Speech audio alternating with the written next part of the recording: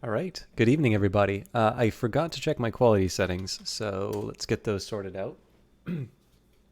Um, I'm really late tonight. I apologize for that. I did give a tweet sort of indicating that things would be later, and then I promptly fell asleep immediately after. And then on top of that, I've just been really slow at getting. Oh my god! Where is this? Cool. As much as I love the Afterburner theme, this is not what I had in mind. I just need to check the quality settings. They are good. So, I actually suspect there probably won't be a lot of people in tonight because it's. I mean, I would have normally been done by this point on Friday, but it's Friday, so I have a little bit of spare time. I may not be able to do it for the full length, and I know that's going to be very disappointing to a lot of folks because ever since I played Crusader Kings, I've gotten a lot of requests to play a Total War game. And this is going to sound very weird, but I have never quite been able to get into Total War. I've largely sort of felt that when I do the battles, it's a bit like smashing army men together in that I don't really quite understand how all of the different the different interactions work. So I sort of just feel like I'm smashing things in without a lot of reason. But this is clearly a very successful series, and Troy: A Total War Saga was just recently released, and there's a couple things that actually I'm really interested in about this game from a gameplay point of view, as well as the fact that I think it's a really interesting subject. So let's load it up. This is going to be me learning Total War, so it's probably going to disappoint most people. But let's see what we can do.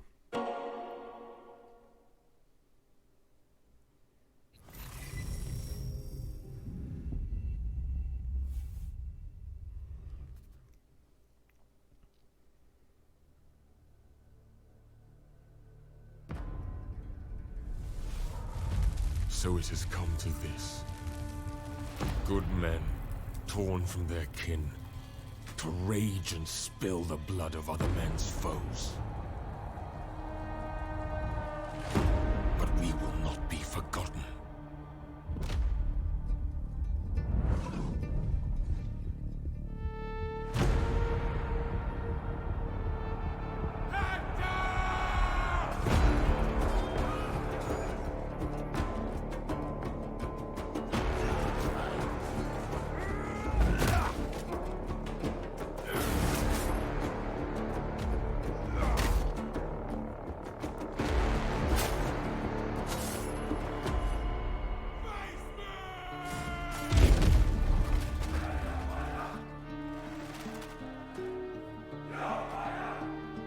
Our deeds shall be known, even when our bones are dust scattered on the wind.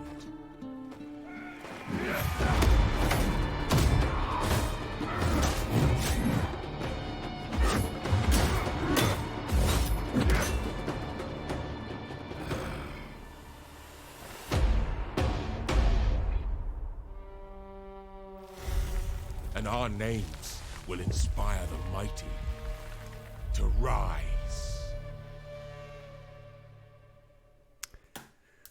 Right. So, why do I think this is interesting? I'm pretty sure this is the shield of Achilles that they're showing on the screen. I remember, I have a really bad track record with bars, gaming bars that I go to, because it looks like the Blurry Pixel in Ottawa has shut down. But what was really interesting here was every once in a while at the bar, if the owner or one of the bartenders that I sort of got along with was a little slow and we got talking, I'd occasionally share what I sort of thought would be really, really good ideas for games in the sense of like things that haven't been covered, or things that I sort of think are like low hanging fruit. Now I want to distinguish this from like, you know, oh yeah, I had this idea. Like, ideas are super cheap. It's about implementing them. But the idea here was more like, you know, what do I think are good fits? And the first thing I sort of said in general was that I felt that the Bronze Age was largely underappreciated as a setting, particularly for war games, and that to a certain extent this was because it's probably one of the periods that we have the least information sort of about warfare, you know, on a relative basis. Obviously, you know, generally if you want to know a history of something, you'll find out about people fighting. But you know, I thought tyranny was interesting primarily because of its setting, and I think it's one of the few examples of somebody taking that setting. But I then moved on from that. I said, I was like, but you know, Bronze Age on it in and of itself is not necessarily all that interesting. I mean, you know, what are you going to do with that? And I gave a few examples. I said, you know, you can take ancient epics, and as one of the examples that I gave. So again, this is where I'm not making a claim, oh yeah, I saw this game before, you know, I had this idea for this game, but I'm like, what are some examples that you might take? And I said, well, you know, Total War seems to be going down this path of, you know, legendary figures ever since Warhammer. I thought the decision for the Romance of Three Kingdoms was a really clever one because it allowed them to take all of those interesting ideas from, you know, from the fantasy games, but be able to transplant them in sort of a credible way into one of their more historical games. I said, you know, you probably have lots of material if you do something like, you know, Gilgamesh or, you know, the Iliad or you know, the real shame for me actually is I have not yet read the Odyssey, which seems like a massive oversight on my part. But then I also don't really feel like I've read the Iliad. I've read it a couple of times, but I still don't feel like I've really read it as closely as it can be.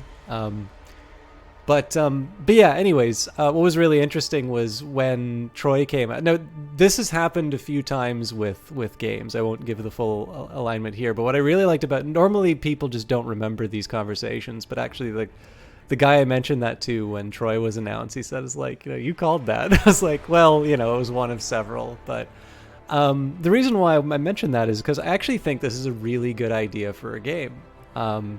You know, this, for the same reason that Hades is an interesting idea for a game.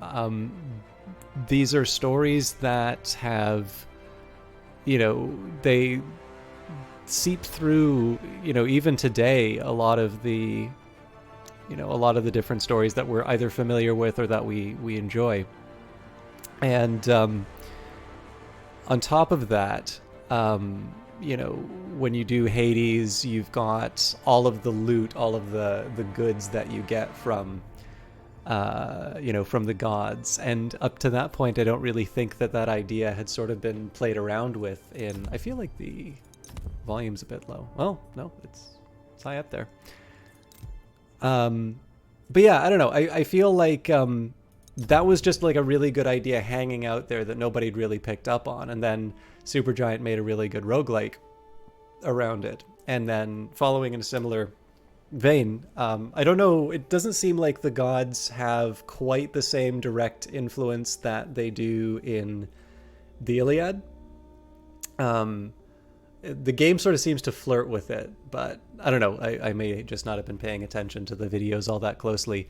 But yeah, it's, you know, it whatever we do, even if we just limit it, even if it basically kind of winds up being like the movie version, which had Eric Bana and Brad Pitt and Peter O'Toole playing Priam. You know, I think this would be. I think that would be a perfectly interesting way of handling it. Now, when I loaded in to make sure that it was working with Steam, it gave me an option in terms of saying like how much Total War you've played. I hope it keeps that setting. But let's. I've sort of filibustered long enough. I've got my 10 minutes in. I can talk a little bit about the Iliad. One thing I'll admit, I have on occasion been looking for jobs in gaming. I was a little crushed that I'm reasonably well qualified as far as data is concerned, but I didn't even make it to an interview at a job I really wanted. On the other hand, I've learned that my resume could really do with sort of a bit of a revision. But is this quiet for anyone else? No, well, it doesn't seem to be on the note. But Creative Assembly actually put up a writing position, and the thing is that I've never professionally written, so I didn't apply. But I took a look at it. There's like, interest in military history, and I'm looking over here. I've got like the Naval War of 1812. This is like, Roosevelt is obviously known for being a president. This is Theodore, obviously, not Franklin Delano. This is like probably his best book. I also have the Rough Riders, but like I really like Naval War of 1812. I've got I actually have one from a Confederate who is sort of busy trying to fundraise for the Confederacy in Europe. It's a long one. It's fair to say I've got a reasonably well-stocked military history library, and that was one of the things that they wanted. They wanted writing, they wanted an interest in military history. There were a few things that I could look at, and I'm like, I feel like that would actually be a really good fit, but I don't know. There was just that side of me. It's like, what could I really say in terms of professional writing other than like a paper or something like that I could really point to? So I held off, and I probably should have applied and let them decide. But needless to say, they've got really smart people working here when they had this idea. So we could play. I'm debating. I know how this ends, so there's something that doesn't make me want to play the Trojans. Although I think it's really neat that they have Aeneas, who's obviously the subject of the Roman epic. I'll admit I don't recall offhand Sarpedon. It's supposed to be the easy one. Again, because I'm learning, I am going to go for easy, as much as I'd love to have the title be consistent with Menelaus. I think I should probably stick with... I mean, it would also be cool to be Achilles, because obviously he's a big, strong hero. But I think at this point I just need to pick between one of the two sides. I'm going to go for the easy one, and Agamemnon is at least a name that I have immediate recollection of. So, Agamemnon, king of Mycenae. As the war against the Trojans starts to gain momentum, godlike Agamemnon rallies the many disparate Achaean kingdoms against Troy, determined to raze the fabled city to the ground. All right. None will cross me and live. I kind of want to do normal. Oh, they'll force me to do easy in the tutorial? Okay. I do want to learn, so I am going to enable the tutorial, but I'm not crazy about seeing the... How you doing, Erasmus? Yeah, I've been doing my best not to just nerd out completely about. Okay, actually, here we go, because somebody else mentioned made a reference. There is one really cool fact about the Iliad. So I am quite partial to a translator named Robert Fagles. He's done an excellent translation of Sophocles' plays. I almost cried on a bus reading his Sophocles at Colonus. It's not Sophocles, Oedipus at Colonus, because I'm a big old softy. And he has done translations of the Iliad and the Odyssey. I believe he's also done the Aeneid. But alongside it, there is a rather well-known classicist named Bernard Knox who does these introductions for a lot of these books. And these are like Penguin Classics editions of the book. So, you can generally find them quite cheaply. But Bernard Knox's introduction is really interesting because he points out that people have made a really big deal about the fact that there's historical inconsistencies within the Iliad, and it, Homer sort of there's multiple islands that claim Homer as theirs, and more important, maybe not more importantly, but on a similar note, there's sort of this Shakespeare, how people like try to take away the authorship of Shakespeare because of course critics can't write, so the next best thing that they can do is to just try and be the kingmaker. There's a similar idea with Homer, and sort of the claim is that because there's historical inconsistencies, it's actually the subject of many poets over time.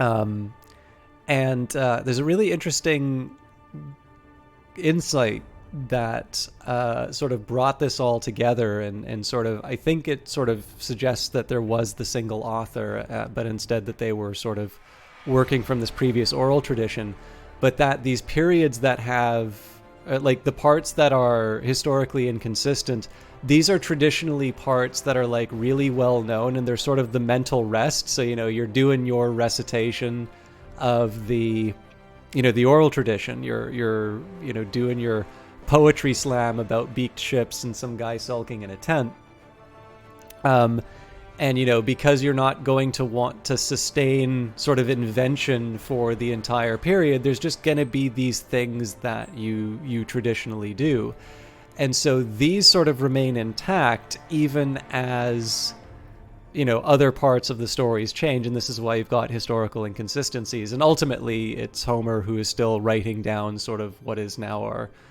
authoritative written account of of that poem, I suppose. But little details are like this is the thing, right? When you have to read a book in school or something like that, you almost always skip over the introduction. But some of them are really good. And in the case of Bernard Knox, like he's got plenty of books on his own about classics, but it was really rewarding to read that introduction to the Iliad, because it definitely made things make more sense. Also, I'm sure there's an entire group of people who've read the Iliad and had no idea that there was historical inconsistencies within the book, because it's long and you don't always pay attention. But that was the one little detail I wanted to get through.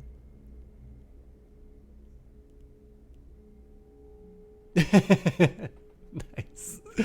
All right, faction. King of Men. Appoint heroes to court positions. Appointed heroes receive bonuses and provide faction-wide effects. Being in court increases a hero's motivation. The lion's share. Entice your force or force other factions to become your vassals. Vassals obey you and give you resources as tribute each turn. Vassals can be extorted to give more tribute, but will grow to hate you as a result. All right.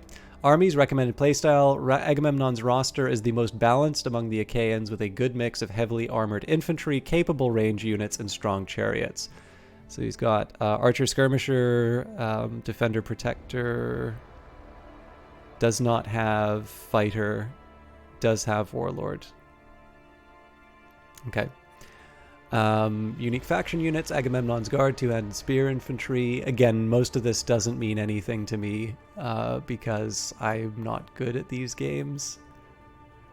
Finally, hero. At the onset of the Trojan War, godlike Agamemnon commanded the largest fleet ever to sail the Aegean Sea. Driven by an all-encompassing lust for power and glory, the king of Mycenae rallied the many kingdoms of Achaea against Troy, determined to raze the fabled city to the ground in pursuit of his bloody ambition. The aging warrior still inspired awe on the battlefield with his heavy armor and the mighty swings of his mace. He and his younger brother Menelaus shared a thirst for revenge against Paris, who had seduced the Spartan ruler's wife and fled across the waters with her. The Mycenaean leader's formidable will was also the source of his hubris. In the Iliad, Homer recounts how Agamemnon, through arrogance and unyielding pride, offended Apollo himself and later provoked Achilles into withdrawing the support of his Myrmidons, with disastrous result. Son of Atreus and Erope, plus 12% administration efficiency for royal decrees, plus 4 influence to this region. I'm sure this will all make sense when we jump in. Anyways, let's seize Troy. And if somebody could let me know the volume, if it's okay, or if it should be boosted. Are we mere playthings of the gods? Or do we plead divine influence to justify our foolish choices? He's taken her! He's taken my wife!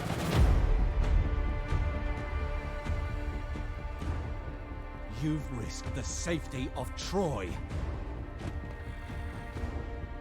Troy is my home now.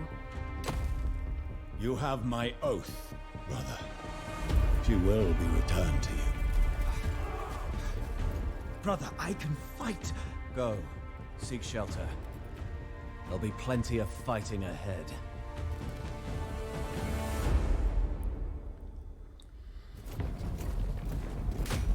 Helen's flight was a grave wound to Achaean pride. King Menelaus will have his revenge. And his brother will have his war with Troy, just as the gods intended. Almighty King Agamemnon of Mycenae stands atop his capital's wide walls, casting a fiery glance eastward to Troy.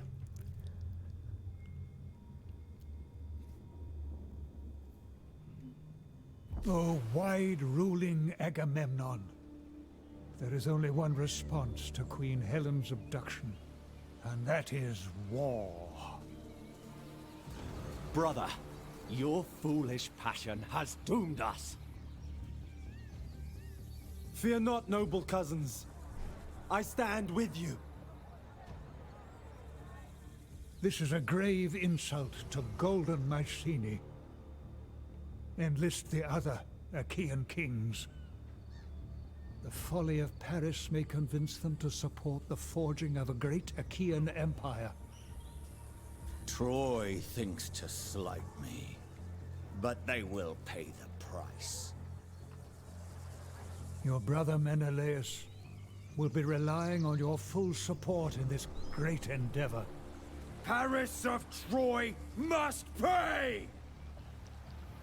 Secure your power at home before embarking on overseas initiatives. The warriors of Tiryns wage war on your allies and vassals at Troezen. They dare to challenge your fame and power. Continue your expansion, while ensuring the Trojans pay for their insult to you and your brother. Hello, Chocolamo. Not late at all. I fell asleep right around the Almighty Agamemnon, observe now your rich and bounteous lands. So I put out a tweet saying that I would be a little bit late in starting, and then promptly fell asleep for a few hours, and then I wasn't quite sure what to play and all of that. So I'm actually just getting started.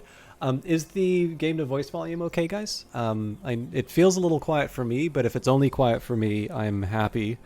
If it's quiet for you, then I need to be messing with the settings, I think.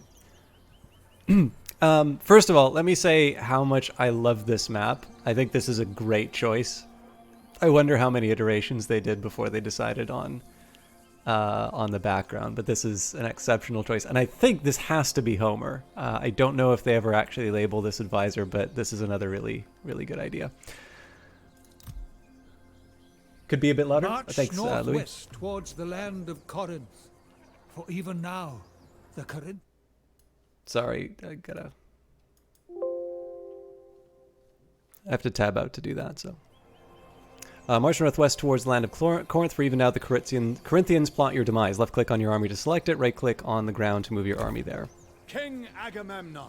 Hopefully that's a bit better. Let me know if it's not. Move up now. Listen now, as I recount tales from the turbulent youth of worthy Nestor, king of sandy Pylos. Click the highlighted button to open the advisor menu. Click the basic battle option. Okay. On their way back from a successful cattle raid on the land of Elis, Nestor of Pylos and his men prepare to face a band of pursuers. The Elysians will fight to reclaim their lost honor and livestock, but the Pylians will not give up their newfound possessions without a struggle.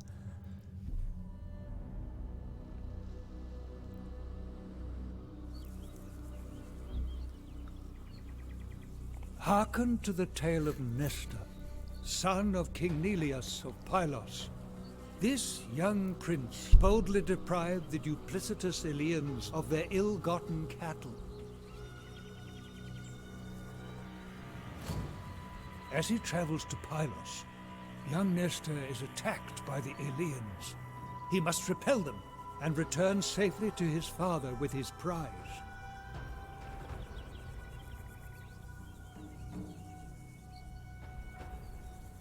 It's a very beautiful looking game. Alright, well this looks fairly straightforward. So 1 ranged unit, 2 guys with clubs, and a hero. Each army is commanded by a hero of magnificent strength and resilience, capable of powerful feats in battle. Ensure your hero stays close to the warriors they lead. Should your hero fall in battle, their troops will likely rout. Left click on your highlighted hero to select it. You can also select the hero by clicking the unit card at the bottom of the screen. One thing I will say, it feels like there's a lot of garbage on the screen. Like, I feel like there's very little game for me to look at. Now, this is, obviously I turned on the tutorial, but even then, it's kind of like the bottom third. I'm not quite sure what purpose this portrait really serves. I'm sure that can probably be changed in the settings, but okay, left to select, do boxes around, right click to move the unit, WASD for the camera, which apparently doesn't let me do right now. Change the facing. Okay, I think I understand that. The best defense!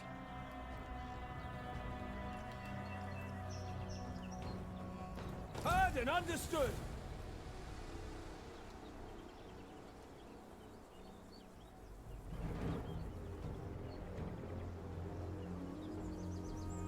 An army is comprised of warriors grouped into units under a hero's command. The warriors in a unit will march, fight, flee, or die together. Left click on the highlighted unit to select it. You can also select a unit by clicking on its unit card at the bottom of the screen. You can select multiple units by left clicking and dragging the mouse. It is time for the army from Pylos to move forward, with Nestor marching beside his men, instilling bravery in their hearts. Right click on the ground to move your army there. So I'm told that these games they sort of simulate the combat at each individual level, so I'm assuming I'd kind of want the high ground, but I'll do what the game tells me.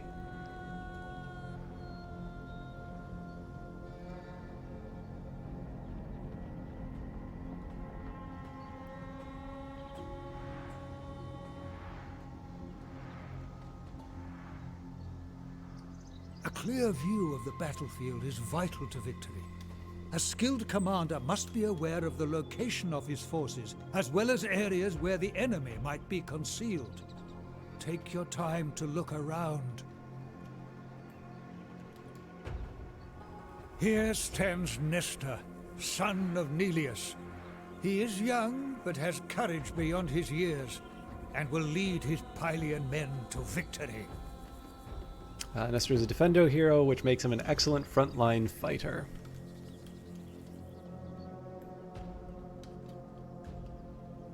These brave warriors hail from the sandy city of Pylos. Today they will prove their mettle in their prince's cause. The weapon of the unit determines its role in battle. In this case, the clubmen fight in melee while slingers attack from range.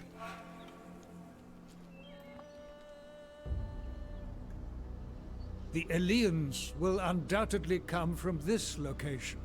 Nestor and his men must march out and prepare to meet them in bloody battle.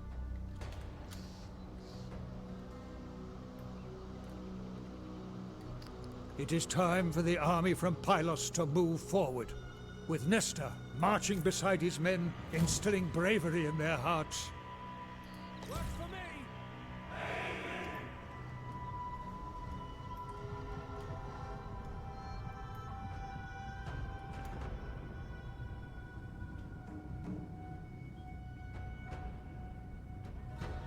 I'd love to give commentary, but there's not a whole lot happening right now, so we'll see what happens when the enemy shows up. Of course, the drawback is this is going to be real time, so whether or not I have any idea about what to do when people show up is another question. Okay, here we go.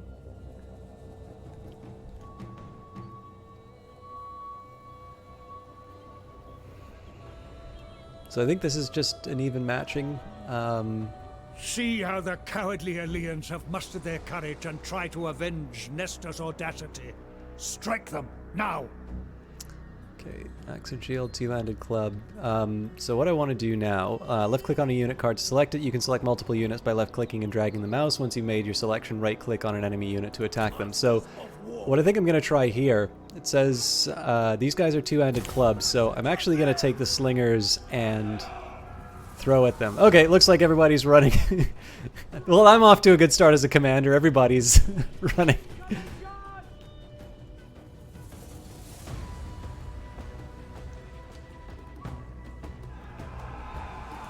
I can't even control anything else. I think we'll just enjoy the movie. Reinforcements arrive to support your army. Together, you can vanquish the foe. Horses harnessed! Chariots are mighty engines of war that can unleash devastating charges, grinding the foe under their wheels. Ensure you keep them moving to avoid being pinned down by spearmen or missile troops.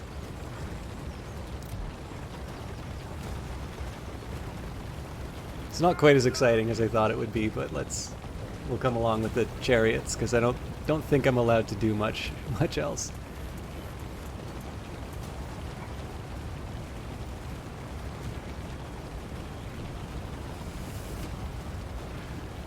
I mean, this is a really great looking game. I will admit, I kind of feel like the tutorial didn't really let me do that much, so much as it just told me to push things, which makes me wonder what my first battle is going to be like, but that's what learning's about. I love the camera shake.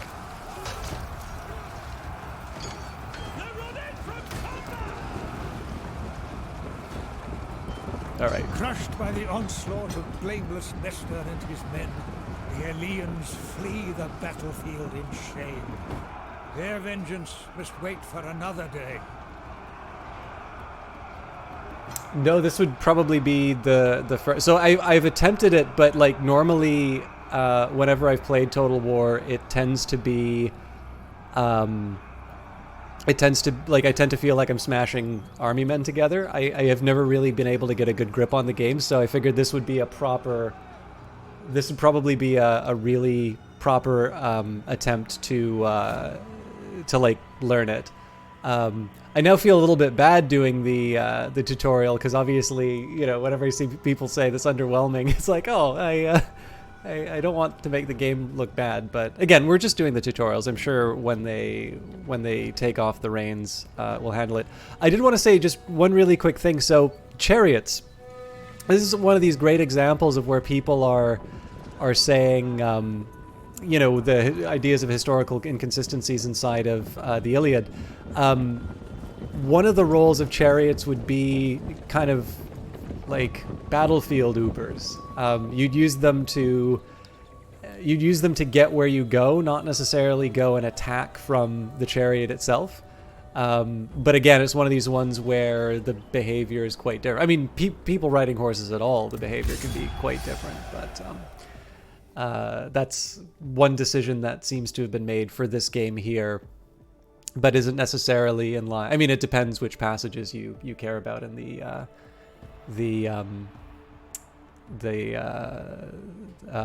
Iliad.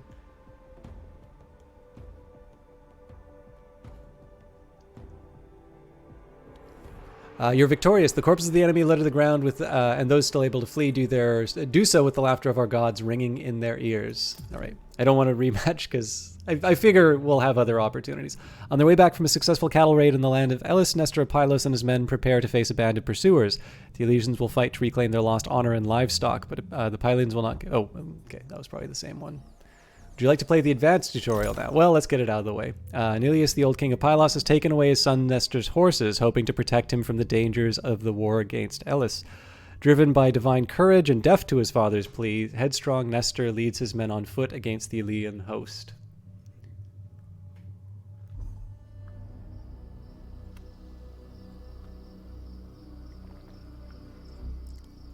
Hearken now to another tale of Nestor of Pylos. King Neleus, wishing to keep his son from the perils of war, took away Nestor's horses, leaving him without mounts for his men. Look at that background. Undeterred, Nestor set out on foot to find the accursed Eleans. Believing the enemy to be concealed, he led his men to a forested area.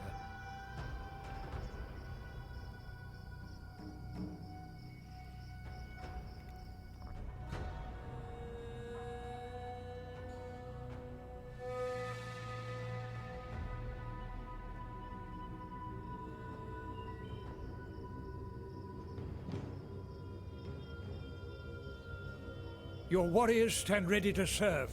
They only await your orders. Troops can be arranged during the deployment phase of the battle for the coming fight. Once deployment is completed, the battle begins. Select the highlighted button above to proceed. Now, if memory serves, the little check mark, yeah, the Vanguard deployment, I'm able to put these guys up ahead. I could sort of see an argument for putting them in this area because of the woods and the concealment. I suspect I'd probably be murdering them if I put them on this side. Some skilled warriors can earn their glory outside of Nestor's main army. Okay. Their skill and stealth lets them carry out swift strikes and daring ambushes. I do like the Iliad callback where the action stops as Nestor can tell you about how it was back in the day.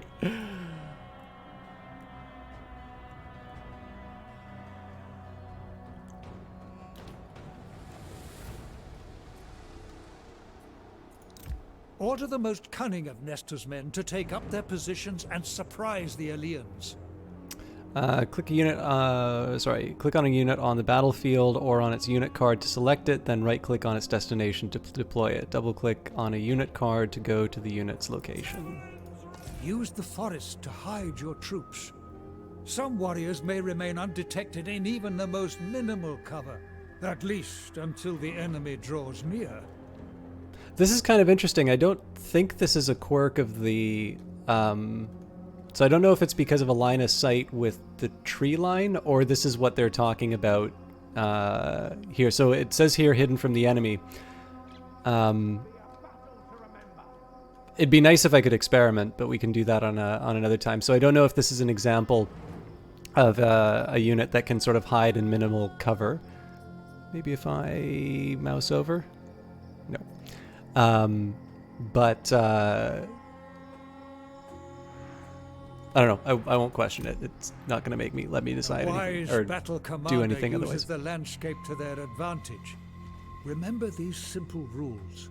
Take the higher ground, hide in forest ready to surprise your enemies, and look for chances to attack from the flank or rear. An army can be ordered to move as one. Such tight but cumbersome formations become less useful once battle commences.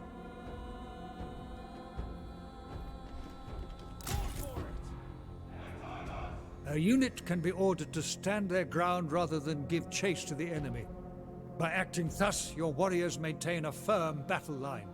Click the highlighted button at the bottom to engage guard mode. Units in guard mode will not leave their position to chase after fleeing enemies. Your warriors will now show the restraint and discipline that will pave the way to victory. All necessary preparations have been made. Now, in Ares' name, let battle commence!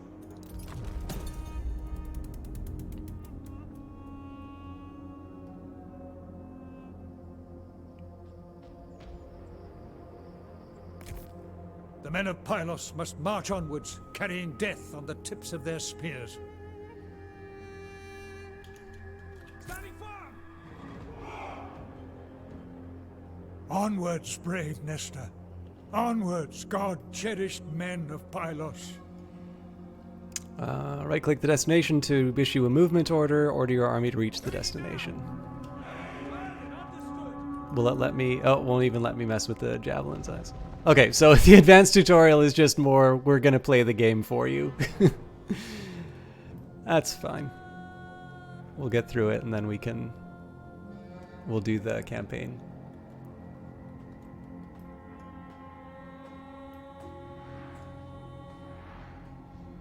This is interesting. I was under the impression that being Your grouped javelins would are have kept perfectly the... placed.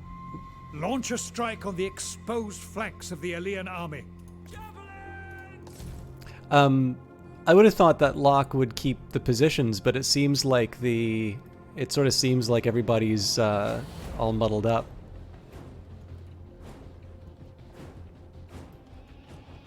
Your warriors have spotted hidden foes. Okay, they got their own javelins. Yeah, we're taking all the missile fire and giving them none of it. Seek out enemy units who have left their flank or rear. Barbasol, babe, could I maybe just Attacking learn this from on my multiple own? directions may cause the foe. The foe has sighted your hidden units. Your warriors shower death and despair upon the foe with their javelins. Keep up this attack and watch your enemies flee for their lives. Like all heroes, Nestor has powerful abilities at his disposal. For example, he can instill his faith in Asclepius the healer into his men.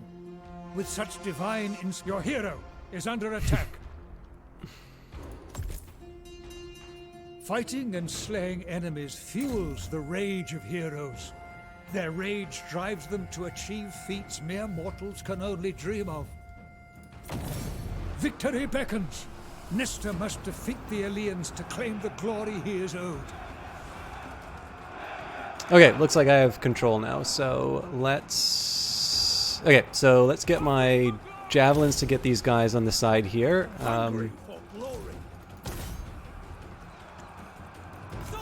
Okay, these guys definitely need some reinforcements. Now, what are my archers up to? They are possibly in melee, so let's get them out of here.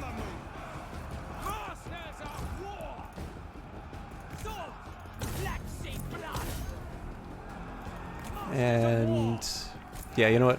I'd love to get them to run along the side, but at this point, let's just push them. We'll push everybody in. We'll wrap around. Oh, okay, everything's falling apart for them already, so. And that sucks for my javelins. They'll probably be able to run away fast enough.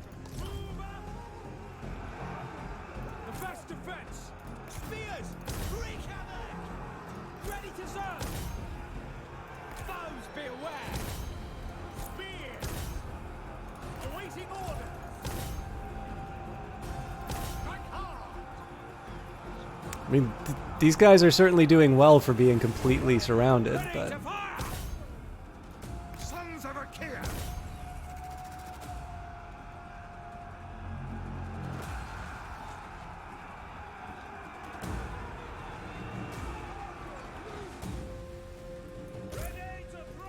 Okay, this is a little ridiculous, but...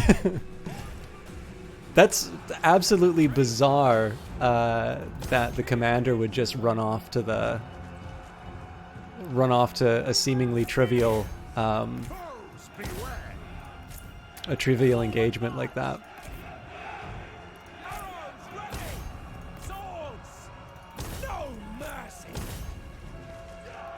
I'm actually not so sure I'm crazy about that guard mode because it kind of looks like my guys are standing around. I've certainly not really been paying attention to what's going on in the battle. I do like the music for this. But sorry, I know I don't have a whole lot of commentary to add right now. For, I guess, the reasons that I found Total War a little difficult in the past time, which is I sort of feel like I'm running into... or close enough to taste. Running little army men into each other without a lot of reason. Crushed by the onslaught of blameless Nestor and his men, the Aeolians flee the battlefield in shame. Their vengeance must wait for another day. So one lesson I learned out of that, I think, is... And yeah, Miles, I was green. The game defaulted to easy, so I'm kind of assuming that as soon as somebody gets charged, the morale just goes to like 0 almost immediately. So one lesson I kind of got out of this is that I'm not all that crazy about guard mode. I kind of prefer the overall risk with I prefer the overall risk of, you know, having somebody sort of run on their own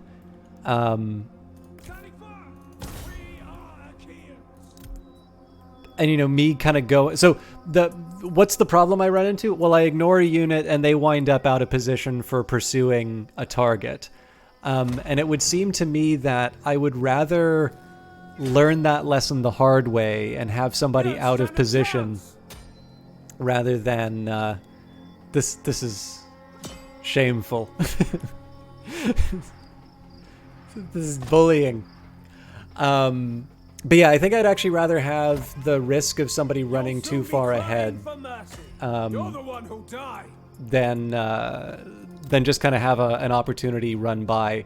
Because it seems to me like what I ultimately wound up with was just a bunch of units that were standing there taking arrows for seemingly no reason, where they could have been closing the distance with their enemy. Okay, actually looks like it might take the guy down. Has So. claimed the enemy hero. Take that! There we go. Heroic victory. Victory is yours. Revel in your might and bask in fleeting glory.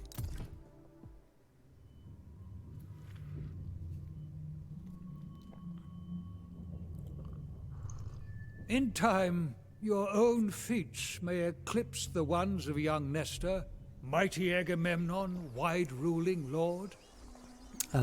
You can play the tutorial battles again at any point during your campaign. Tutorial battles will be available again on turn 4. Your future holds many bloody battles.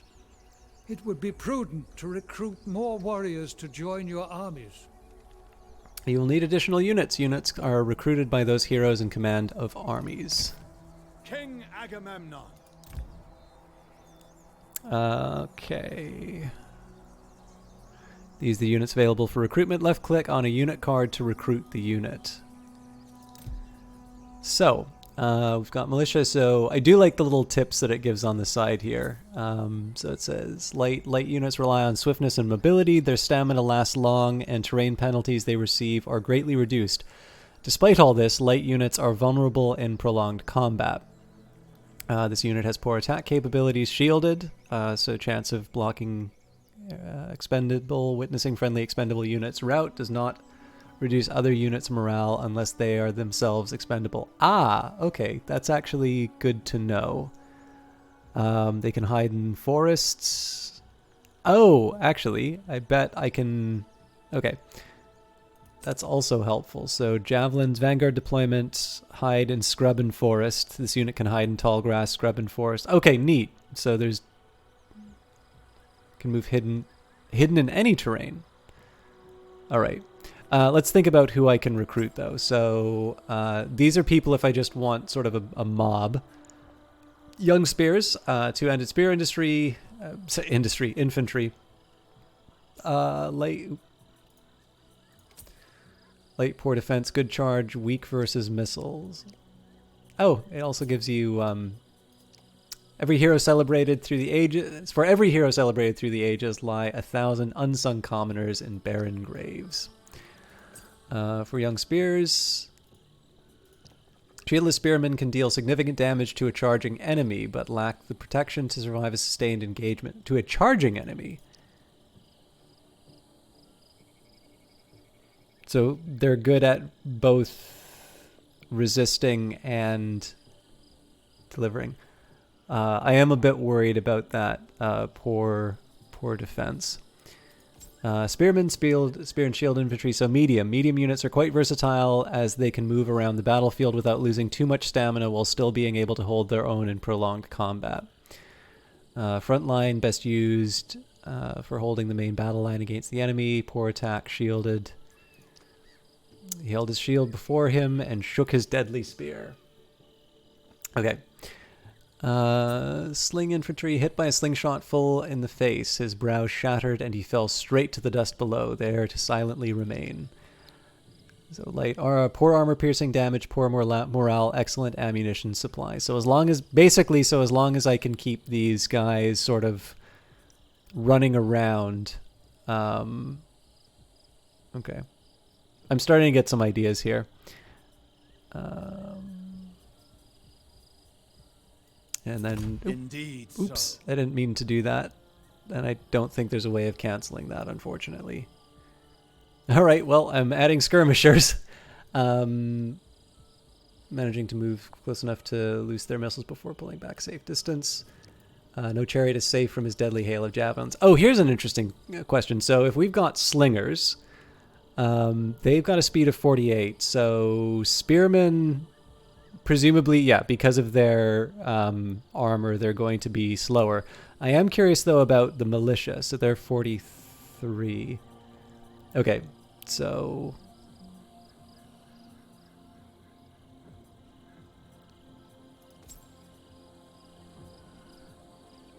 So the lesson out of this is that it's a waste of time to try and chase down slingers. They're always going to be able to get away, barring some kind of territory. Right now, my wall, like my front line, is 2 spear units. These guys are pretty fragile. I mean, these guys have shields and they're expendable. And then the light swordsman, it says experts in flanking. So okay. You know what? I'm just going to add 2 more spearmen. Ares has been heard. These brave men will serve you well. However, while you await their arrival, your army will be unable to move. So basically, the idea here, the skirmishers, that was, that just happened. Left click to remove the recruitment queue, so I might have been able to fix that. So the idea here is I've now got 4 units to sort of form a wall. Now, one drawback here, of course, is that they're not expendable, but I don't know, I'm not feeling super confident about the idea of just sort of sending militia in as a front line. One other thing I could do, I noticed that it changes the numbers. So if I compare my militia to spearmen, yeah, other than the fact that the a melee attack isn't as good either. But I do sort of like the idea of having these guys sort of sustaining an engagement and then basically giving an opportunity for the young spears and whatnot to sort of run around the back and do the damage. And of course, that's going to be later recruitment is going to be dedicated towards people who can really do the heavy damage. You have resolved all immediate and pressing matters, O illustrious Agamemnon. At this time, there is little left to do but move on. When you click the end turn button, other factions will play their turn before your next one can begin. Weapons ready. There are Corinthian enemies nearby, Almighty King. In the name of ancient Mycenae, you must crush them. Occasionally, you'll be given missions such as this one. Complete missions to receive rewards. Select your army. So let's see what I got it. Using your newly mustered troops, attack the Corinthians. Strike them down and instill fear in their hearts. All right, with your army selected, right-click on the foreign army to attack them. I'd really love to read this mission. So defeat the following heroes in battle. Klytos, the Corinthians, the warmongers of Tyrans have advanced their forces, which now threaten your lands and the livelihood of your people. March out with your army and defeat them in battle. Armies are used to defend home cities and to attack enemy cities and armies. Armies may be selected by left-clicking, right-click to move or attack with selected army. Learn more about army movement here. I think we've got that. All right. Total destruction. Your army will soon face the Corinthians in open battle. Have no fear. Athena watches over you. Yeah, something tells me it's not Athena that is going to be helping us out on this one. With your army selected, right-click on foreign army to attack. We'll fight an enemy army in a real-time battle. Click the manual battle button. I was really hoping to be able to read some of the details about these units, but I'm a little worried about the archers. So obviously this is why we have our armored people in the front. But now's a good time to learn how this all works. So plus 20% morale to spear units, minus 20% fatigue to all units while defending. I don't know if that applies here. Again, the music in this is really good. Oh, I can't get the lessons. When recruited, the seer receives divine mission from one of the gods, requiring her to visit a sacred site located. Okay, well, we'll learn that. As the attacking force, you may choose to wait for more favorable weather conditions before commencing your attack. That might be interesting to play around with, but let's just work with what we've got. Oh, wow. Is that I thought I saw it shimmering because of the heat. Yeah, that's a great touch. God, this is a really, like I said, it's a really good looking game. All right. So let's try and take advantage of the Vanguard feature. Now, I'm a little curious as to how close I can get without causing too much grief. On the other hand, I don't want to completely like waste the unit. So, you know, we'll actually take both of them. Oh. Did I? Ah, okay. So light javelinmen and skirmishers are different. So I've got one over to the side here. Now, as far as an approach, I'm just trying to think of how I might want to approach.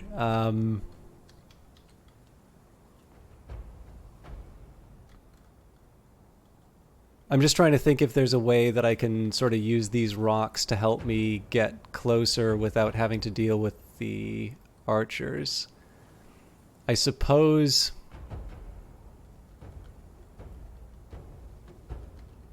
Oh, hang on. It said that I can hide in the grass. So, and that actually works better for me. So this is obviously a risk. If we get spotted, we're in trouble. So the reason I wanted to do that is, let's get a little bit closer in. So again, this is the, I built these guys specifically so that they can absorb all the hate we're going to get from the archers and such. So these guys are going to move up the center.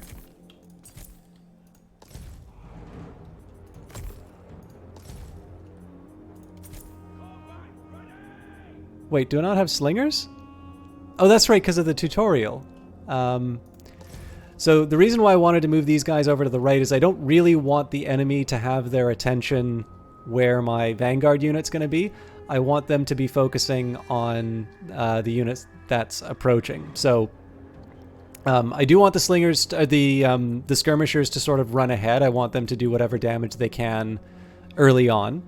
I want these guys to sort of walk up like a wall, absorb whatever the fire is. But of course, I don't want to just take the arrows as, you know, lying down. So I'm going to move up through the forest to sort of protect myself. I guess I should try and take advantage of these features. But anyways, let's see how it works. Foe has sighted your hidden units. Okay, well, so much for that. The skirmisher is in a bit of trouble. Yeah. Oh, crap.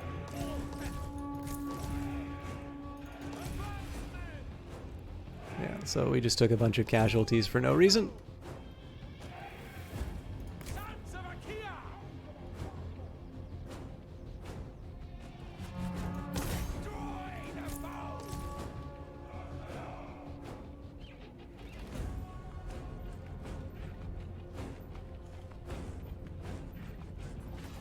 What's my ability? Leader of men. Cool.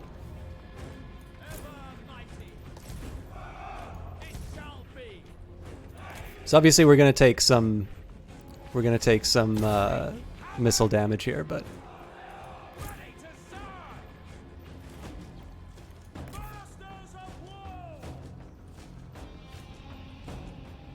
if we can do something to help, nice.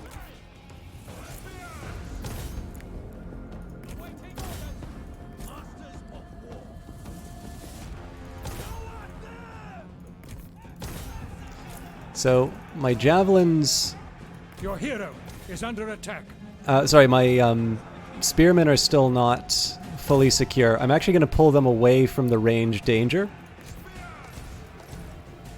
No, these guys still need to help out. These skirmishers really took it in the throat. So actually, these guys are not going to be helping here. So let's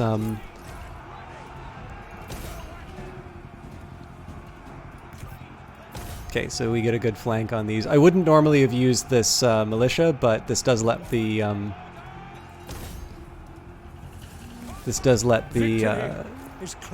double-handed weapon help out. So the bowmen have sort of been neutralized. I probably should have got Agamemnon in on the on the action. But again, I probably overthought a lot of this. I don't know if the skirmishers wound up taking more damage than they should. They probably did.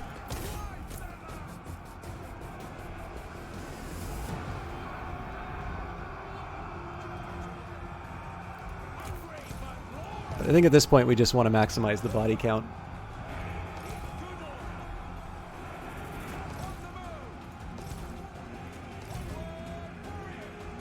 I'm assuming I'm missing some of the nuance because of the fact it's defaulting to easy. It sort of feels like the enemy's breaking a lot sooner than they should. I should maybe take a quick look in terms of overall health. The skirmishers definitely absorbed a lot of the missile fire. If they're a relatively cheap unit, that's good. But maybe I should be considering these militia as the people that I send in against range units in future.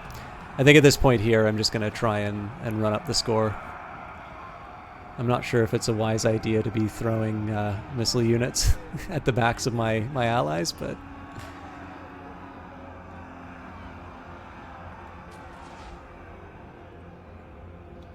I think we can speed that up a bit.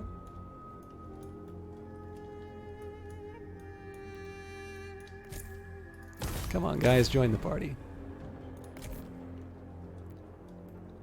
Oh, but now we don't get to hear the mockery.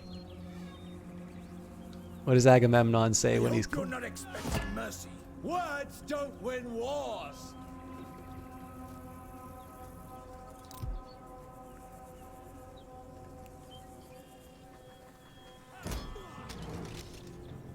Hades has claimed the enemy hero.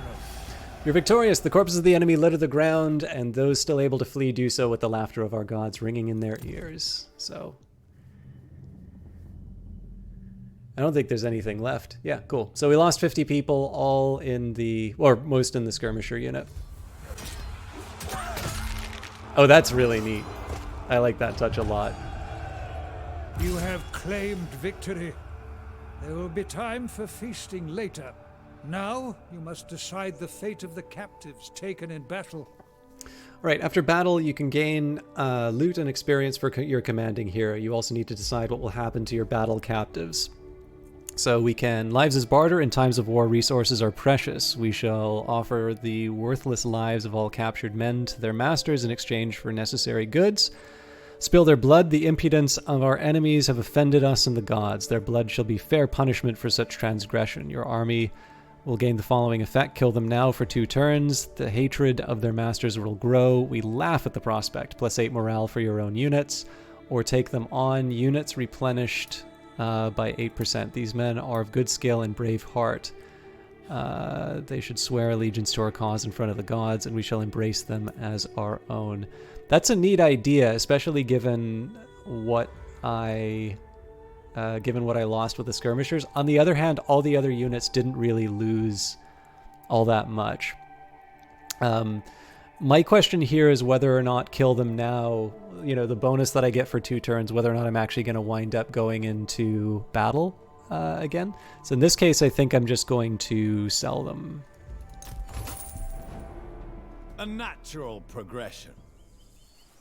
You gained experience, leveled up, and now you can spend a skill point. King Agamemnon. This is your hero's current level. When leveling up, they will receive skill points that could be spent unlocking new skills. When a skill point is not spent, the icon will glow with a fiery outline. Click the level indication to open the skill tree, where you can select a new skill for your hero.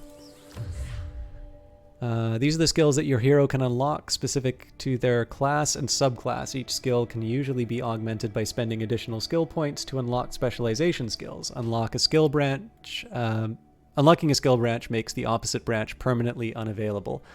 I'm going to assume that they're just talking about each level here, that like picking something is not going to cut off all of the other options. So we've got Reinvigorate. Tire not companions. Titan blood courses through our veins. So we get the March of Hermes, which gives the Reinvigorate ability. 20 seconds on self, affects allies in range, plus 18% stamina, and it gives 2.5% to Agamemnon's HP. Or the March of Hermes, also improves hit points, so they cancel each other in that sense. Both last for... So this one lasts longer. Self affects allies in range, 60 meters as opposed to 30 meters. 8% speed, 10% stamina. I suppose the question is, why would I think Reinvigorate... I mean, I tend to like specialization, so I kind of see why, but March of Hermes just seems to be overall a much better ability. I'm assuming that number in the top right, that 90, is the cooldown. Maybe it's something about the other things you unlock. Anyways, March of Hermes.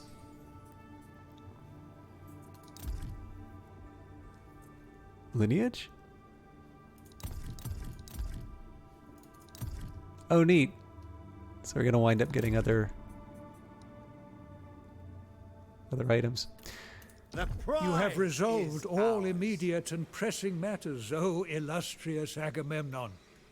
At this time, there is little left to do but move on. So I was thinking maybe I would do some recruitment, but it looks like that's either disabled from the tutorial or I can't do that after a battle. So I'm sort of feeling like my decision not to kill the captives was the right decision here. The glorious city of Mycenae must be expanded if its citizens are to thrive. Order your masons to construct a new building suitable for your needs. Buildings are a major way to develop your kingdom. They are built in settlements and can be upgraded. Military buildings provide units for recruitment in their province. Select the city of Mycenae. Again, this is one of these ones where I really kind of wish that I had a little more control over what was on the screen, because this is like how I browse the web. But again, I'm assuming this is because of the tutorial rather than sort of a default of the game. Buildings constructed in your cities grant benefits to your faction. More buildings will aid with the development of your kingdom, and with the war effort abroad, it only remains to choose what to construct. Buildings may be constructed in a settled settlement on the province overview panel. Learn more about building construction here. We get extra experience for Agamemnon, wood, and stone. Now, this is one I'm actually going to bother reading the entry for, because this is one of these things where I feel like some of the problems I might have run into in Total War in the past might stem from the fact that I made bad decisions while I was building up settlements. So buildings are built via the province overview panel, which is displayed when you left-click on your settlements on the campaign map. With the panel open, you can view all potential local construction projects by clicking the Building Browser button. Mousing over individual building entries reveals the bonuses and effects that they grant the province and/or your faction.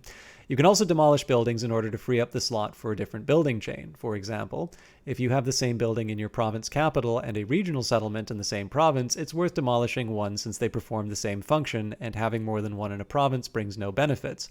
To demolish a building, mouse over it in the province overview panel and click the demolish button. Okay, that wasn't quite as helpful. Maybe building chains. Other building chains fall into several categories: ports for coastal villages and cities, military, resource, and special. Special building chains are unique to specific heroes and unlock their unique bonuses and/or battlefield units.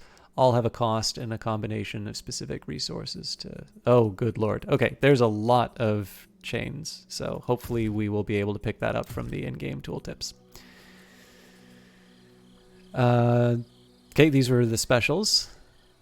Oh, wow, this is really bad. I can't see... There we go. Mycenaean walls, ingeniously designed to negate the enemy's numbers. The walls of Mycenae have stood guard for millennia. 5% morale to all units when under siege, faction-wide. -3 attrition when under siege, faction-wide. +1 siege holdout time. And I do love that there's a little Trojan horse on that. So this is interesting. I mean, it's interesting to have walls that you build in a city that wind up affecting everything.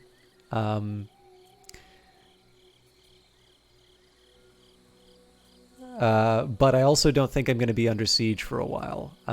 Statue of Agamemnon, a monument befitting the grandeur of the Mycenaean king, or at least that of his pride. Enemy factions are more likely to attack this region.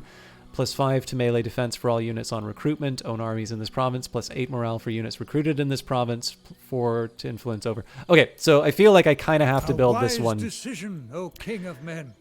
The artisans of Mycenae will take some time to complete their tasks, but soon a new edifice will proclaim your majesty. I'm not even really considering any others right now because we're going to need to build up the army. The sooner I build this, the better. But for the interest of discovery, let's see what my alternatives would be. So I've already got the muster field and the practice range. I'm assuming these are military buildings. Yeah. You have resolved all immediate and pressing matters, O illustrious Agamemnon. Hi, Vulpicus. At this time, there is little left to do but move on. Now, I can't remember which game it was that I played, but I seem to remember getting trapped by the fact that I think things that aren't capitals can only go up to the 3 level. I'm guessing this is what that little hammer sign means. So, as a whole, I think I want to avoid building buildings that don't go up to the 4 level. So, for instance, I don't see any benefit to building everything on the right-hand side here, but there could be benefit. Like, so chariots, we kind of saw how useful those were in the tutorial. I suppose if I want to go heavy on skirmishing, I may also want to consider the military camp. And of course, we've got the rest over here. We could do administration, provide happiness, growth, and influence.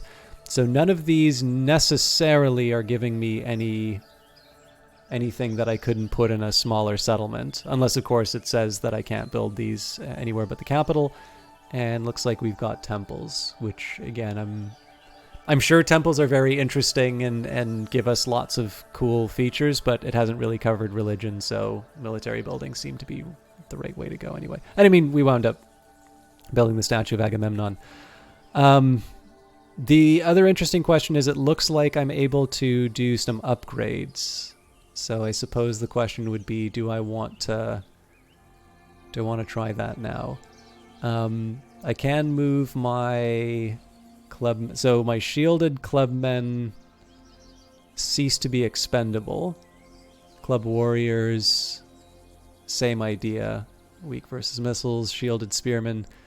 So I could definitely see the benefit to the shielded spearmen. Here we can go from skirmishers to renowned slingers. Good versus missiles. Oh, that would be interesting. So we do renowned slingers, and that's how we deal with our... I'll admit, I actually don't really have a good answer to range right now. So this would be an interesting upgrade. Yeah, I think I'm gonna, seeing as, again, we're in a sort of a building phase, I will do the upgrades, and it looks like I don't have the resources. That's bronze. Okay. Again, the tutorial didn't tell me to do that, but it seems to make sense to get that upgrade early on. What turn am I on? 4 of the tutorial. Resources. Food, wood, stone, bronze, and gold. You must manage them with care if you are to rule well. I should probably warn you, because I've struggled to get into the Total War series in the past, just because I tend to find that I've never quite been able to make a lot of sense of the real-time battles. I understand there's a lot of subtlety in terms of the game, but the information that it sort of gave me, I always felt like I was smashing plastic army men against each other. So given the release of Troy, I think it's a really great idea for a game. So this was going to be my effort to try and to like really learn this series properly. So this will probably be a bit too tedious for people who are big fans of the game. But one of the things that I do on the channel is it's always nice to have that experience of learning. And because like when I do games like Stellaris, I've obviously been playing that for years. And so there's always that side of saying, okay, yeah, you've played it for years. Of course, you know what to do. And it's always a nice little opportunity for me whenever I'm learning something new to be able to share the experience. There is a side of me that didn't want to do this online, but I realize I only get a chance to really learn a game once and to be able to share the process of learning with people. So that's why we're going slow, because I'm taking the time to figure out why I haven't been able to get into the series before. All right, so conquering foreign settlements will grant you access to the resources that they provide. Some resources such as gold are rare, while others such as food are abundant. Review resources in the top left-hand corner of the screen. So if it says that food's abundant, we probably could have seen this from looking at our treasury if I'd known to look there before. The ransom we got for our captives wasn't that good. So gold and bronze are our kind of our two weakest parts in our economy. Although, of course, it does raise the question. I say it's the weakest part, but if the cost of bronze in general is lower, so if I only need like 10 bronze to build something where I need hundreds of food, obviously that's going to have a weight in terms of whether or not I consider myself in an emergency there. But yeah, bronze and gold would be ideal, although I'm pretty sure everyone wants gold. So, all right. Capture and occupy the settlement of Corinth. March your army against the town of Corinth and capture it. It should be easy to overcome the garrison, especially if you make haste. So 400 experience for Agamemnon, 500 food, 200 bronze. Click the notification button to display the list of issues that require your attention. Agamemnon's not moved. Corinthia construction available. Mycenae construction available. So there is a side of me that wants to build these. The chariot assembly will be costly. Yeah, let's go for it.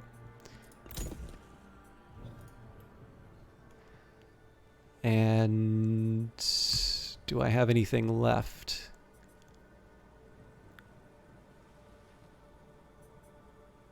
Okay, so we've already got a port.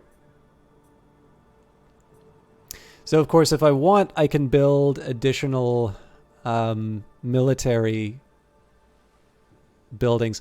I'm not entirely convinced that I need to add redundancies inside of that. I kind of feel like the acquisition of resources to be able to build up my home province probably makes a bit more sense.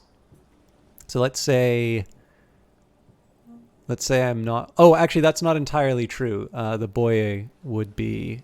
and also the watchtower. Those might be ones that I want to build at some point. But resources kind of seems to be where we're interested. So we've got a tin trader, an integral part of the bronze making progress. Trade in tin has become a profitable business in its own right. We gain... That's almost a 50% increase in our bronze production. So that is definitely appealing. Oh, that's great. It's huge. Yeah, I mean, it's... so I met Alex the Rambler in a bar in Vancouver, and like at the time so this is funny, like I did primarily Crusader Kings and he didn't have much time for it, although he was getting keys from Paradox because he was quite a well-known YouTuber. And like I couldn't make sense of Total War. And what's funny is Alex has become a really good Paradox streamer with maybe a little bit less Total War, although he still plays it. And only now am I finally getting into only now have I really been getting into into the series now. I'm enjoying this. I do sort of feel like the tutorial battles didn't give me a lot to get in, like to really experiment with, but I'm assuming like going and taking Corinth is going to be really where I get a chance to see the magic. Okay, so the smelter's house would be nice. So what I'm noticing here is some of these have costs in terms of influence and happiness. So what I'm going to do is I'll do the tin trader and the smelter's house in this province. We're going to go all in on bronze production. Vopka says, I've only got 2 Total War games, Rome Total War and Total War Attila. You don't know how he is now, but Alex was famously not great at War games. I mean, he's probably better than me. I definitely know that he definitely wears not being... what's the right way of putting it? Like he wears the comedy of making mistakes a lot better than I do.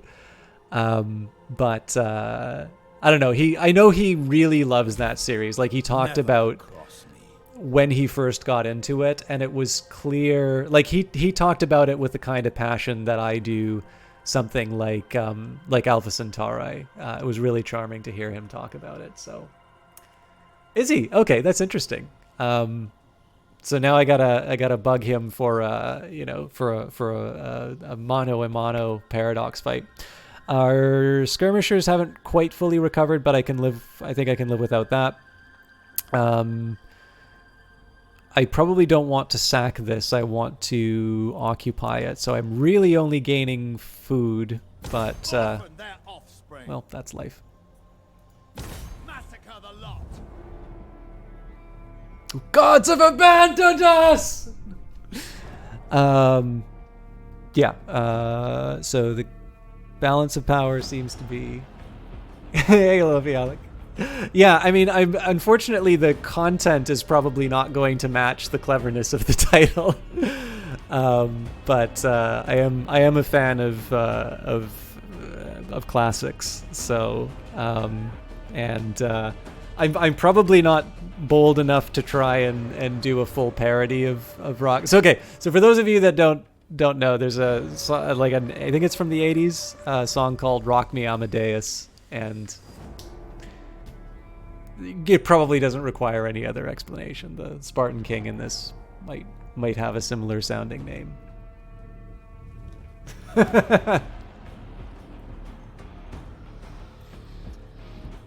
Also, so much of the song is in German, so I can't quite rhyme English with German. All right, so what are we up against?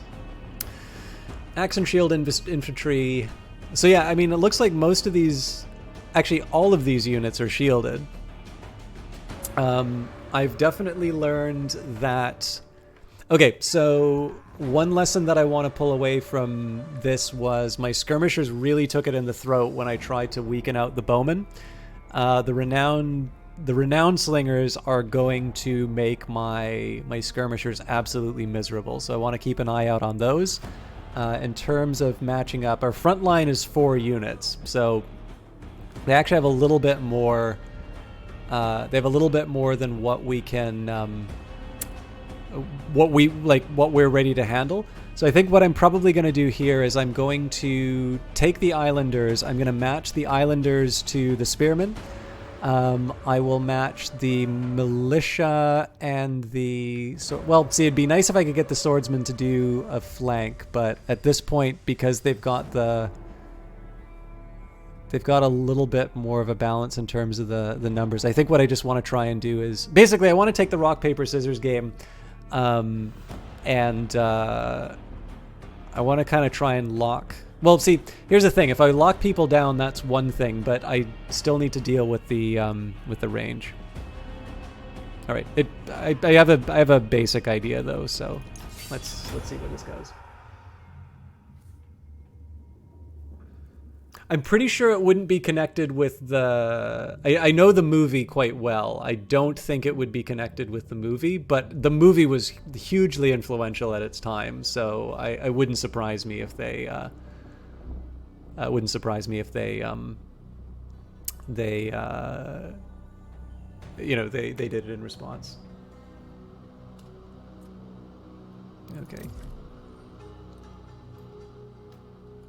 Be wary, for the enemy may have concealed themselves amongst the trees.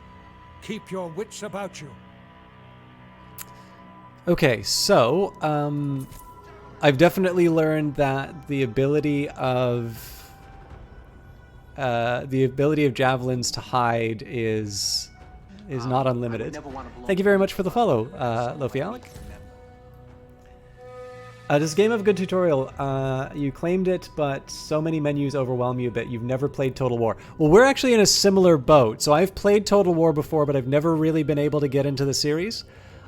So a couple of things that I'll say about the tutorial is the first couple of tutorial battles really didn't let me do that much. It was more sort of like, we're going to tell you what to do, and you're going to do it, and you better be grateful.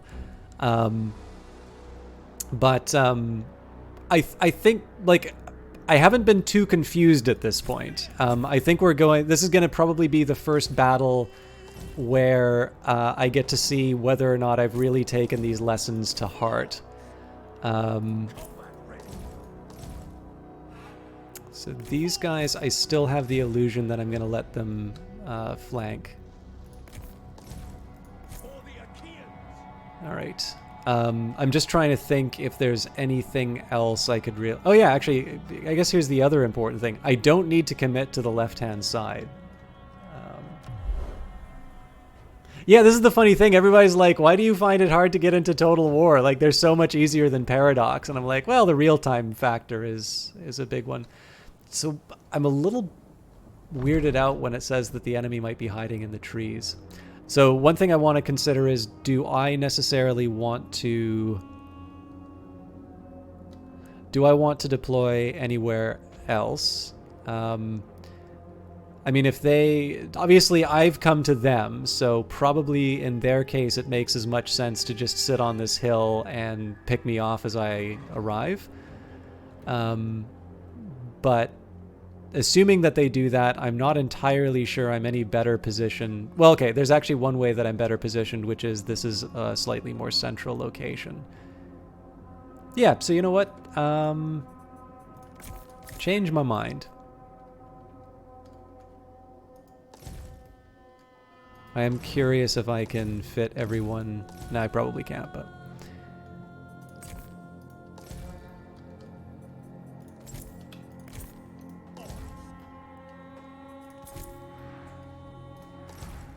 Of course, the nice thing here is I don't actually need to move. So I believe everybody should be hidden at the start. Oh, these militia are peeking out. So it's not exactly the... it's not the most orderly line, but...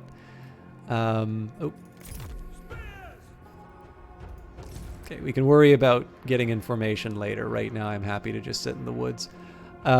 But yeah, so I think that's what we're gonna do. We'll try and take advantage of our... Try and take advantage of being hidden to get an idea of the state of affairs. And then, if I can, I'll, you know, I sort of had my rough idea of what a rock, paper, scissors encounter might look at for us, so. Okay, so I mean, I don't really know whether or not I had an advantage one way or the other. What might be interesting to try, though... Oh god, I hope I can make this work, actually. So I wonder if we can just get around and we take the high ground this way.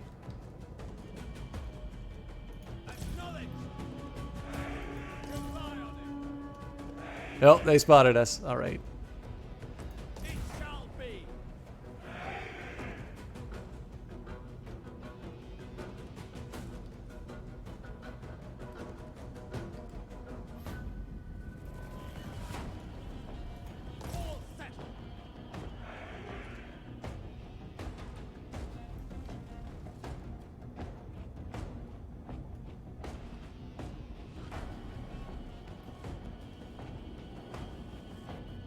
What are they doing?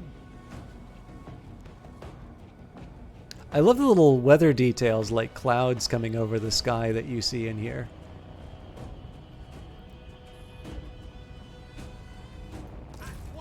Okay, so we know we're visible to at least some of those units.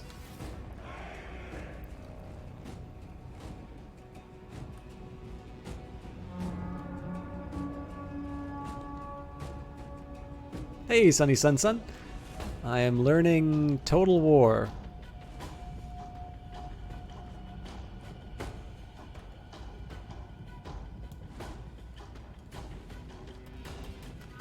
All right.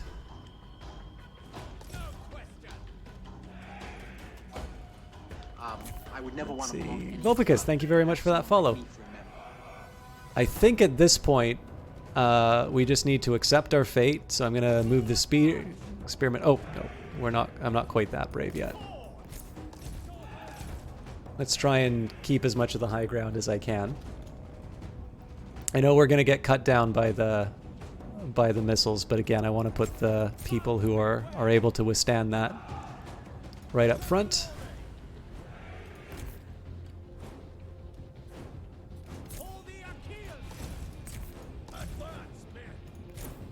Obviously, I've got a little struggled. Oh, actually, I know what I can do with these skirmishers.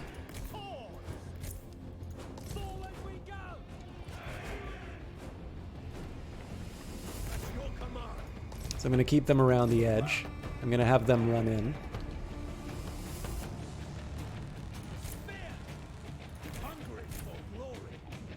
This is a little messy. Obviously, we're taking our time to get where we need to go, but I'm actually just I'm going to ignore the ranged units for now. I'm changing my militia to close in like that.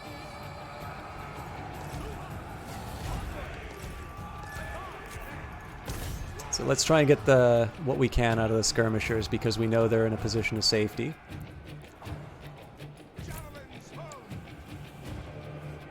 And as soon as these guys close in, I'm going to get the... Oh, I screwed up. The foe has sighted your hidden units. And I need to get Agamemnon in here too. And where did I put my... Okay. So this has gone a little pear-shaped just in terms of my overall plan, but we can still make this work. So I'm going to hit him in the back here with the flanking unit.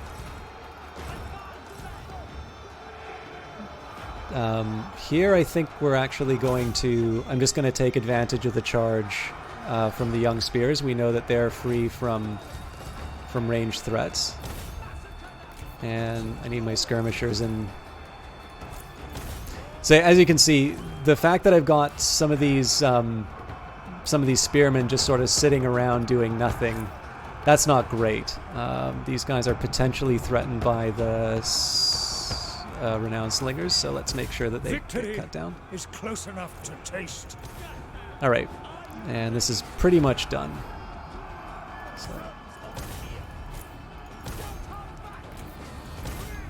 So we probably lost a few more units than we needed to just because I wasn't quite paying attention to what was going on, but the units that I wanted to be safe stayed safe. The one that I am a little disappointed with was my militia wound up taking a lot more than they needed to.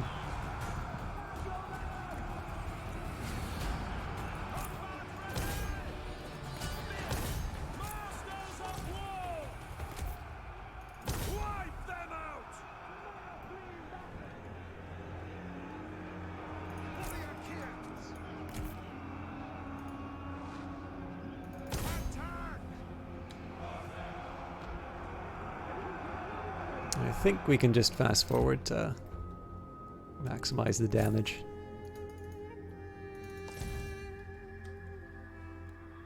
It's a little weird. I don't always get to attack. It looks like I need to attack the people, not their portrait. I don't think this unit's going to catch up, so...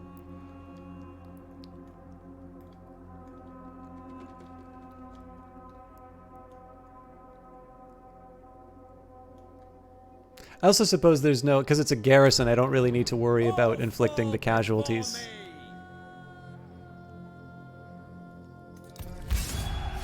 Alright, you're victorious. The corpses of the enemies lay to the ground, and those still able to flee do so with the laughter of our gods ringing in their ears. So, 92 losses. And again, sort of from my core units, although that was sort of to be expected.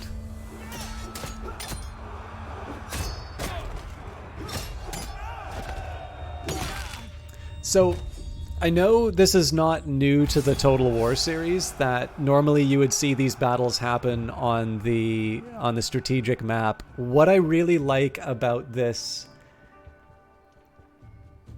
Oh, okay. I did not realize that experience was based on kill count. That's good to know.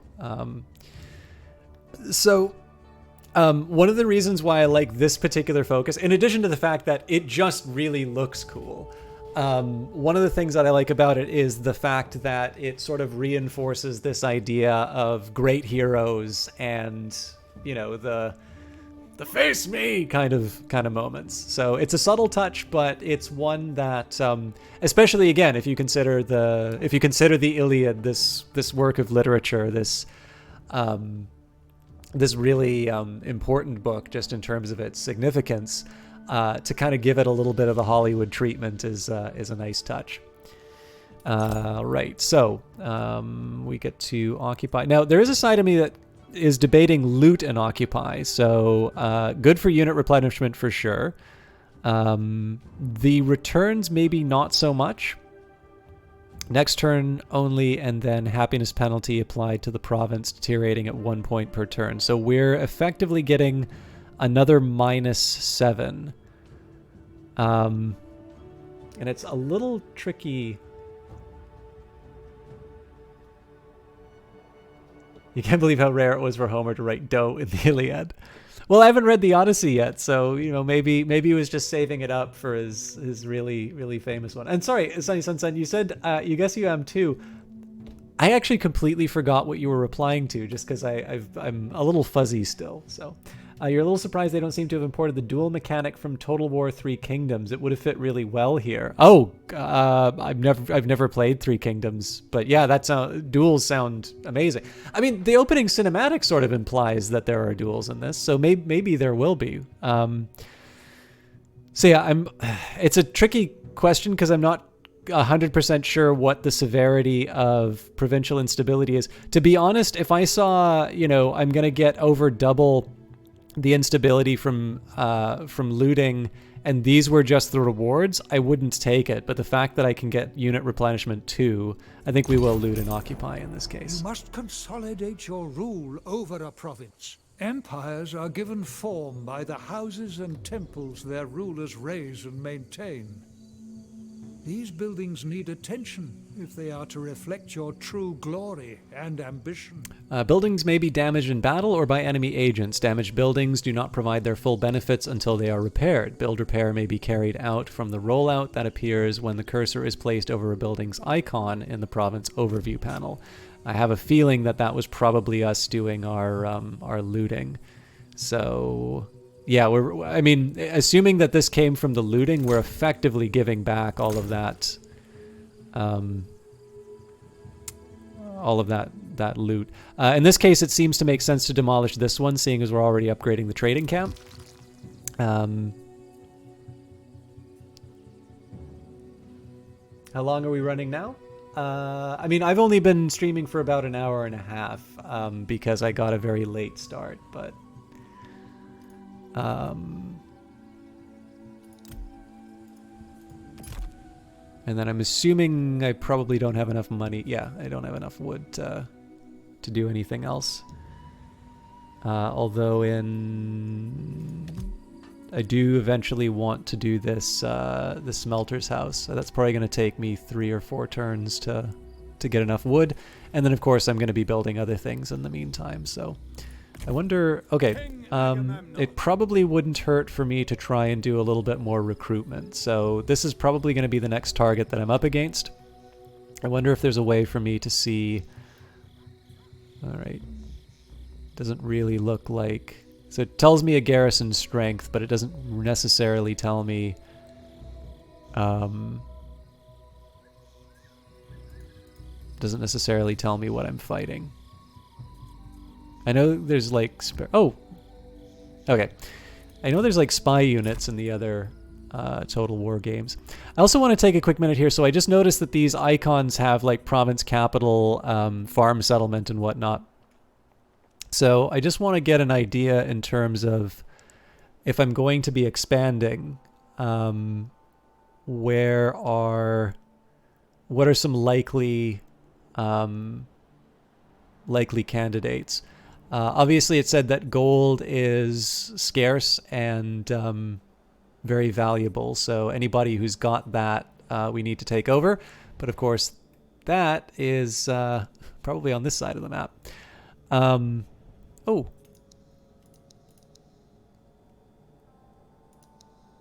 Neat.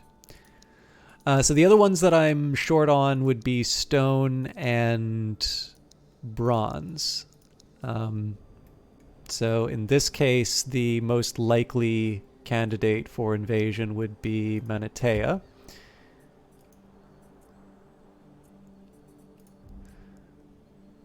Neutral and improving.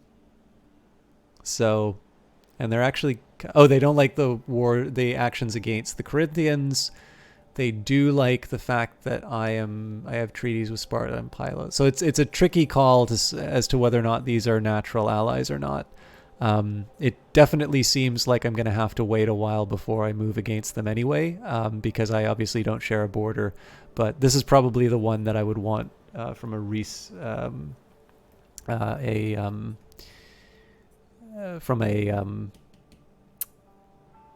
just a resource acquisition point of view. Can you get to Macedonia on the map? Historically, there's a lot of gold there. Oh, good lord. I mean, it's a pretty large map.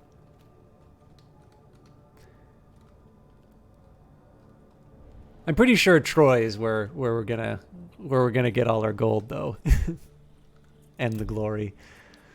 All right, let's do what the notifications are telling me to. So we could do the collector, which will get, I collect anything I find. I never throw away anything that's mine. Unlocking this skill will lock famous hero, plus 30% treasures looted after battle, and 2.5 to the hero's hit points, or famous hero, 5% recruitment cost of units in the hero's army. So yeah, this is actually a tricky one. Yeah, it's a tricky, like, just because it's on the map doesn't mean that I'm necessarily able to move towards it. Plus, I mean, I have my own local affair. I currently am fighting 2 wars, so I figure I probably want to sew those up before I start going on adventures. So the reduction in recruitment cost is nice, but I sort of feel like once I've got my army, I've got it, and this, famous hero doesn't necessarily get me anything after. The best I could really hope for would be that I sort of let Agamemnon be sort of the feeder army to other ones. Whereas the collector, I sort of feel like this gives me a nice stream of income over time. And it looks like the bonuses also do things like improving. Yeah. You know what? I am going to do collector here. It's kind of funny. Like, I felt like these other two feel like fairly I'm just trying to think to myself, like, why would anybody go for famous hero? And I'm like, I'm sure eventually I'm going to play something that's not easy, and it'll be like, oh, that's why I want that resource, because it's really hard to get. Anyways, there is a side of me that says some more expendable units to draw in the fire would not be unwelcome here. I would also kind of like slingers. So it's all well and good for me to have the armor piercing damage, but the fact of the matter is the range is pretty deplorable on these things, and I haven't really been making that great of use. So what I'm going to do is I'm going to add a couple militia, and then we'll add another spearman, because I'm not crazy about the fact that my my front line wasn't really prepared for the axemen before. Should also see what the so upkeep for all of this is food, and we're generating tons of it. So I should definitely be sort of buying the deluxe version of everything if I can.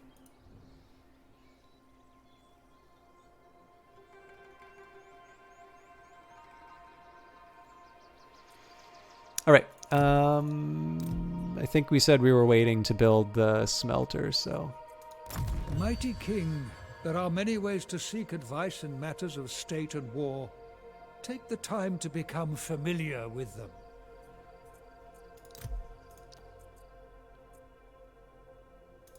What's new? Divine Will. The gods of Olympus are an important part of the campaign gameplay. Developing your cult for each god is important, as proving your piety before the people gives makes them fight or work harder. Essentially, you strive to gain divine favor of the god in order to reach specific cult levels. These levels will bestow god-specific faction-wide effects upon you. Gaining favor is not a straightforward process, however, as any favor gains will slowly fade away due to neglect for matters divine. You need to counter the neglect factor if you are to retain the favor of the gods you've chosen to support. All right. Multiple resource economy. There are 5 resources available to you in a Total War Saga Troy: food, wood, stone, bronze, and gold. All of them can be produced in certain settlements, bartered for with other factions, or ripped out from said factions' coffers by right of victory.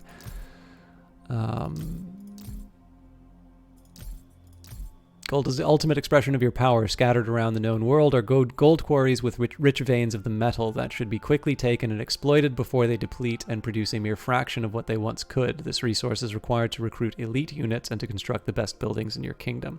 This, I think, is a really cool idea.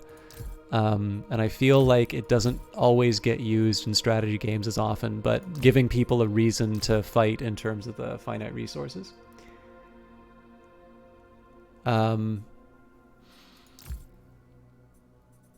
I don't really want to read all of this.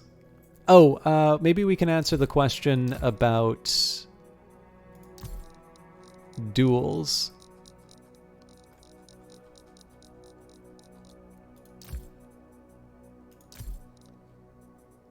Maybe not. The city of Troy. After generations of successfully guarding its strategic location at the mouth of the Hellespont, the legendary city of Troy at the onset of the war was considered nearly impregnable thanks to its high walls of the finest craftsmanship and its elite defending forces. Even the assembled Achaean host, said to have sailed across the Aegean Sea on 1,000 ships, laid siege to Troy for an entire decade before the events of the Iliad. Yet fall it did, though historians disagree if it was through conquest or ill-timed disaster. Likewise, over the course of the campaign, the mighty Trojan city can become vulnerable to special events that will turn the impregnable capital into easy prey for Troy's many enemies. Trojan horses. While many scholars agree that Troy's historicity and on Troy's historicity and its fall during the Late Bronze Age, it is highly unlikely that the city was conquered by the Achaeans in the manner described in the Homeric epics. There are, however, 3 possible theories that shed light on the historical events behind the myth. All 3 are represented in the single-player campaign and may be leveraged by the enemies of Troy.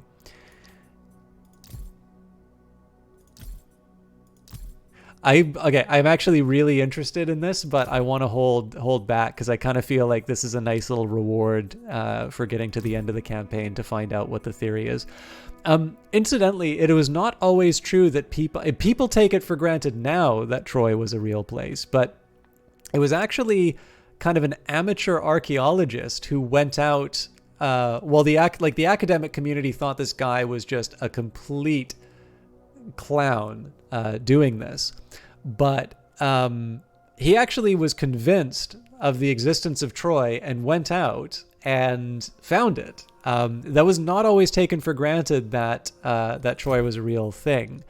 This is actually why, I mean, I'm sure the world could probably do without knowing my opinions on classics, but I do tend to like to think that if the Greeks said it happened, or well, anybody in the historical said it happened, unless it's something that is clearly impossible, contradicted by evidence, or involving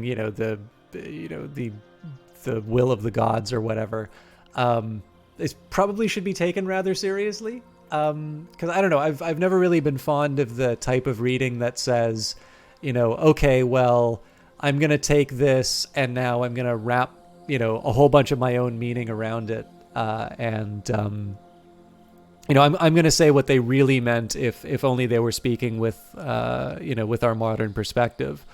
Because I think there's been too many examples of stuff like, okay, well, Troy was just a myth, and then somebody, again, basically takes the ancient accounts for their word, and, oh, hey, what do you know? It exists. Of course, with that in mind, clearly Poseidon did not smash a wall or anything like that.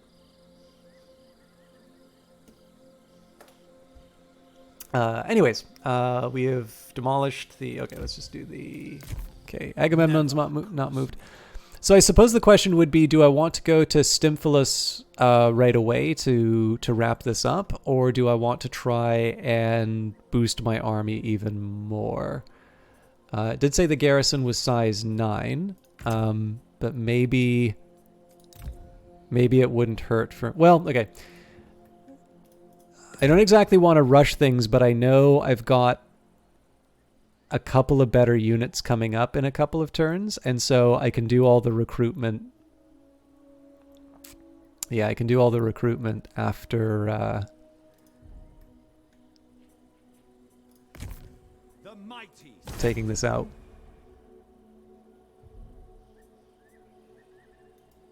Orphan their offspring. Siege vehicles are only available when attacking walled settlements. All right, I can live with that.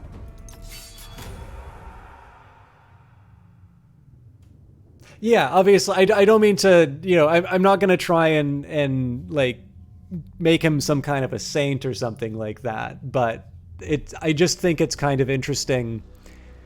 I just think it's kind of interesting at this idea where, you know, you spend so much time studying something that you ultimately you like it. I just find it so interesting that sometimes scholarship means you study something and then don't believe the account from someone. Okay, actually, here's a good example, because it seems like a few people inside a chat are familiar with this stuff.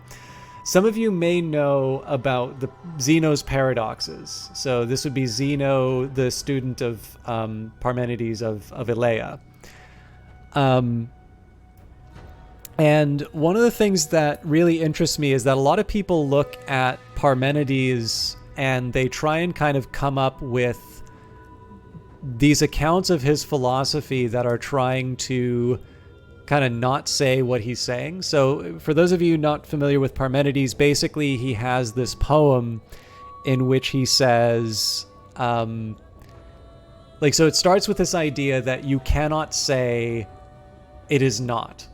The idea of speaking of non-existence does not make sense, because what are you talking about if the thing doesn't exist? You have nothing to point to for that sentence to have any meaning, to say what is not. So basically you start with this idea, you know, it is not. And then from this, he kind of reduces everything down to, you know, there's only one thing. Everything is kind of contained in that thing, and that the world as we know it, which has sort of difference and distance and whatnot, you know, it's all an illusion, that the actual nature of reality is this single thing. Yeah, I mean, it certainly, you know, certainly Parmenides' writing is not like reading, you know, Leviathan or something like that. It's definitely open to some interpretation. But the thing that I find so interesting is that you can see a lot of people trying to say, well, what exactly is he talking? You know, is he talking about language? Is he talking about whatever? I mean, one thing that you can just say is that there's clearly a division being made between what we know with our mind and what we know with our senses, and perhaps there shouldn't necessarily be the kind of emphasis we put on our senses, on empirical data, because it leads to these contradictions. But what I find really interesting is that you'll see a lot of these interpretations of Parmenides, and the biggest problem that I have with some of it is we actually have an account from one of his best students, which is Zeno of Elea. And if you look at all of the paradoxes that Zeno presents, he's not talking about language. He's talking very specifically about, you know, space, the idea of Achilles and the tortoise and whatnot, and not being able to cross infinite distances. And it just, to me, it's one of these things where it's interesting to come up with these more nuanced interpretations, but I do think they need to answer, why is it that his best known pupil, from which we can know his thoughts, apparently seems to have missed Parmenides' point? That, you know, if I'm going to read in the Cambridge Companion to the early Greek philosophers, here's what Parmenides really meant, and it doesn't address the fact that Zeno, who actually heard what Parmenides had to say, if it doesn't actually address the fact that he's talking about essentially the same thing in a different form, it sort of makes me a little suspicious of the claims. Although again, like, certainly the Parmenidean view of the world is a very hard one to swallow. So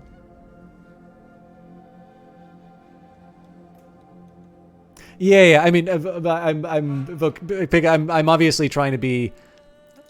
This is the. Oh crap! I wanted to keep that. Let's see if I can get fog again. All right. I actually really wanted the fog because that would have messed with their range, but that's life. Yeah, I definitely gave an oversimplification because it's. I mean, at this point, I kind of sounds like I'm giving crap Descartes. But I don't know. Hopefully the idea comes. Essentially, what I'm trying to say here is.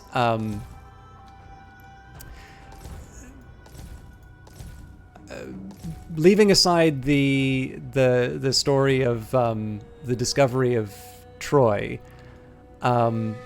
there's that side of me that always wonders if we should be maybe paying a little bit more respect to what the people actually said, or paying closer attention to what the people actually said, rather than leaping off into our own our own preferred reading.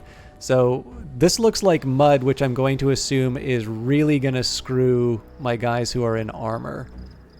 So I got to think about how I'm going to deal with that. You know what? Okay, so, I mean, there's a fairly famous battle where numerical superiority was maybe, not as important. Because of that, but it seems to me if I can do this, move my units around, we avoid all of the mud, and either yeah, well, here's the thing, so obviously they're gonna have to come after, yeah,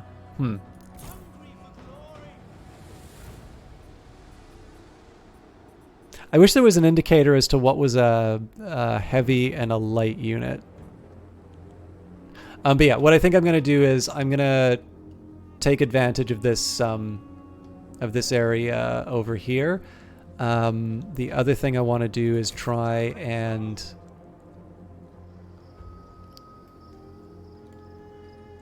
So I'm obviously putting my skirmisher in a degree of risk.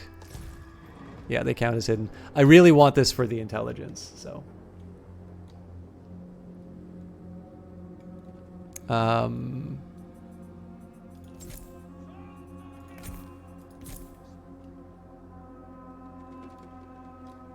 Actually, I don't even need to worry about the river crossing if I go hard to the left here.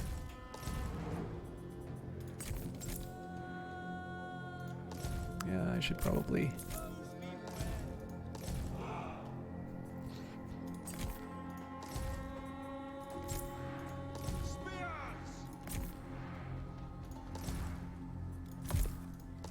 So, I mean, I could not possibly have more distance between my unit. This is going to be something I need to deal with.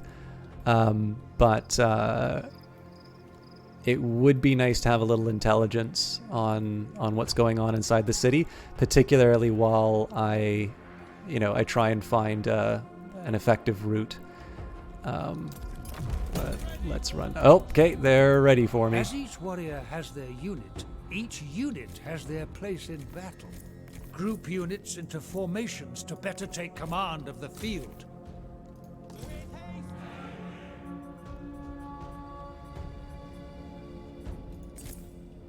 No, you don't need to be in this grouping.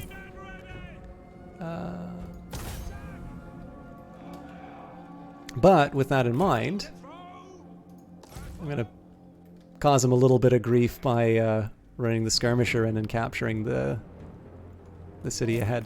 I suppose the rest of the units might do well to show up too. So obviously they are going to have us at a choke point here, but I'm not going to get mired in the mud. So at this point here, I'll let the javelins do their thing. And actually, let's get the militia. I don't want this to be an extended run. I actually want these guys to...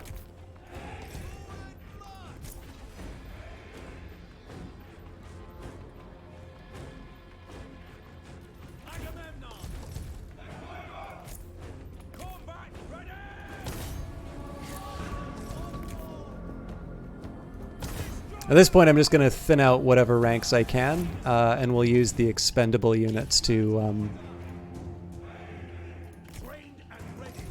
get rid of the range. I'm a little worried if they decide to turn... Oh, you know what? They're probably protecting the city center. Yeah. Well, that's fine, because obviously I'm going to be able to take out their... Okay, we're going to get flanked in a second.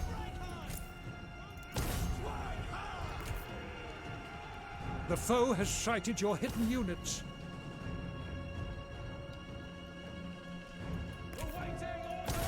So I'm fine kind of tangling with them this way. The one thing I wish I had a little bit differently... Okay, let's... I'll let the AI figure that out. I do wish I had someone ready to take out these units. They're sort of firing on me without consequence, so... But these guys are about to break, so... And, I mean, in the end, these guys are expendable, so...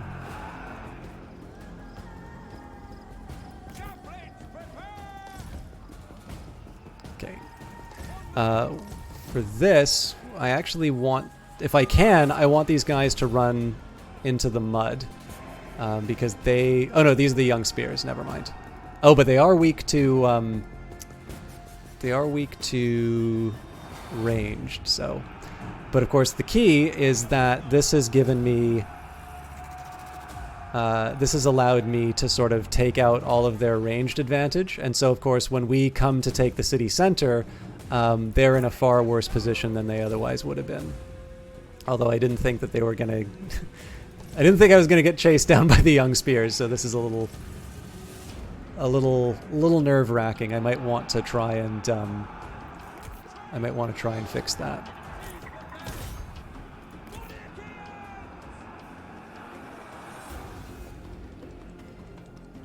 I suppose in the end, though, there's not a whole lot I can do. If they want to chase him down, there's nothing really to stop it. So let's get the skirmishers working on, and they are in skirmish mode.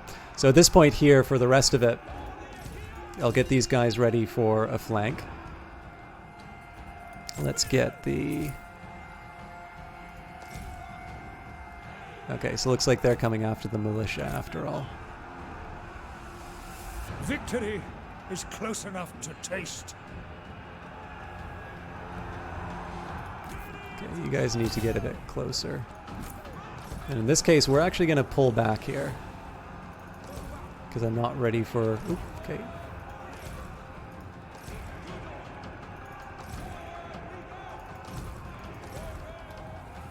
Again, all of this is buying time. And I think I'm willing to give up this militia to chase down the these ranged units. Oh, this might be an opportunity. Let's not do the young spears. Let's get some spearmen to reply.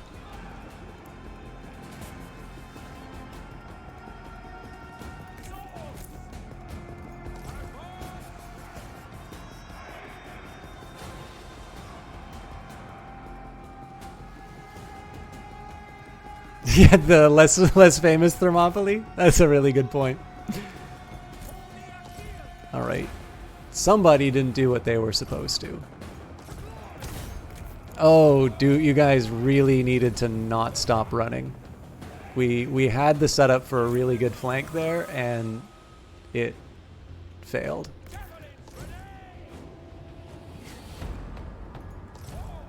Alright, that could not have possibly have gone better for me.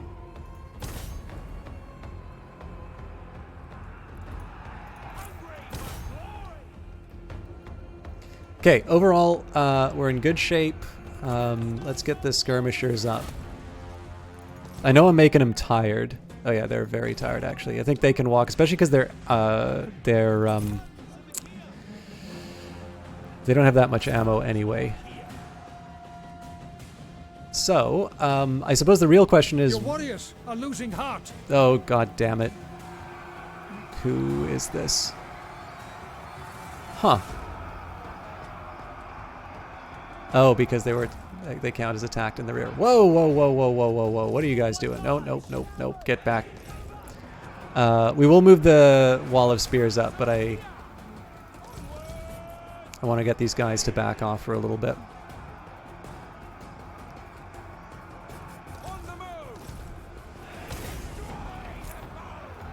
Okay, let's get the spearmen back. Okay, so again, we want the spear wall to move up. So we're going to get them to just move into the center.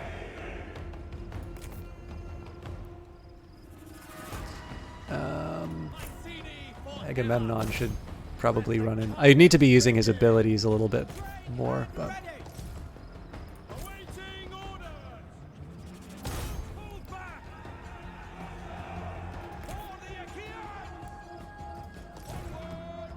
And then the rest I just kind of want to keep into a position. The hope is to be able to do some flanks.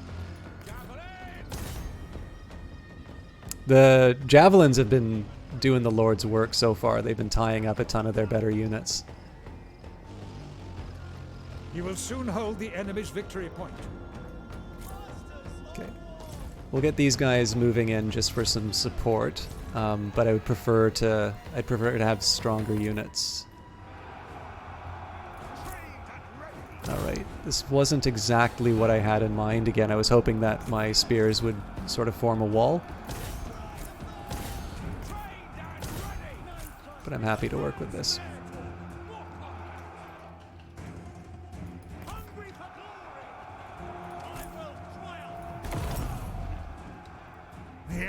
The Aristeia is a hero's finest moment. This godlike transformation comes but once per battle, turning the chosen warrior into a near unstoppable fighter of consummate skill. But Zeus only grants boons like this to the truly worthy. My god.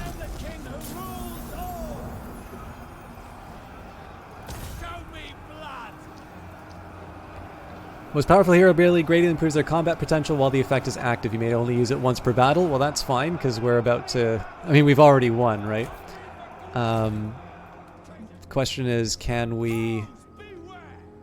Alright, so these guys are out of ammo. Let's just... close. So there's nothing we can do to catch up with these guys. And then following the information that wiping people out is a good way to You must be punished for your duplicity. this is kind of neat. You get a nice little god ray on the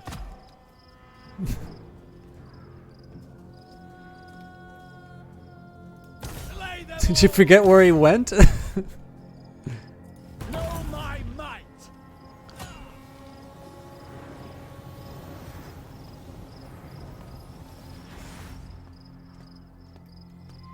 Thanks, Vapikis.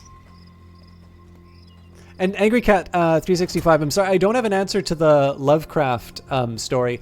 I will share something that might interest you, though, in the sense of forbidden knowledge. So there is a... there's a series of stories by David Langford that I've really enjoyed. Let me see if I can get it here. It has these ideas of basilisks. So these ideas of, like, images that successfully crash the human brain. Obviously, we're not going to be able to take these... Well, okay, we might as well. I feel like these guys need a little bit of exercise. Let me see if I can find this wall the battle's running through. So yeah, these ideas of basilisks that kind of crash the human brain and all of the implications. So I know there's one short story on for sure. I've read 4. I actually bought a collection of his stories, but it's probably not exactly like what you were looking for in terms of Lovecraftian material, and yet I think it's probably enough. You know, the ideas of forbidden knowledge are probably enough in the spirit of what you're looking for that you'll probably find this interesting. So that's the first story that I read. But if you do a search for David Langford Basilisk, you'll probably find more. And sorry, I didn't answer.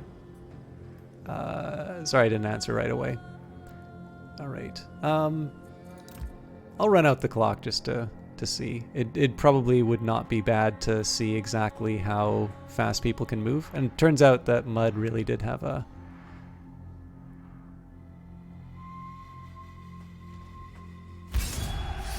Decisive victory. You are victorious. The corpses of the enemy litter the ground, and those still able to flee do so with the laughter of our gods ringing in their ears.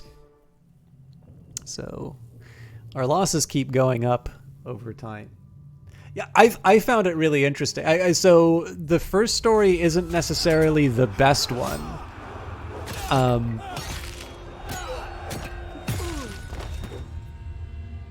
am loving these animations.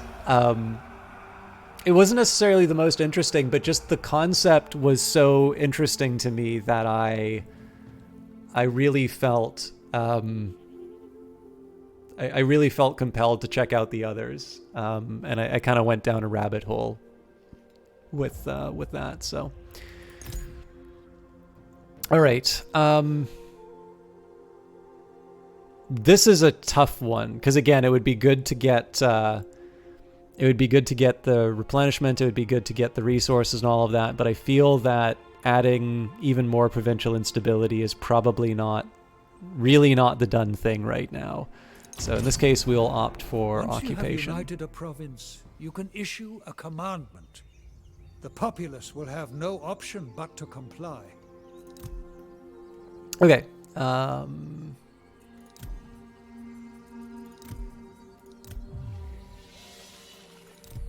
Royal commandment. A provincial commandment may be issued now that the complete control of a province is secured. It only remains to choose what instruction to give your people. Commandments may be issued from the rollout on the province overview panel when a settlement is selected. They take 1 turn to come into force, 200 experience for Agamemnon, 200 food, 50 bronze. Okay. So we can do ritual practices, -2 construction time to all temple buildings in this province, -12% construction cost to all temple buildings. That'll be helpful in future, but not something I can do at the moment. Warrior camps, -10% recruitment cost of all army units. That's really appealing because obviously we're going to have a bunch of military buildings coming online pretty soon. Organized games, happiness +2 to this province, +10 growth to local provinces. So I think, to local province. Given the fact that the happiness is in the toilet, I think it would be good for me to follow up with that pretty quickly. Establish a spy network, -10% success rate for enemy agent actions, -15 action cost for all agents, and 2 recruit rank of agents. We don't have any of those, of course. And then trade tithe, 5% to all resources. So here we will do warrior camps just because it's what I've, it's my, this will be my biggest benefit in terms of just filling out Agamemnon's army, and given the fact that we have so many upgrades that'll be coming up soon. Okay. How are we on our bronze ambitions?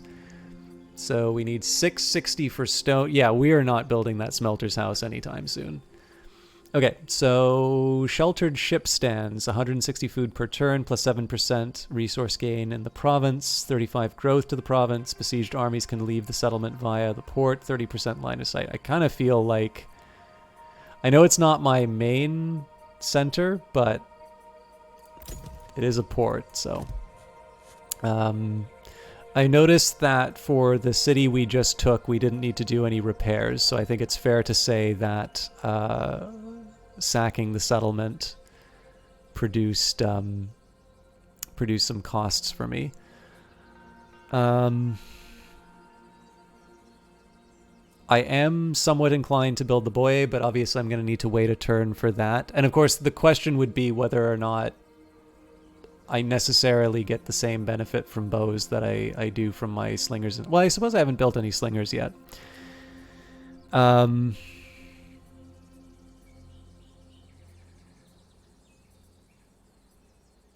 Yeah, there's only 2 improvements. So I'll probably need to think about this for a little bit, but let's just sit on my... I'm going to sit on my resources for now. King Agamemnon. So we can do Disciple of Ares or Drill Expert. So like any other art, war can be learned by many, but perfected by only the most dedicated devotee. Oh, an interesting book you'd recommend is Diaspora by Greg Egan. It's sci-fi that touches on the issues of existence, free will, and what counts as human. It's like all good sci-fi. That sounds really interesting, Angry Cat. So 15% charge of all units in this army. Everything seems to be giving me the plus 2.5% to hero hit points. Drill Expert. See, this is a tricky one, right? Because again, do I want to take the short-term benefit of better recruits early on, or do I want the long-standing benefit of better charge? And I think I'm going to accept that we will have more raw recruits, but better fighters overall. You'll notice, by the way, I've been ignoring the improvements. This is mostly just because I want to explore the tree, and I figure, the more levels I get, if I'm not pushing down, then I'm assuming, let's see, campaign. If you have the skill points, you can click on the I mean, I suppose this is the interesting question. Like if I were to put the point into the collector, let's say, over Disciple of Ares, would I get Protector of the People immediately afterwards? But for now, I'm going to go for the extra charge.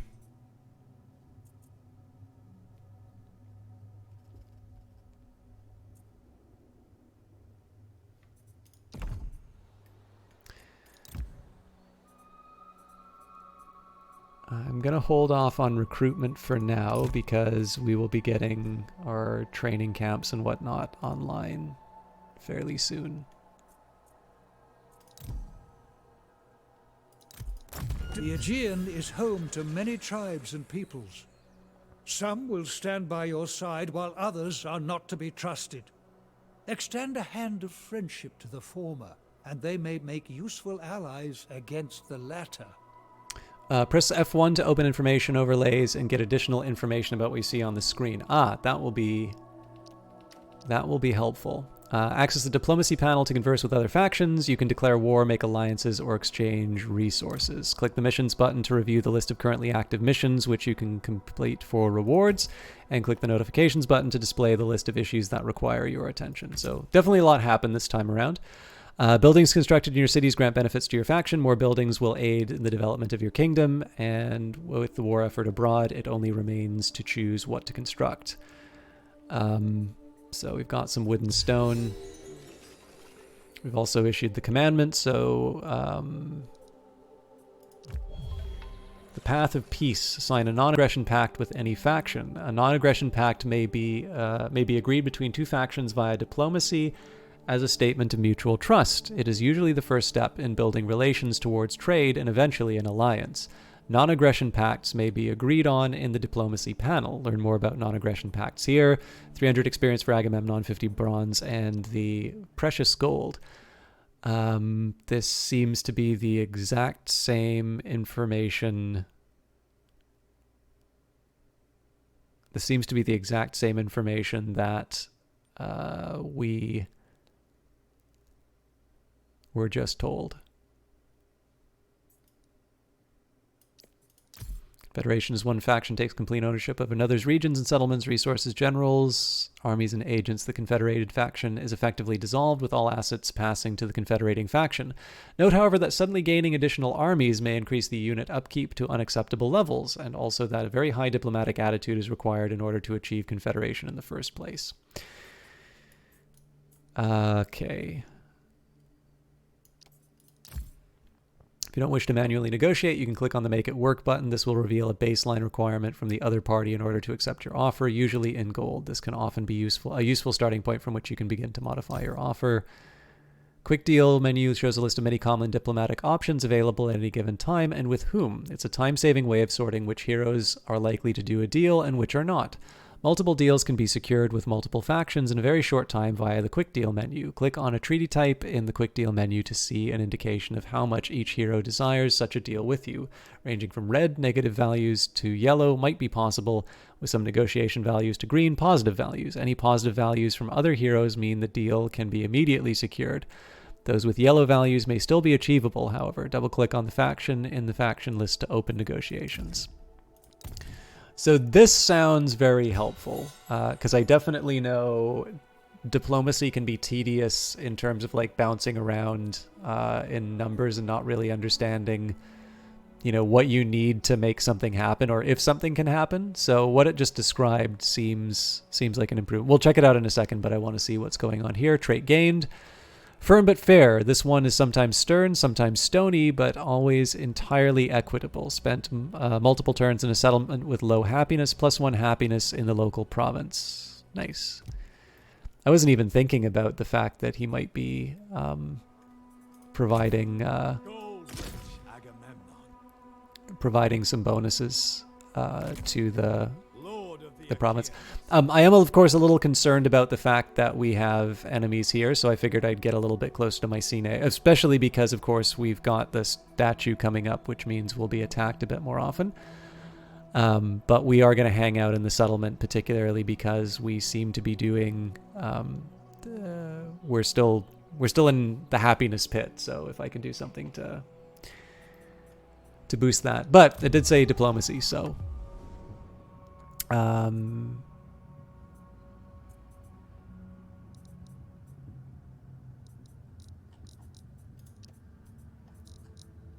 So we're currently at war with the Corinthians and the Tyrans. So when it says the strength ranking... Okay, we're 2. So we should be able to knock these 2 out without a lot of trouble. But, you know, maybe easier said than done. Apparently, Troy is stronger than us still.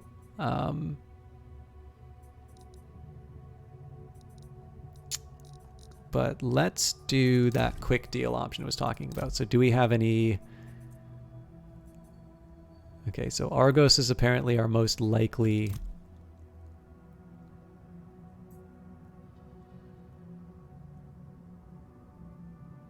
Okay, this is going to be a little corny on my part, but I want to mess around with diplomacy a little bit. So what I'm going to do here...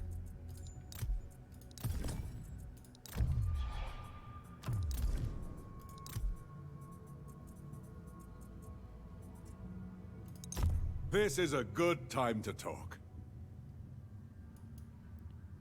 Have the other faction make additional requests. Interesting. So it doesn't seem to... So it doesn't seem to give me the option to make it work.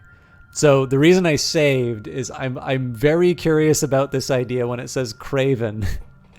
Demand that the other faction accept the deal. It's like, I want you to be nice to me!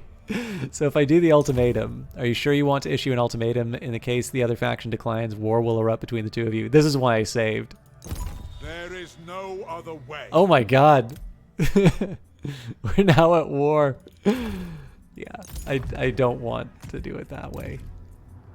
I somewhat expected that would not work, but I did sort of want to see if threatening peace was an option.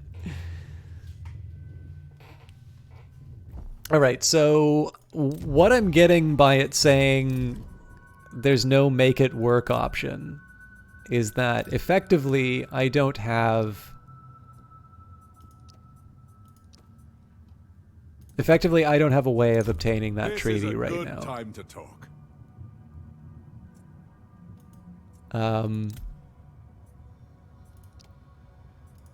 Okay, well, if I throw in... Oh god. So I'm gonna have to like empty my treasury for this. Even then. What? Oh, it's a fixed number of turns. Yeah, that's not happening.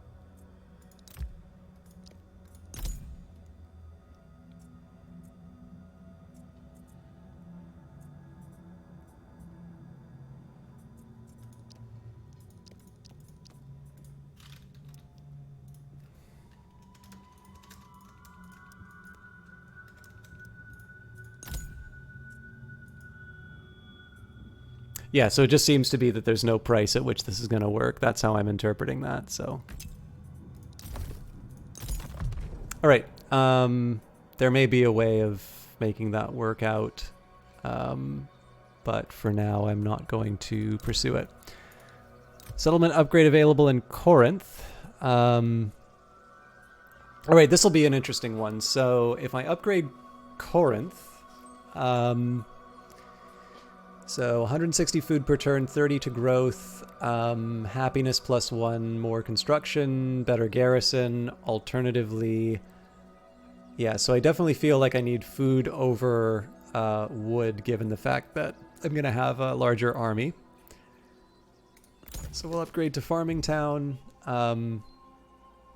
Mind you, taking a look at wood, like I do sort of seem constrained to one upgrade per turn, and I feel like I can actually probably do better. Said I was going to do arable land here, didn't I? And again, it's pretty unlikely that we're gonna be able to do the smelter's house anytime soon. So we're gonna sit on the rest now. For these new units, so I've gained club warriors, shielded clubmen, shielded spearmen. Now here's an interesting question. I'm interested to see whether or not I can upgrade some of these people. Oh, this is cool. I do want to read these out, but maybe not while I'm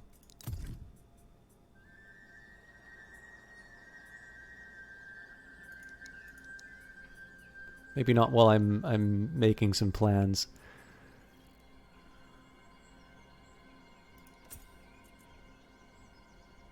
Merge, disband. Okay, so this would not... Either they don't count as an upgrade or it's not possible to upgrade. The liar, my seed.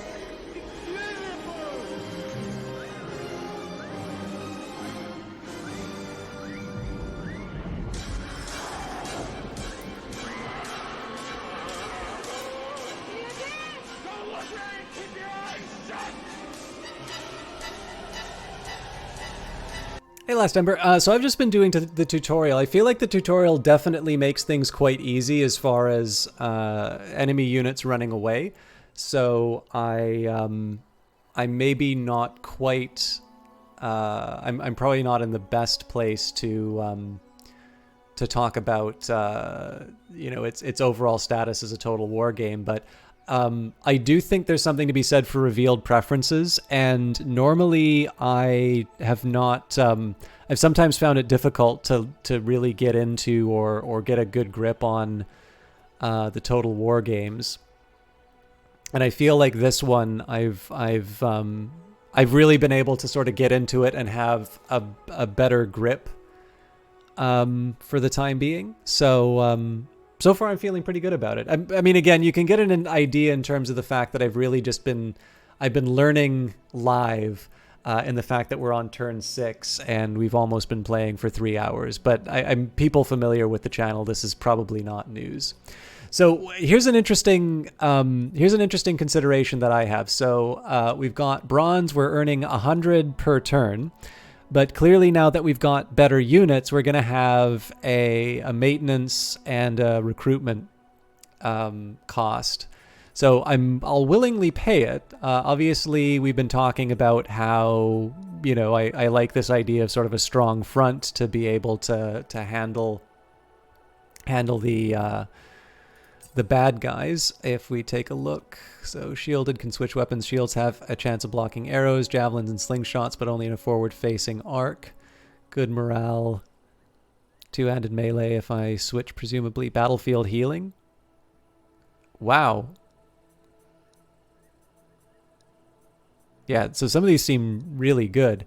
But what I need to basically be deciding right now is, of the ones that will cost... So it looks like Club Warriors don't actually have a recurring cost. So what I want to be thinking about right now, given that I have a finite amount of bronze at the moment, I want to be thinking about how I want to use that. So the first thing I'm going to look at is actually not necessarily in in the cities here. Or sorry, not necessarily in the military units, but I actually want to take a look at whether or not I have bronze costs for buildings. So in particular, the chariot assembly. If I upgrade it, so it's all wood and stone. Oh, no, not quite. The boyer. Is that how you pronounce it, boyer? And then at some point the royal barracks, but obviously that's not coming up anytime soon. I also won't be able to get any indications. What about the capital? That's going to have a gold cost and a pretty substantial... Oh, this is so much more helpful.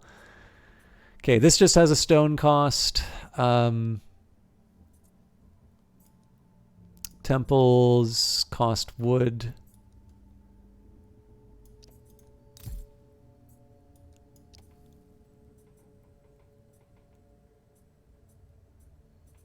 Okay, so it's fair to say I can't sink all of my bronze into military units, but I can definitely put a substantial amount into it. That's fair. So when we upgrade the...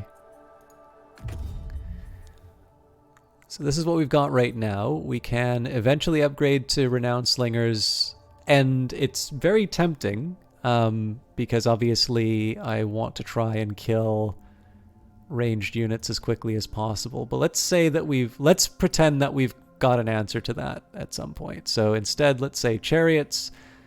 So these kinds of chariots don't carry a bronze cost. Reinforced chariots do.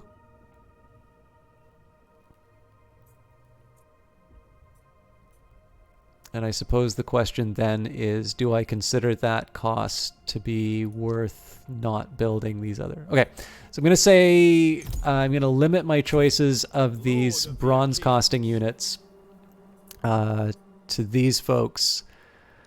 I really feel if it's going to cost me 40 a turn to keep one of these people on, I might be able to get away with 2. I feel like 1 is probably more realistic, which of course invites the question as to whether or not I should even bother bringing any of them on. But so let's compare our shielded spearmen with our regular spearmen. This unit's 1,000 less, lower armor, worse morale, definitely a substantial improvement to the melee attack, defense, and damage, and then a better bonus. All right, so these guys are supermen, basically. Let's take spearmen as my baseline. So clearly the shielded clubmen are no longer expendable. Oh, actually, here's a better question. Let's compare the shielded clubmen to the shielded spearmen. So the spearmen have slightly less armor, slightly worse morale, slightly worse melee attack, less damage, charge bonus. Interesting. So I suppose the interesting question here would be, do I really want another sort of defensive unit, or do I want my elite to be all about like beating the crap out of people? And I sort of feel like the shielded clubmen should just be running in and devastating whatever. Like if I'm going to be spending the bronze, I should probably want something that'll just be coming in and rocking the enemy, as opposed to...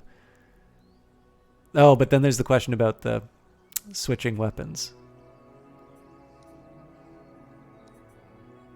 And the healing out of combat is a... Yeah, actually, I kind of feel like these guys might work a bit better for me.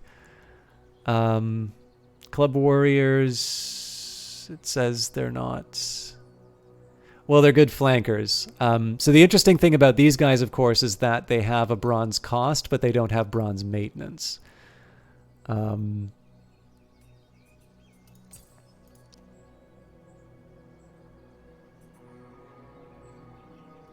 Okay, so definitely adding these guys. I think I'll also add a club warrior, although I know we won't be able to afford anything else along those lines. I've got 1, 2, 3, 4, 5 in terms of spearmen, so I don't feel like I need any more along those lines. So the question is, do I want to go for more low-level militia? Actually, okay, so let's take a look at the difference between the militia and the spearmen. So less speed, slightly less attack, and then no charge bonus. I mean, militia's probably better than I give it credit for. Then there's the alternative of the young spears. Generally better overall for a slightly larger cost. The only thing is that I'm really worried about these guys and their overall survivability. I am going to add another young spears though, and then I feel like I should probably add at least 2 slingers. Whilst your enthusiasm for expanding your armies is commendable, there is a limit to how many new recruits can be trained at once. Hey, Ed Baver, how you doing? Your most recent recruits will receive their training in due course. And then, of course, I need space for the chariots.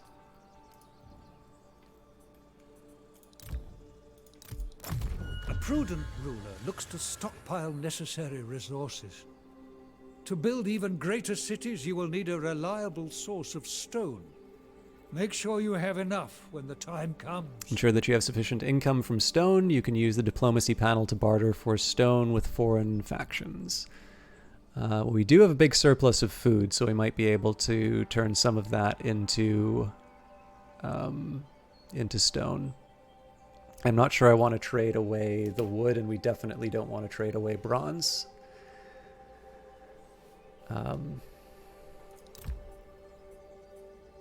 Also, looks like I won't be building anything for a while. Ah, damn it. Oh no, this is only going to cost me wood.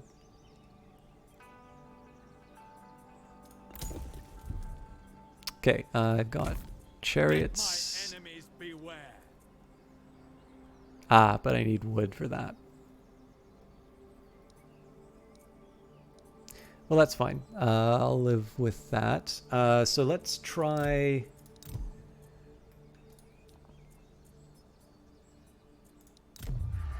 So I wonder under quick deal, I'm assuming we don't have... Yeah. So let's... I'm actually going to start with Argus. I'm keen to hear what Agamemnon has to say. In this case, I'm going to try...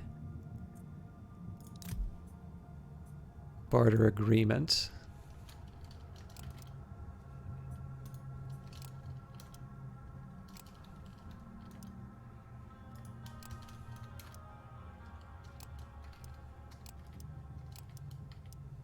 Okay.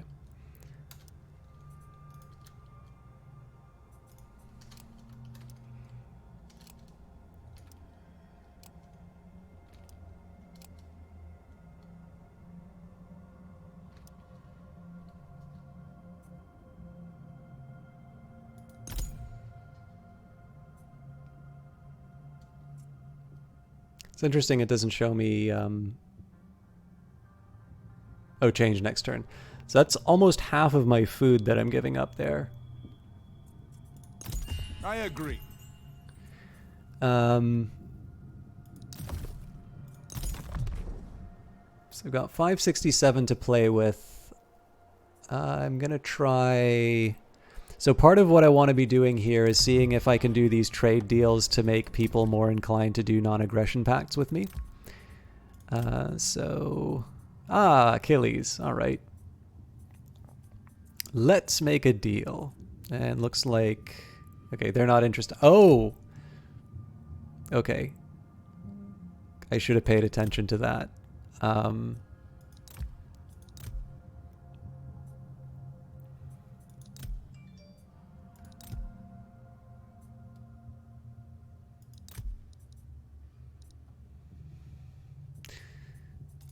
So under negotiations, who likes me the most and who doesn't want stone? Okay, Argo. Okay, yeah, this is the worst possible worst possible choice in terms of who I could have traded for stone.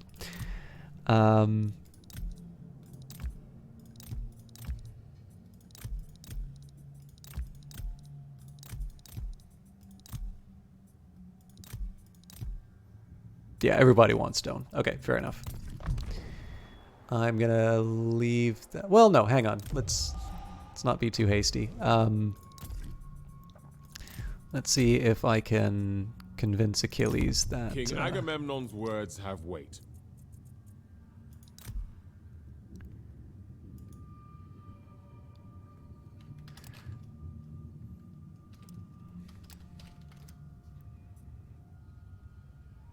So wood 900.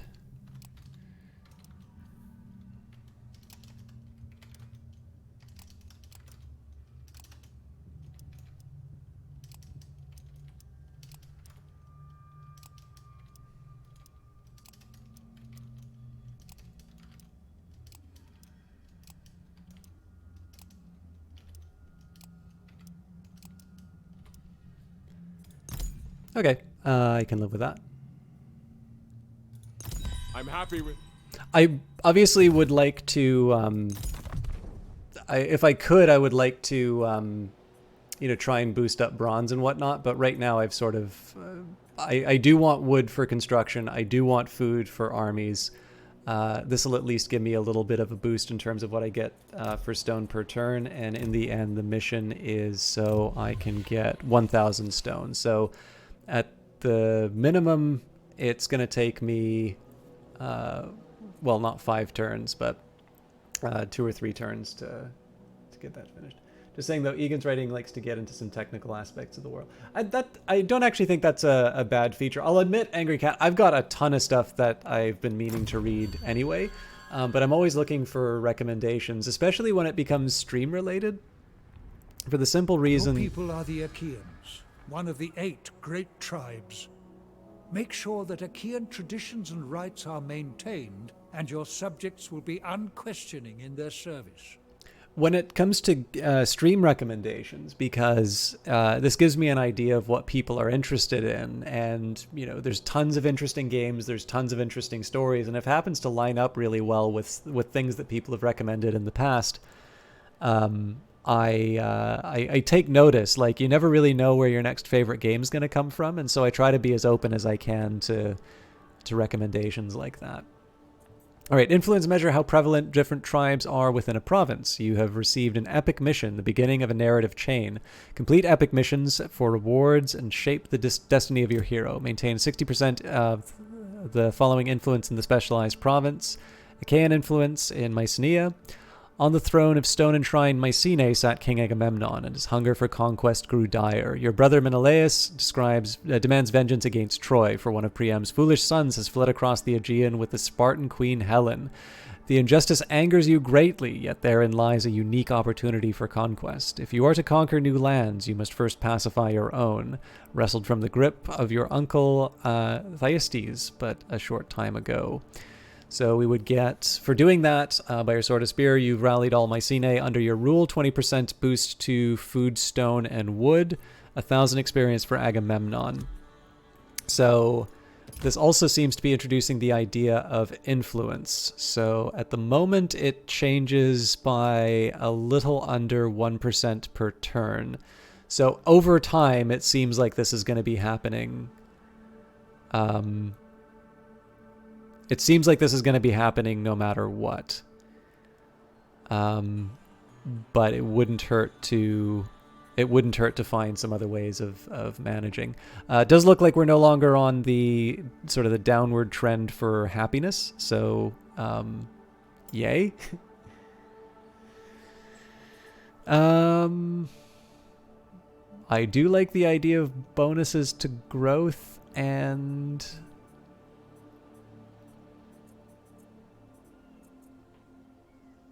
I kind of feel like the improved port is better than the farm at the moment. But, hang on. Gold-rich Agamemnon. I also wanted chariots. Well, no, it's better. It's better. I'm not going to use this. I'm not going to use this army anytime soon because of the unrest in the city. So it's better for me to upgrade my infrastructure first, and then do the other improvements. That, by the way, that's not like a permanent state of affairs. That's just more, that's a sort of an intermediate term consideration. But I think here's what I think the next couple of turns are gonna be about. I'm gonna build my chariots as soon as I feel secure enough. So one of the things that's gonna happen is when I move from Mycenae into Tyrann's, I'm going to assume that we're gonna start lowering the happiness. Oh yeah. I know this because of it gives me the breakdown. It's my military presence that's keeping that thing above water, and it's going to be that way for a few more turns. So if I can get a little more breathing room, this will allow me to sort of move my army into Tyrann's and do some good old-fashioned skull cracking. Of course, this is itself is going to be something that probably becomes infuriated with my presence. So I'm going to have to decide what where I put the army. And then, of course, it looks like we need to wrap up the Corinthians in Aegina before too long. There might actually be an argument for me to even go after... Okay. I'm mildly curious if I don't put these people in a... Okay, so it's negative. I do have to keep them in a... in the house. So yeah, I'm actually debating maybe I want to take out Corinth once and for all. Actually, there might be a diplomatic way of doing that.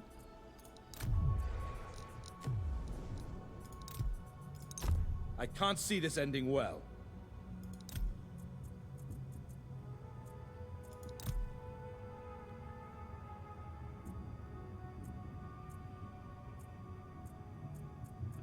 No, make this work? Yeah, okay. We'll take him out the old-fashioned way. The challenge, of course, is that I have no real interest in conquering any of these other lands. But it's probably better that I not let them... regain strength, and then we can focus on our enemies at our door.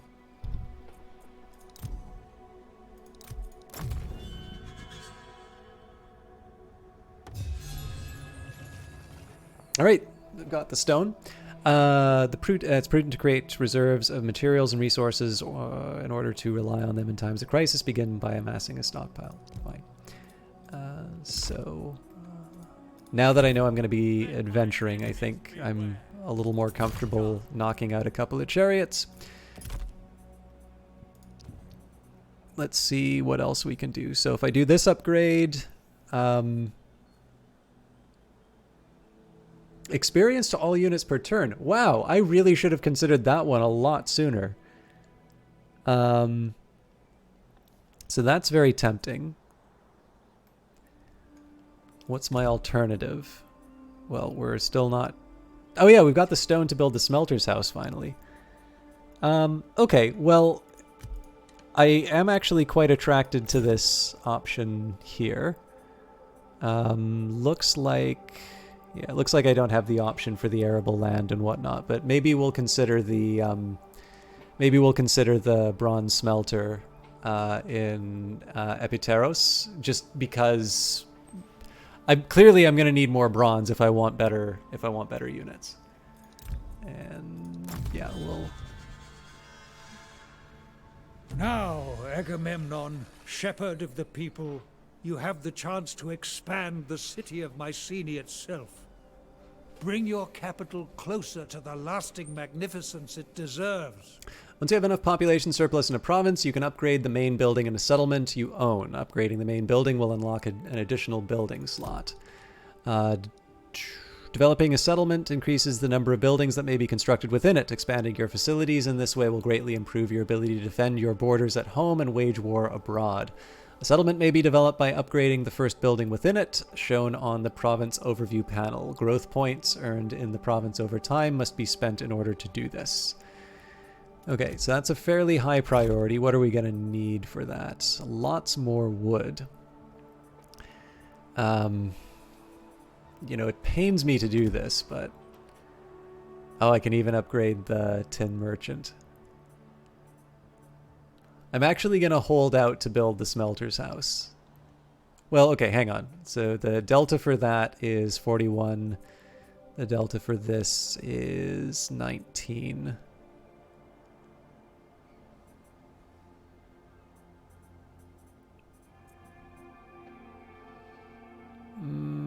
I still think it's worth it. Barely, but... Alright, now here's an interesting question about leaving Mycenae. So, the military presence... So I'd expect a fall of about 3 a turn. So in principle, I can... Yeah, I think it's better that we actually make the moves. So obviously I'm a little nervous about the fact that I'm going to be letting the... Oh, that's really cool that the map burns away. So I'm a little nervous about the fact that I'm letting my main province sort of turn negative. But I don't know, like, I don't really see a huge benefit to letting these guys become stronger.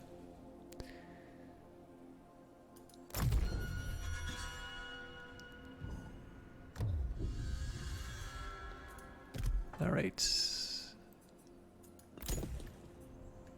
I don't think there's anything else I can really build at the moment.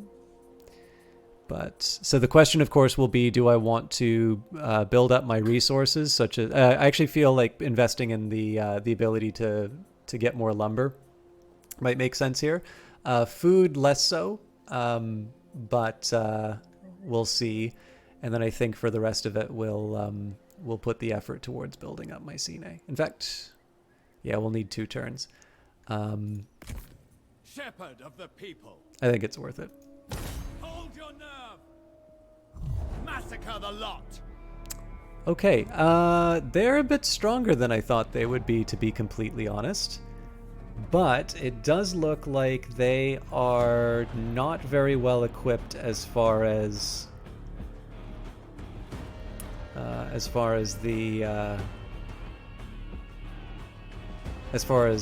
range is concerned. So here's what I think I'm going to do. So we've got the axe and shield infantry. They're 18 to 29.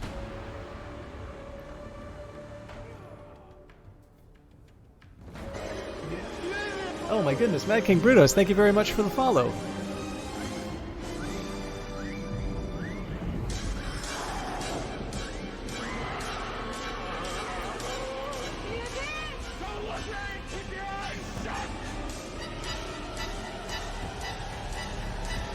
Okay, so it looks like these guys, basically their deal is they can hide and ambush me.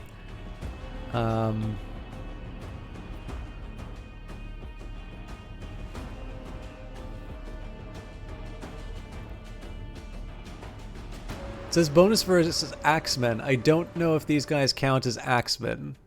I'm gonna guess no. I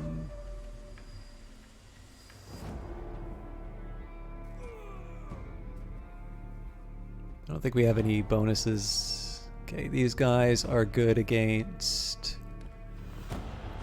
Okay, so I want to make sure that the young spears aren't... I want to make sure the young spears are nowhere near my chariots. So I think in this case we're going to dedicate the... Okay, I think I've got a game plan here. So, slingers on the young spears. I need to figure out a way of handling the renowned slingers. Bow infantry will also be a little bit of a drag. Light spearmen, I think, are equivalent to mine. So 23 and 40. They're actually better. So I should consider these sort of the elite units. And with that in mind, I think I will... I'm probably going to dedicate the...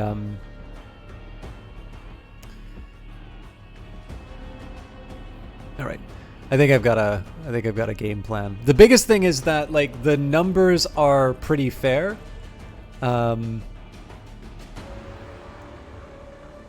They're also in a city. But I don't know. I think I can manage this. This will be one of the few times where I actually want to this will be one of the few times where I actually want to have a clear day, because I have the ranged advantage. Okay. So let's see what we're up against. There's a bunch of mud, which makes me sad. So this is clearly where we're going to approach from.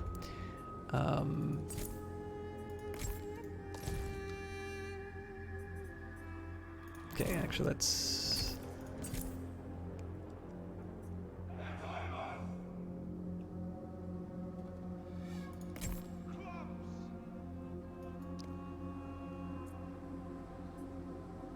I'm trying to remember if these are the guys that I paid the bronze for. I think they are. Okay, so... this is sort of my expendable front.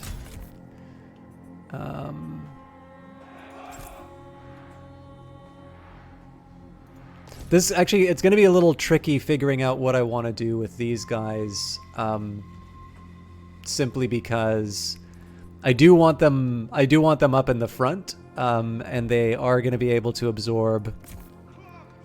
They're going to be able to absorb some missile fire, but all right. I won't spend too much time thinking about that. I'll put a light swordsman on the flank.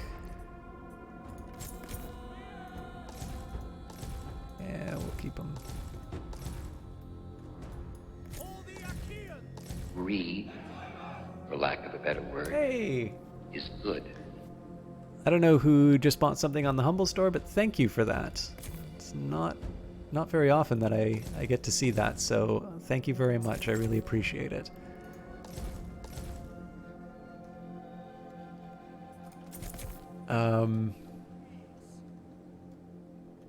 Oh, wow. I apparently forgot a whole bunch of clubs.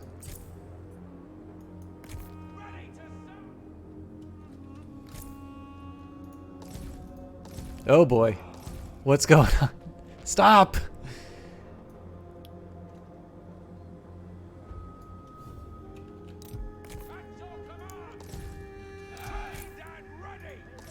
There we go. Not exactly the lineup that I wanted, but it'll work.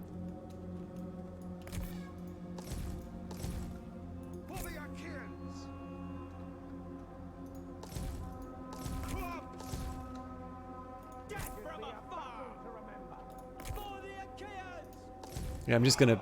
oh, damn it. This is a mess, but... okay, so these guys are right in the front. As before, we're gonna take our Vanguard unit. Actually, it looks like I don't really have... my...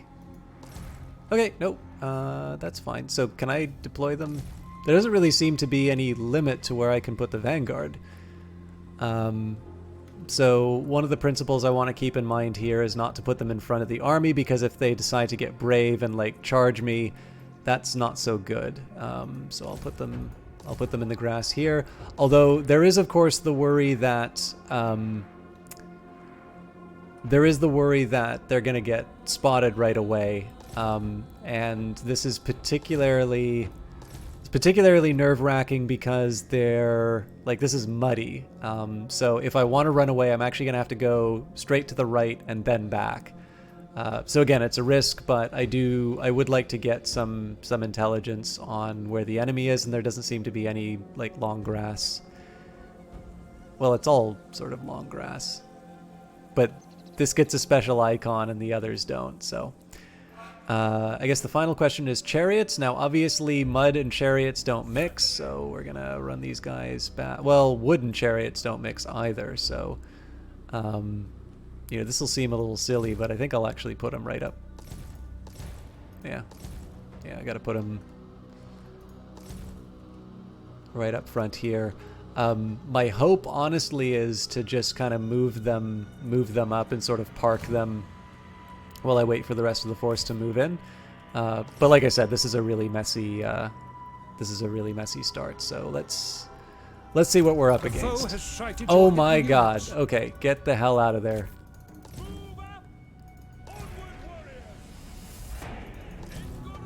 Oh, these guys are screwed.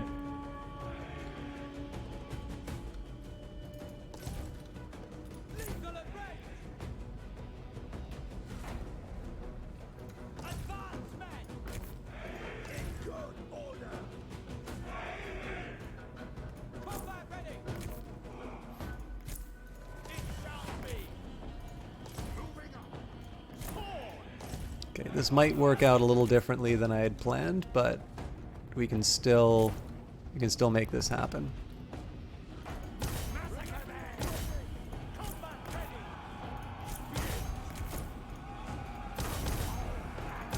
Okay, screw it. We'll throw everything we can at the problem.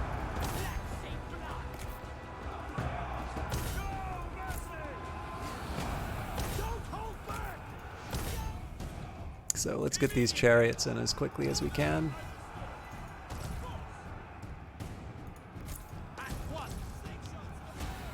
I gotta try and be a little careful with Agamemnon because he's gonna give a bunch of abilities, but I need to make sure that everybody's in range. The real problem here is that all of these units that I wanted to rely on for flanking are not in a good position for this. So big question right now is who needs our help. These militia are getting these militia are getting pounded.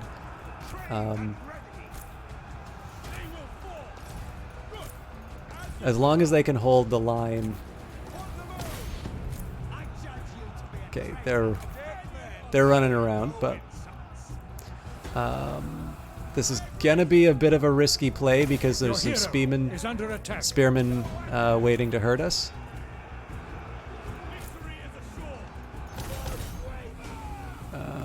You know what? Let's get the chariots to run these guys down. Let's get the spearmen to come in. And right now, I really want to just tie up anything that can hurt my chariots. Thy Ares, your warriors are rallying. Okay, your warriors have not let you down. Already their courage.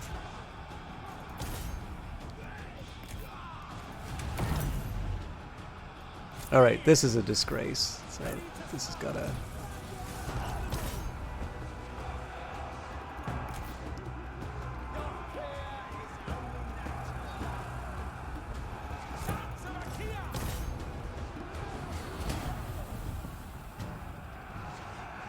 Again, I have a bad habit of forgetting about units. All these guys were supposed to be running around and flanking the enemy. Victory is close enough to taste.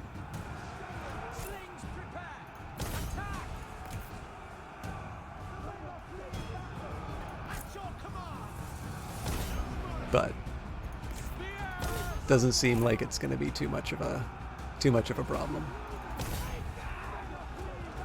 Again, I'm going to try and avoid spearmen if I can, and I don't think we'll have as much hope with the... where's my other chariot?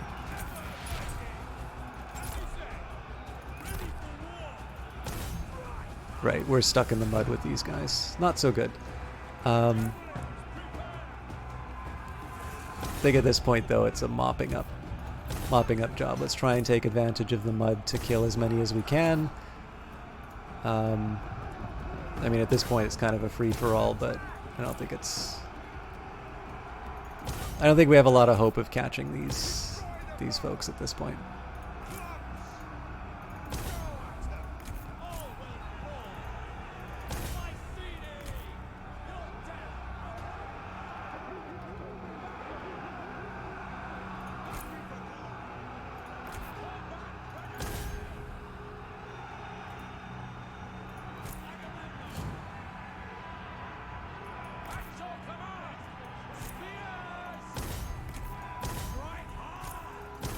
Definitely want to try and take out the other hero if I can. Agamemnon probably shouldn't be wasting his time on this guy, but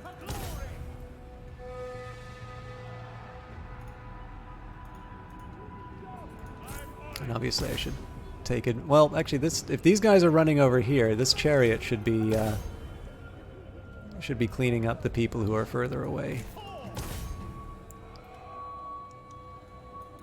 Okay, looks like we took out.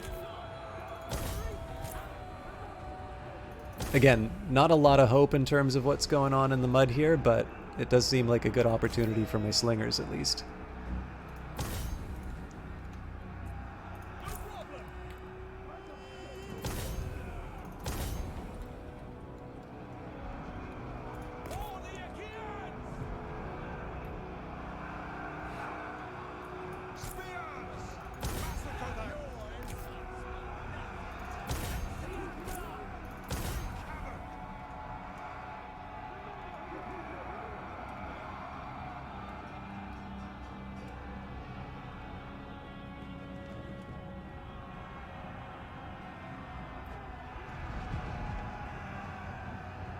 I was really hoping the chariot wouldn't be tied up with a hero. It's nice that they're doing that, but we've got people with javelins to make that magic happen.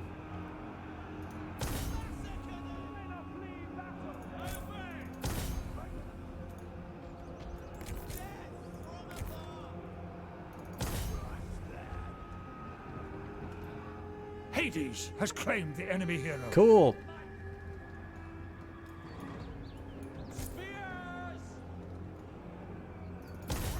Probably isn't that much more we can hope to accomplish, but it won't hurt to try and get a little spare score.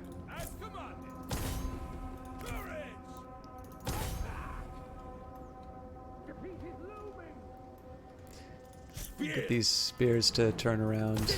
Destroy the foe! This is probably not the sight you want to see when you're running away from.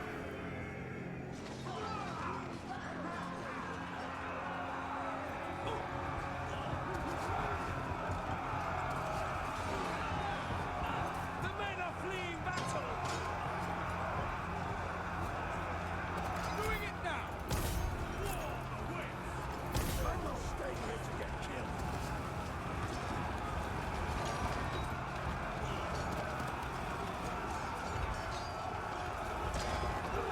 I'm gonna have to assume that if this was on normal, this would have gone quite badly for me, because all of the really strong reinforcements I was bringing in were sort of held off on the side for so much of that battle. This is, I think, one of the things that I need to learn for the Total War games. Is there even anybody left on this battlefield? Oh wow. Party going on in the middle still. I do like this touch of the camera shake.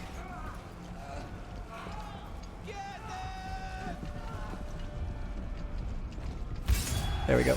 But yeah, one of the things I think I need to learn is to get a little more perspective, not to focus so much on one narrow part of the battle.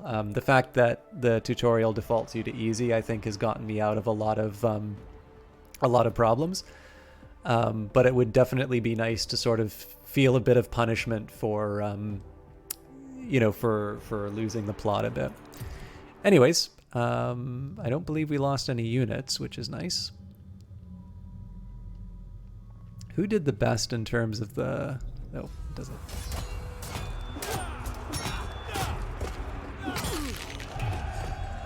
I'm never going to get tired of these animations. Oh god, the chariots did work. Skirmishers did alright. Spearmen definitely held the line. These guys, I think... Oh wow, this is a standard spearman. Where was my big fancy... So the young spears, again, I held them back, so they didn't really accomplish that much. Shielded spearmen. Again, so this is the funny thing, right? I put all these resources into getting them, but in the end, I didn't ultimately derive much benefit from it, so...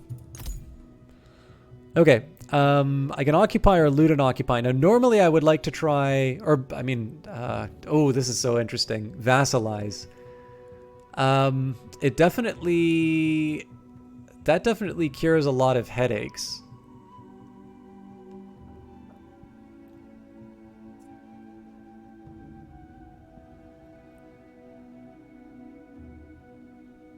Yeah. A natural progression. Our brave soldiers have won a most portentous battle against the enemy. Clearly the gods favor us. Agamemnon's army has achieved decisive victory against the forces of Pelisthenes belonging to the Corinthians in the Battle of Aegina. Yeah, sorry, Angry Cat, I did read that. I thought I responded, but I might have...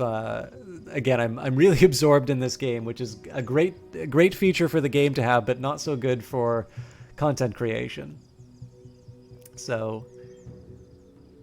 Remember this day. And Mad King Brutus, I'm sorry, I didn't read your message. 13 months subbed and is on a Total War game. Take my money. So it seems like...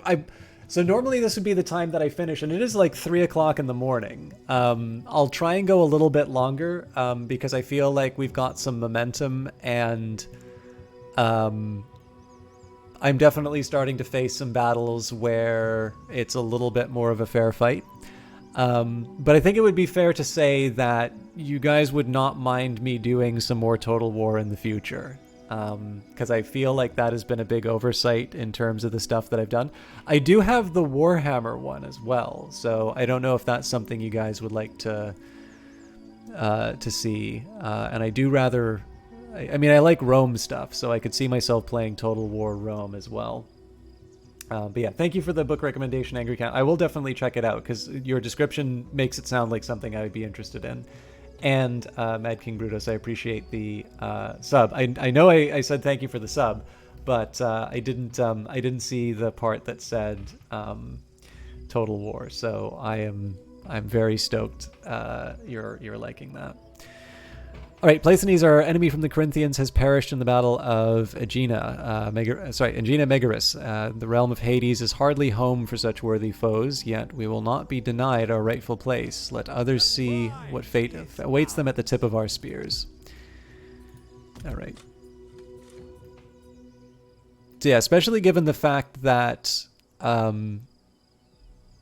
we would need to take Megara from the Athenians and Salamis is actually somewhat inclined to liking me. I don't think it hurts to have a vassal in the spot. Also, of course, because it means I don't need to worry about oh crap. I should have sorry, it means that I don't need to worry about maintaining happiness or anything like that. Okay, looks right. Okay, so what kinds of what races do people like in Warhammer? We've got Protector of the People, +8 morale to all units in the hero's aura, and of course the usual bonus to hit points, and Disciplinarian, minus attrition in the hero's army, higher income from raiding. Okay, that's rather tempting, especially because, of course, we know where this ends. This ends with us well across the sea in foreign territory.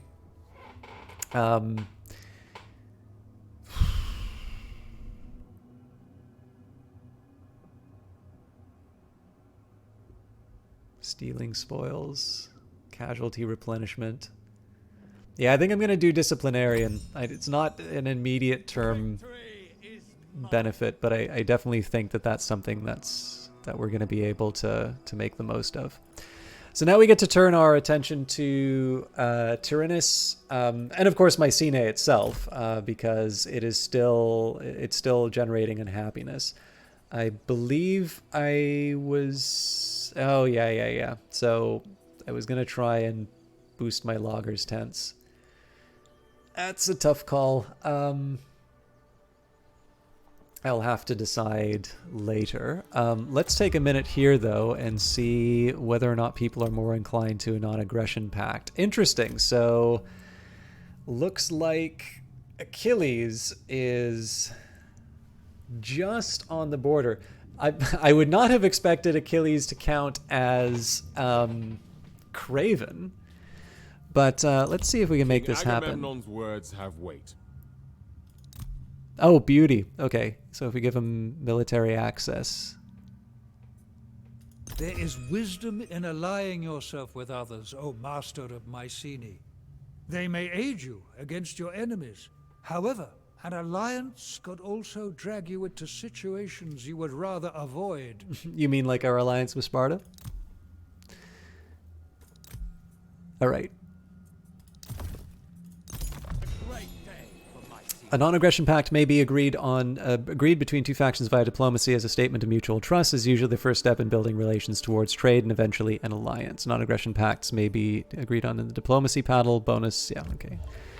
Mutual protection. Forge a defensive or military alliance with any faction. A defensive alliance may be agreed on between two factions via diplomacy. By signing such a pact, each faction comes to the aid of the other should a declaration of war be made against them. Defensive alliances are typically only agreed between factions that are already on good terms. Oh, actually, here's a couple of questions. Also, hi, Cameroni. I don't think I said hi to you. If I were to do Warhammer, so here's one thing that I'm noticing that, I mean, this might also be the hour for me, but would you have any preference between a live broadcast like this or if I were to record me playing Total War Warhammer and maybe even like cut out the bits in between here where I'm sort of trying to figure out figure out what I'm doing? Like, would that be something if I were to do pre-recorded videos that would be as good if not better? Or is it really you'd like to see sort of the whole process of me working towards goals and figuring out as it goes by? Because I have been meaning to try and do some more dedicated YouTube stuff, and I'm interested in seeing if I have some easy opportunities that I haven't been considering. Okay, so we've got. Oh wow! I should really be looking at these events more often. I really like these animations.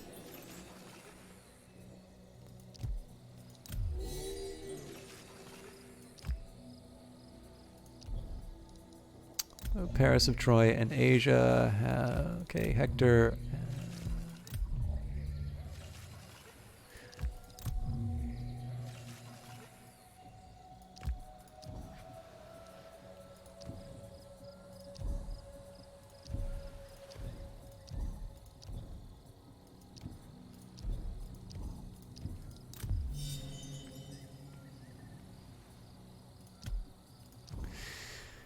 Let's see what our options are for... All right, so military alliance with Sparta seems the most likely, but I'm going to need to sweeten the pot somehow. They're interested in gold, not interested in food, but I might be able to trade for other things. Also, I believe our... Oh, so our relationship is deteriorating because we are a great power. So I'm actually going to need to do something to try and... I'm sure my brother and I will work well together. Okay. Ah, perfect. So let's see if I can get some...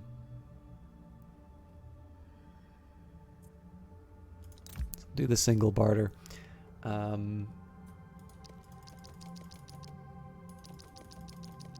Ooh. How much gold do you have?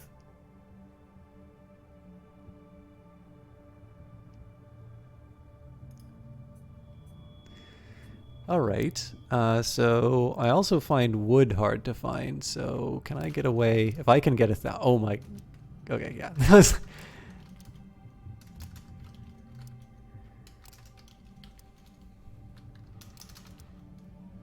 Cool.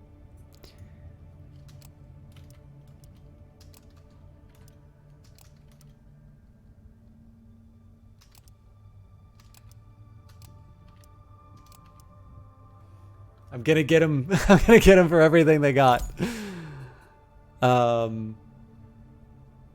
Wouldn't you try to do both? Chop the live stream and dub over top for my YouTube clips? The way you explain your thought process in the live streams would already seem like you need more. You'd think so. It actually turns out that I spend more time trying to make a YouTube video than recording a live cast. I know Alex actually does this really well, but I've always found it to be a one or the other sort of affair. In rare cases, it is possible to persuade another king to give you command of his holdings. You would then rule over them and their lands. Such an arrangement would benefit you greatly.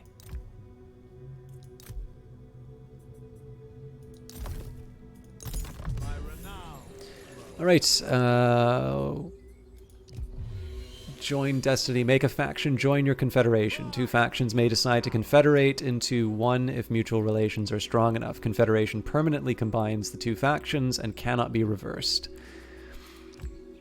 So here's something I'm a little curious about with Argos. I should do this in the diplomacy screen. So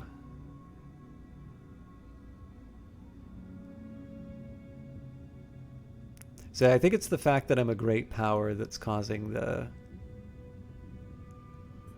Oh wait, no, that's Salamis. Yeah, so having treaties seems to have helped me here. So Argos... Yeah. Come in, my friend. There is much to discuss.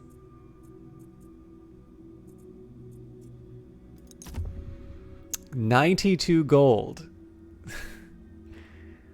I'm not sure their friendship is worth that much. But tell you what. Let's talk stone.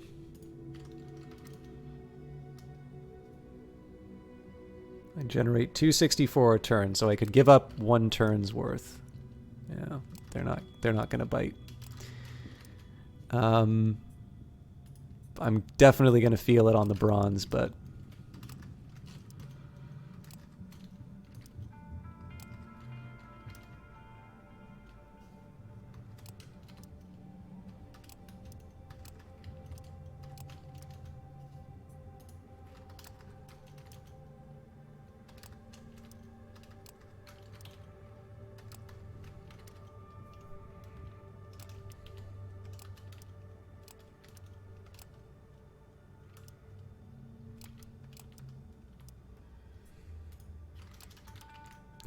I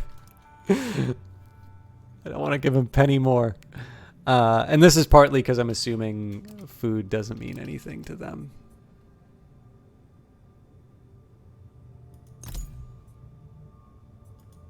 Yes. So part of this is I'm trying to get these natural allies on sort of a positive and upward path. So here, let's take a look at people where look at people we're friendly with and don't have a line. Oh, actually, we've secured all of them. But yeah, so what I wanted to do here was to make sure that, okay, so we're friendly and generally improving, although it looks like there's a couple that are deteriorating, so I might want to try and do some trade agreements if possible. And essentially this is so that I can eventually turn these into things like military access. Ithaca, we can already do that, for instance. Nobody really wants a defensive alliance, it looks like.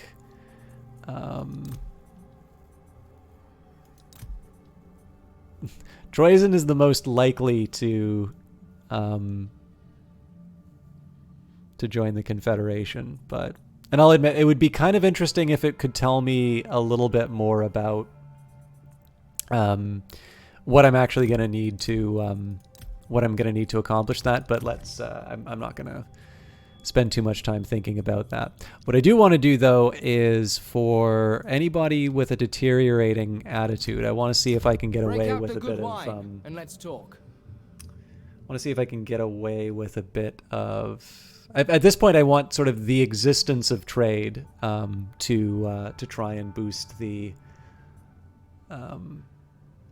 the relationship. So, for instance, they need bronze. Now, I'm not crazy about giving up too much bronze, so let's just say it's a mere 20. But I do need wood, so I want to see if I can get as much wood as I can from. All right, they're not stupid.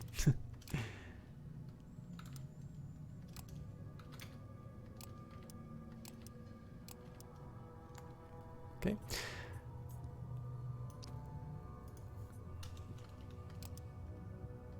Interesting. So again, this is just to try and secure.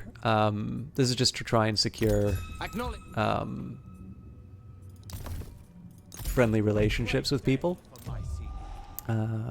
Improving. This is deteriorating. So again, with Ithaca. Sacrifice a bull, then speak together. Ah, brilliant. Okay, so I already have a little bit of an edge from the military access agreement. This is going to be a little bit harder to... So I don't really need food right now. So I give them... How much stone am I generating? Stone is actually hard for me to find, so I really should be more willing to give up something like wood. So if I give them 50... Well, no, hang on. Let's...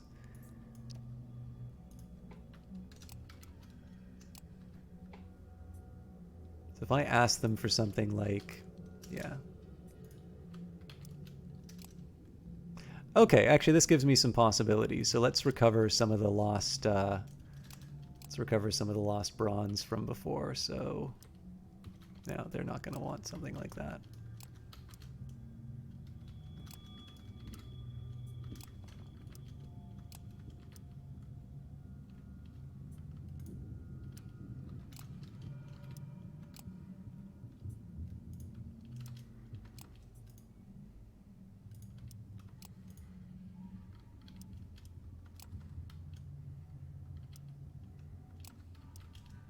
Well, okay, honestly, let's just make this about bronze then.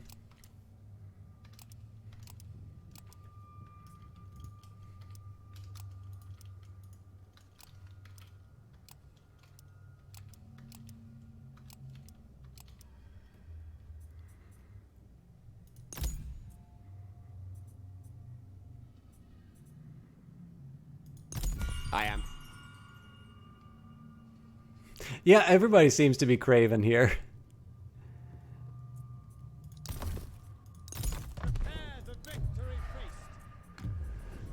All right, again, just trying to secure our relationships. So Ajax. I am keen to hear what Agamemnon has to say. So he wants bronze, isn't interested in lumber. Of course, I am generating less than 100 bronze per turn. I do kind of need it, so...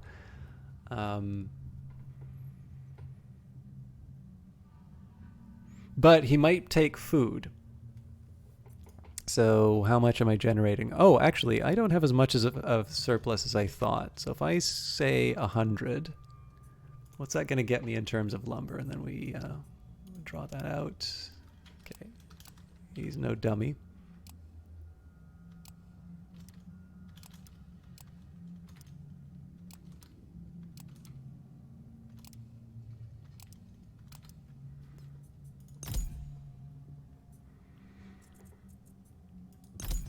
What? So hopefully I didn't just wreck my economy trying to maintain these relationships, but now as far as the neutral opinions and whatnot, I'm just going to leave those for now because sometimes conquest is as good of an option as any.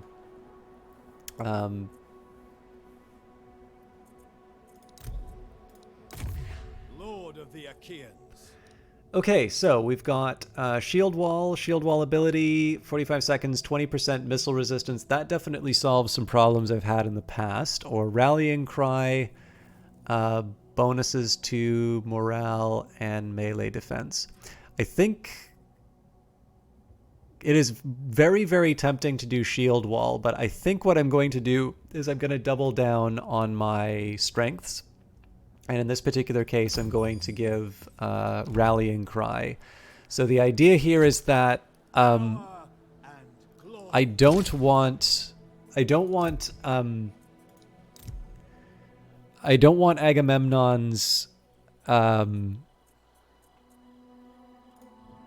so I don't want the ability to become a band-aid for a tactical problem I have, which is I don't have a very good answer for getting ripped apart by ranged units. So with that in mind, if I start relying on this... The will of the king is law. However, it takes time for your orders to take effect. Choose and enact a decree, and your subjects will eagerly obey you. Open the Royal Decrees panel to select a decree to issue. It will take a few turns to complete. Its effects are permanent. So basically, my thinking here is that by doing it this way, I'm going to force myself to learn how to handle missile units. So we'll visit Mycenae again. It's not as bad as it seems. So 1410. If I want to build my... We're already building the smelter, right? Yeah. So if I want to build the loggers' tents, we're still not far enough. You know what? I'm gonna let this sit. It's better for me to get the task done. Alright, so I am slightly curious in terms of what the end of our deal means. Oh wow, we're still deteriorating, huh? Okay, so they're mad about the fact that I did a treaty with the Corinthians.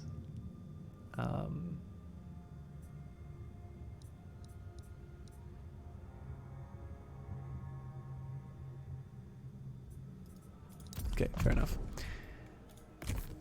A god among men. I think in this case I'm gonna... Oh, maybe I'm not. Shepherd of the people. I need to figure out whether or not I want to put him into Mycenae or go straight to Tyrann's. Did say I needed to do a decree. So, duty demands that we honor the gods and our heroes with offerings of gold. Expand the royal treasury at once. Plus 20 gold per turn. Okay, that looks like that's already active. Royal stone, 80 stone per turn faction wide. So royal bronze, the safety of our land is forged in bronze. Increase the size of the warehouses at once. Royal granaries.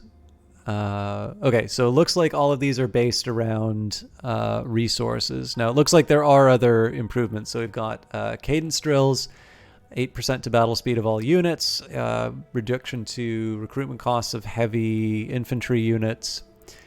I'm only going to focus on the actual benefits I get, one turn down. Obviously, I can spend a lot of time looking at all these branches. Happiness provinces is tempting.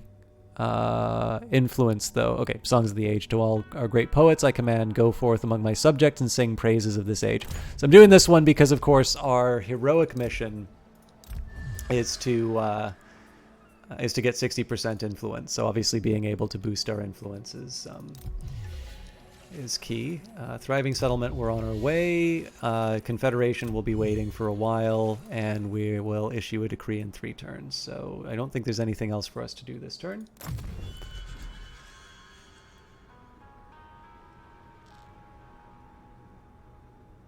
War is a violent yet simple way to gain riches and glory. Do not fear conflict. Embrace it. Decide who deserves your enmity, declare war, and grind them into the dust. Okay, access the diplomacy panel to declare war with another faction. Attacking foreign assets on the campaign map serves as a war declaration. War means loot, and loot means profit. Declare war upon another faction and fight to claim their riches as your own. So, it would seem to me the most logical expansion would be Erchomenos. The one thing that worries me a little bit is that this sort of puts me into conflict with Argos. It would then make sense for me to try and take. It sort of makes sense for me to try and take their holdings to complete the provinces and whatnot. I mean, this may already happen. Yeah, so we've also got, you know, Troyzen. I kind of want their territory and whatnot.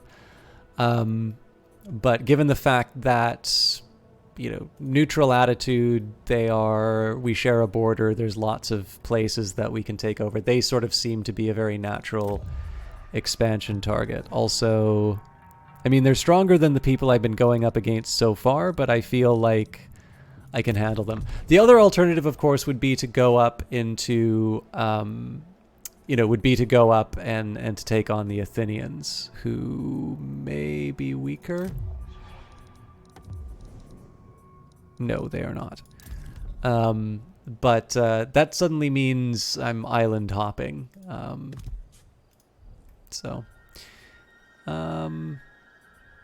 I think based on what I see here, I'm not going to do it right away. I want to clear out. The threat first. I think what we're going to do is we'll gobble up what we can here. Then we'll reevaluate our relationship with Argos. We do, of course, have a non-aggression pact with them, so I don't necessarily want to burn that up. But if we can't incorporate them through other means, I'll have to reconsider. Heed my will. Okay, so why can't I? Oh, because I don't have the population surplus. I wasn't even thinking of that.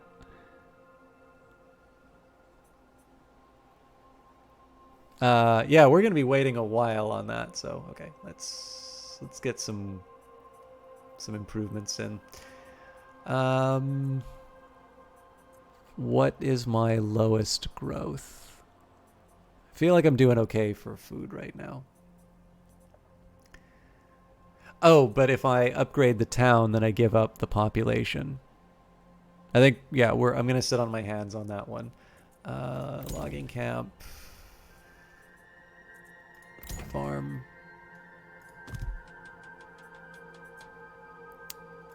Upgrade the tin merchant. And I can't afford the...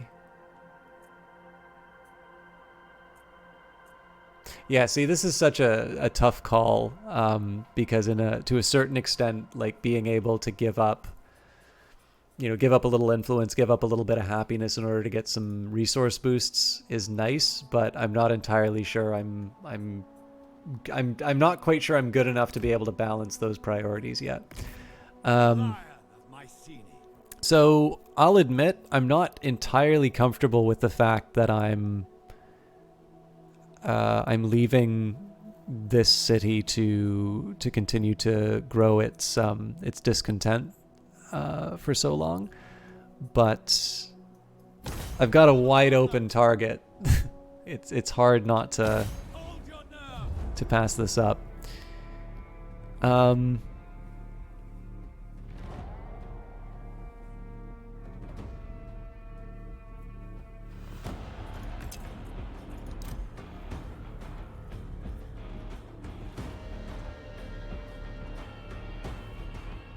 I feel like I'm going to need some kind of siege equipment. The real question, though, is how long do I wait? Because, like, we only have battering rams, right? So, okay, actually, this is going to seem corny. I'm curious what an auto-resolve does. A close victory. Okay, do I lose any units? Bring their doom.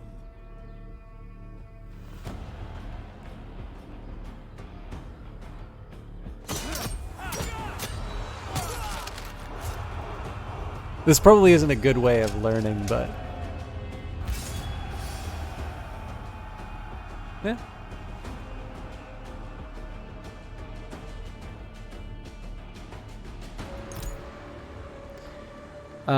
So, I mean, I'd love to loot and occupy, but what am I going to secure it with, right? These guys are just going to get...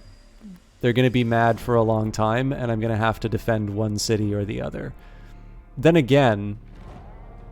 See, here's what's interesting, right? It says that the happiness is -8, so it actually only costs me another 4.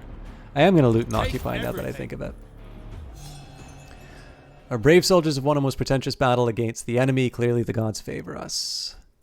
Oh, and actually there's another thing that I can do. Ancillary gained the Citheronian pelt. Appear to the enemy as a Citheronian lion. Appear to them as Zeus's son. +2 to motivation. +5% to casualty replenishment. Cool. Is that equipment? Yes. And apparently we gain Bellerophon's bridle at some point. So bonus to speed while on a chariot. I don't think I have the option of giving him one, but good to know. Battle speed for chariot units and cavalry units. Cool. Okay, so these guys are hopping mad.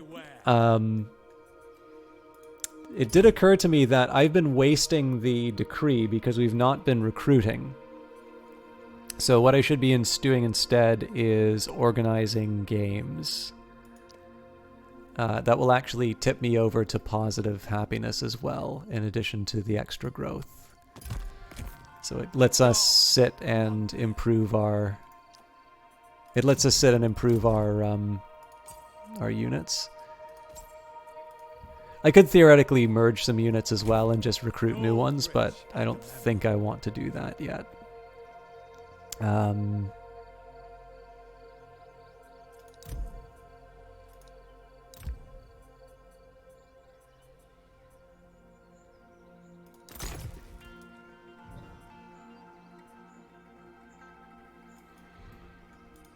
This always annoys me a little bit in games where like you have a vassal and there's like region-based bonuses, and I'm like, really? Do I have to be the owner of the city to get the decree? But I can see why they do it.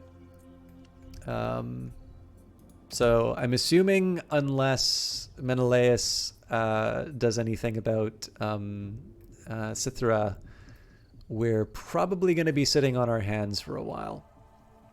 Now I will admit, the idea of sitting with my army for 12 turns waiting for Tyrants to become happy again does not fill my heart with joy. I'm going to have to come up with a better way of managing the... I'm going to have to come up with a better way of managing the problem. But that's a next turn. Oh, I can do a commandment.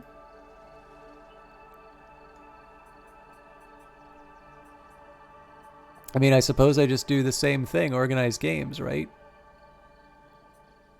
Until I build temples. I mean, there might be an argument for the trade tithe, because this is where I'm producing bronze, but... Oh, what am I doing? No, not that one. Organized games. Again, the happiness and growth bonuses are sort of what I want to get out of that. Okay, Corinth, we don't have the wood. I'm feeling slightly better about things. But I think it is fairly clear here. This is my my priority in terms of conquest. It's going to be a little complicated, I think, because I'm not 100% sure what their holdings look like. So, you know, if I go and take them down in the south, you know, do I leave myself open to sort of a counterattack from the west? I don't know if there's any other holdings that they have on this side of the map. It probably not, but we'll see. But again, that's future consideration. I want to make sure my army's at full strength. Clearly, this is the first target of the war anyway, and yeah, we'll leave that be. So declare war king's decree is in 2 turns. I'm assuming Confederation's not happening, but let's just see. Yeah, everybody minus 100 or greater. A rival power proposes a change in your relationship. Their offer may merit some consideration. Factions may engage in diplomacy with one another. Diplomatic actions include declarations of war, peace, trade agreements, alliances, and more. So they want 41 gold, and they want that for free. Oh, this is interesting. So Odysseus now has a higher strength rating than I do.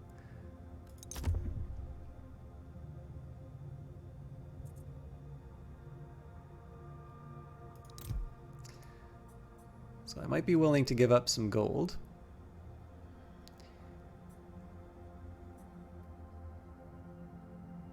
Oh, not per turn.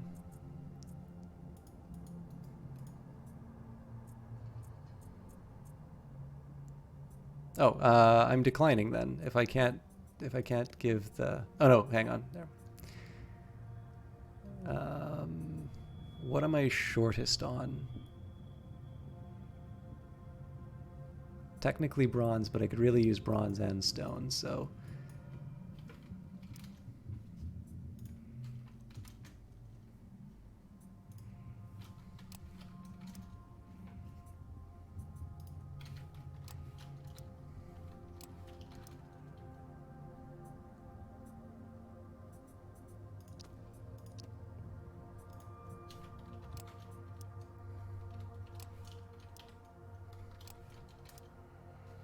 He's not the only clever one.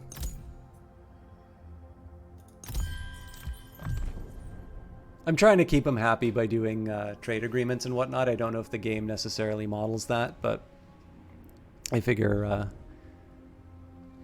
try and make things happen if I can.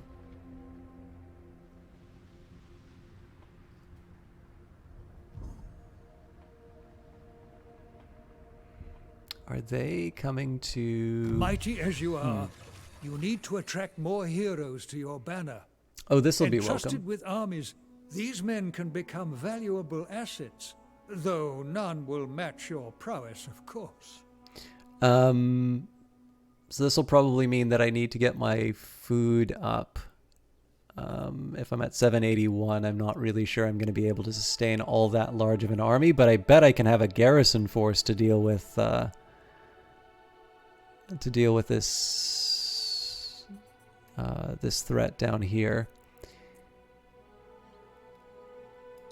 Additional armies may be only fielded by appointing a hero to lead them. All armies must be led by a hero, whilst fielding multiple armies allows more troops to be deployed against your enemies. The cost and upkeep of all troops grows with the number of armies. Heroes may be recruited and armies subsequently created on the recruit hero panel. Okay.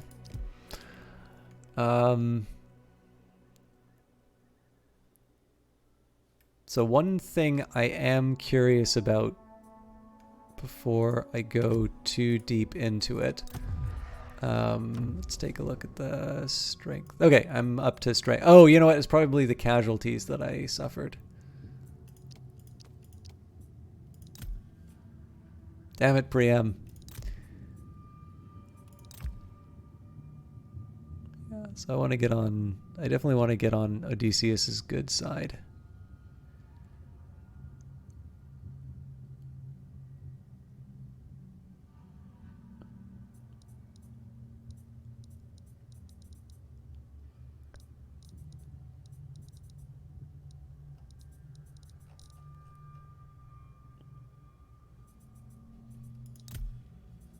And looks like I can't actually see what they look... Oh, they're over here. So I just wanted to get an idea about what their forces looked like. Anyways, hero time. So this is going to be somebody who's probably going to be sitting in settlements more than anything. So I kind of want to keep that in mind in terms of someone who... in terms of someone who I...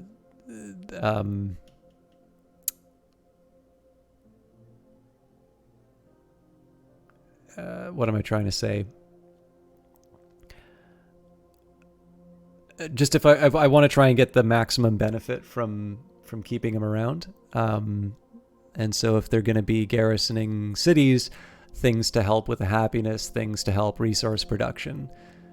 And then I do like the idea of defender, but...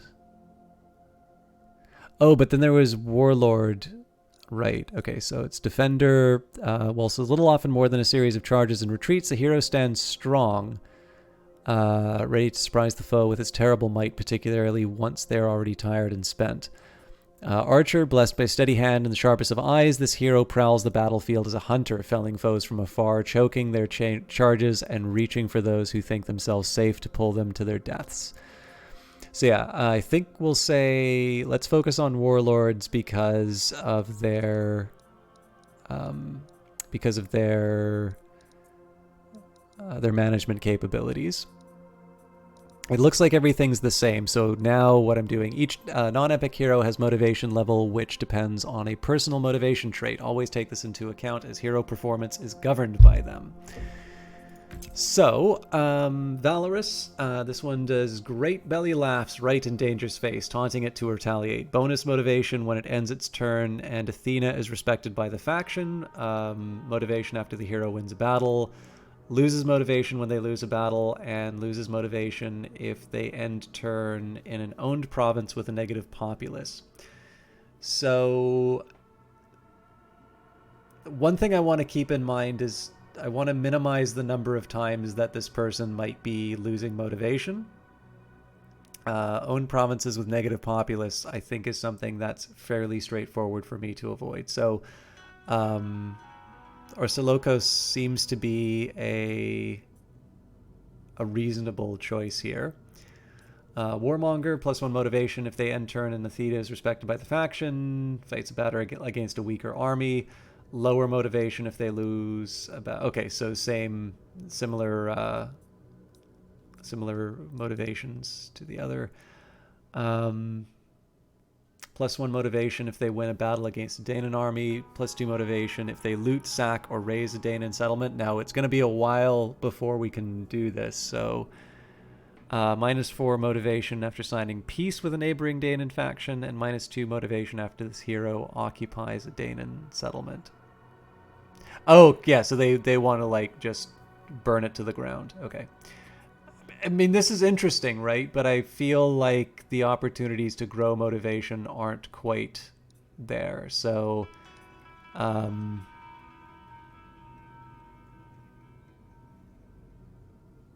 battling weaker army. I think Athena being respected is consistent. Not entirely true.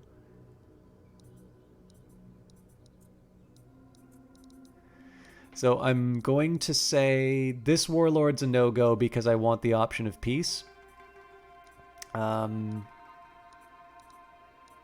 think I'm going to settle for the mentor.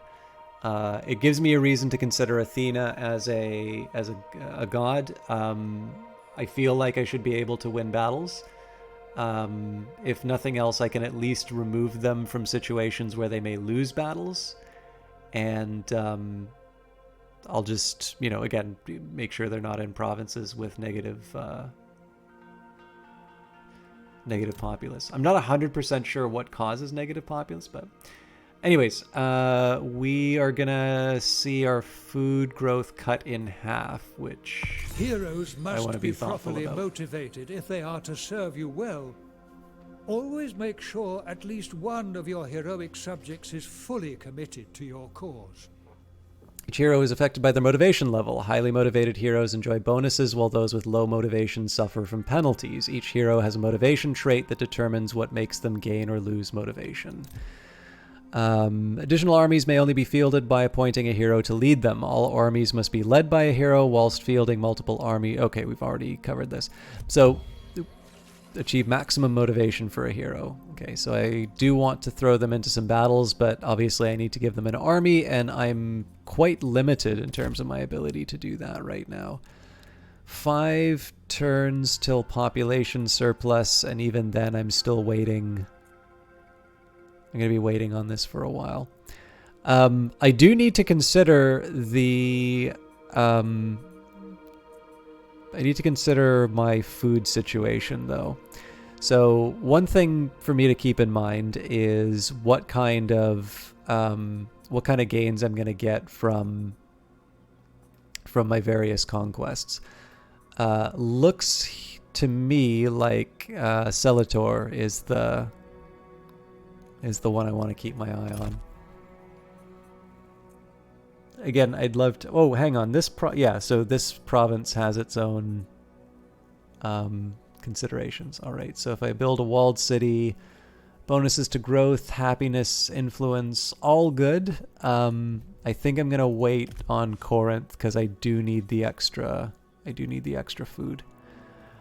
And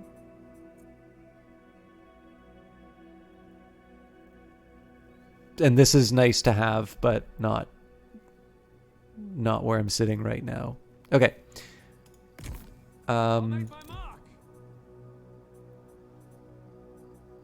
We've got 125 food to play with.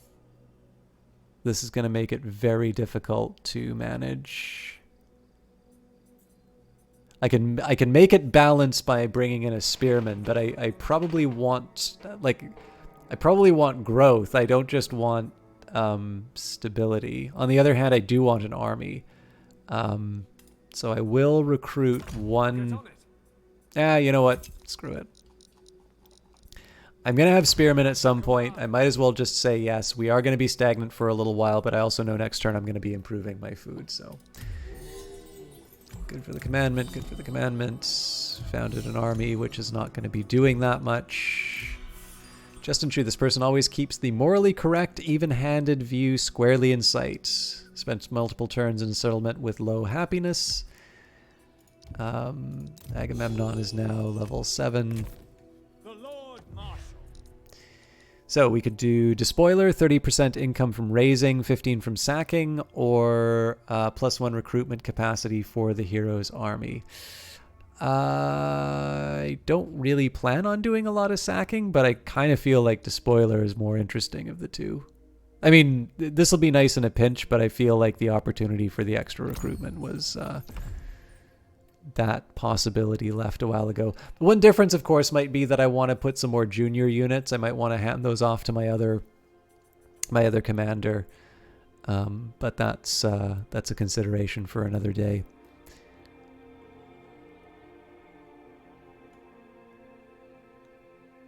I want to be careful in terms of the route that I take, because I think I get a penalty. Wait, do I have a access?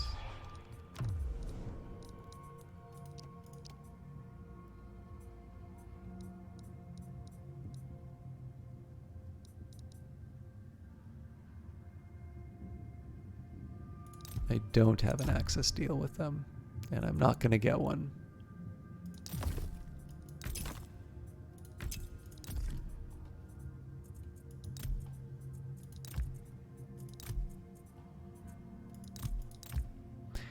Yeah, this isn't going to be happening for a while, so I know what I want to do. It's just going to take me a while. Shepherd of the people.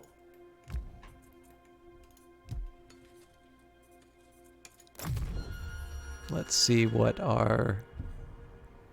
I kind of want to see what these guys are going to try and do.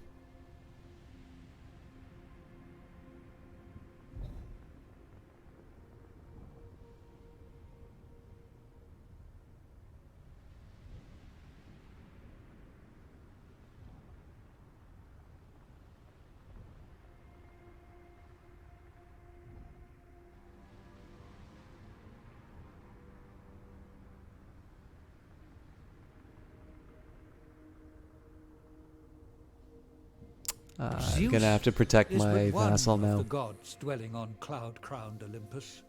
Please any of the divine ones, and your subjects will be inspired by your pious acts. Capture the last settlement and destroy the last army of a faction to eliminate them. I don't know why that relates to Zeus, but we'll figure that out. Make sure the following factions are destroyed or confederated. The Corinthians. Oh! Contemptible Corinthians must be destroyed. Do this by capturing their last settlement. Well, I think I have a way of making that happen.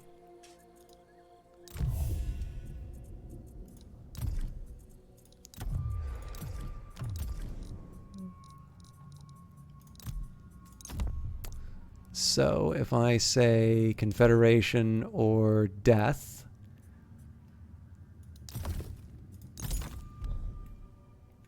again, this is one of these ones where I'm going into uncharted territory, so I'll be a scumbag and save it just in case. Cross me.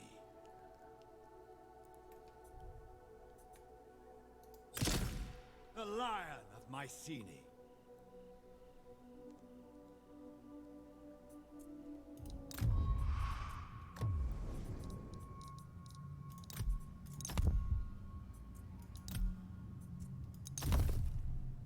Ambition is a ravenous beast whose hunger can only be sated by land. Expand your dominion further, either with daring bloodshed or diplomatic guile. See you on the battlefield.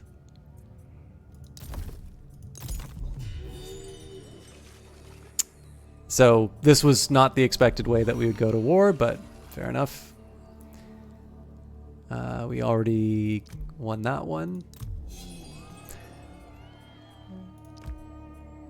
Tidal waves. Tyrans. The god Poseidon in wrathful anger sends gigantic waves the size of mountains crashing down on the coast. The water destroys everything in its path, leaving devastation and misery in its wake.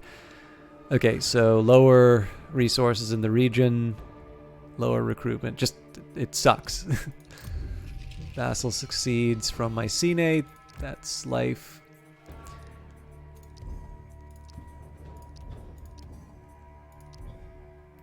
And we're minus 67. I'm assuming this is because... This might be because we've... Victory awaits us. Total destruction. I really should be fighting these battles, but...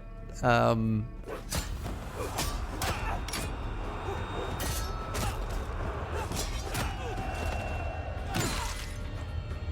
I love that.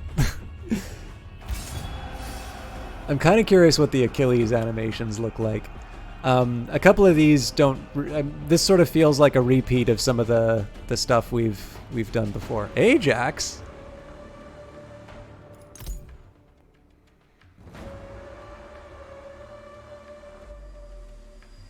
Add it to my territory.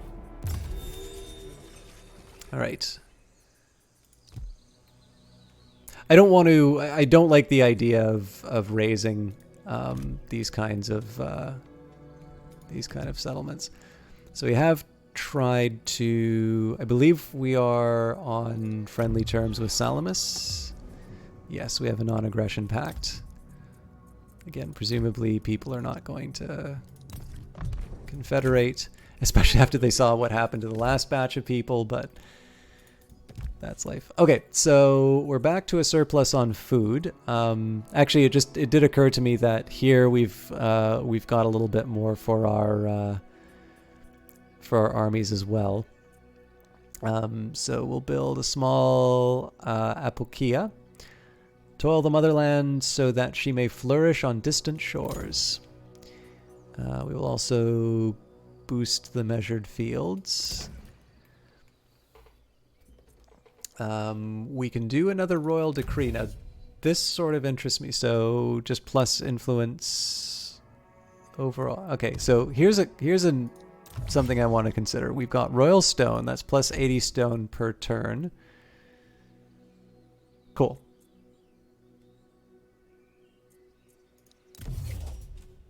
So, what's the next bonus we want to get? Oddly enough, the royal granaries start to make sense because of our ability to maintain more units. Battle speed of all units is also tempting here, so there's a little bit of logic behind... this is one of the reasons, if I seem like really cross about backseating sort of stuff, here's one of the ways that I try and learn games like this. Now again, the difficulty level is probably excuse me, creating a little bit of a false impression of some of the capabilities of units. But it's pretty clear here that probably my greatest struggle has been dealing with ranged attacks, because it definitely feels like a lot of my units are quite vulnerable to range. And ideally, you know, there's a few different ways I can think of it. Cavalry seems like a really good plan because, of course, yes, they are, you know, yes, ranged units are fast. Presumably they are not as fast as horses, even if they're horses attached to chariots. But another way of thinking about this problem is, okay, well, if I can't rely on territory in the form of woods and whatnot, maybe what I can work with is something like closing the distance as quickly as possible. Obviously also having units with shields and whatnot, but it's pretty clear that even when my units have shields, that they can get ripped apart pretty quickly by ranged units. So one of the possibilities I would consider is like, okay, well, you know, like I said, let's accept that we've done whatever defense we can and we're still struggling against this particular type of unit. Maybe the ability to move faster gets me out of bad positions and allows me to respond better. Generally, the idea of being able to move rapidly is one that I like, because in this case, you know, maybe I've made a blunder, but I'm able to correct the blunder through maneuvers. On the other hand, though, you know, given the fact that I want to expand, the idea of getting an extra 280 food per turn, the ability to maintain a larger army, is a very tempting offer as well. Also, let me just, before I go any further, so we're still generating negative happiness, and this is going to be a problem for a while. So maybe I don't want him in Mycenae anymore. No, even Mycenae's okay. Everybody's unhappy is the story here.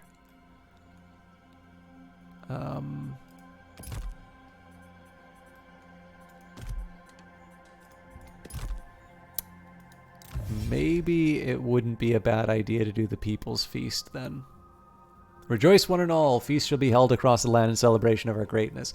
So, I mean, royal granaries so I can have a stronger army, cadence drills so that I can have, I can close the gap faster, People's Feast for happiness, and I think rebellion is a very real concern, especially with my expansion plans, so we'll settle with that for now. I've got 86 food to kick around with right now. I don't necessarily want to be... I don't really want to be pushing against the edge of my capabilities. I think we'll sit with that for now. We will go down in history. Agamemnon continues to grow. So we could do Chosen of the Gods. 8 morale...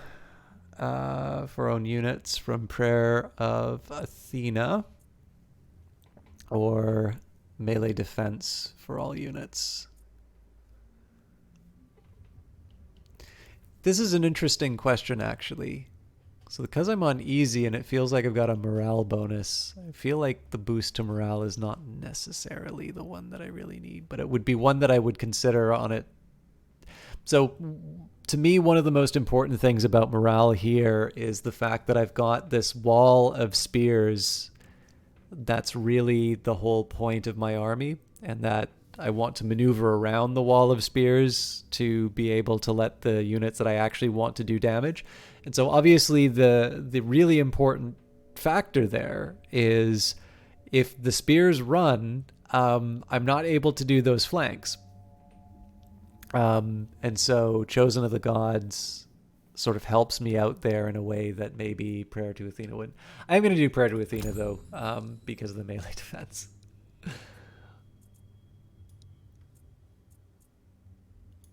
I'm also curious here about empty seat.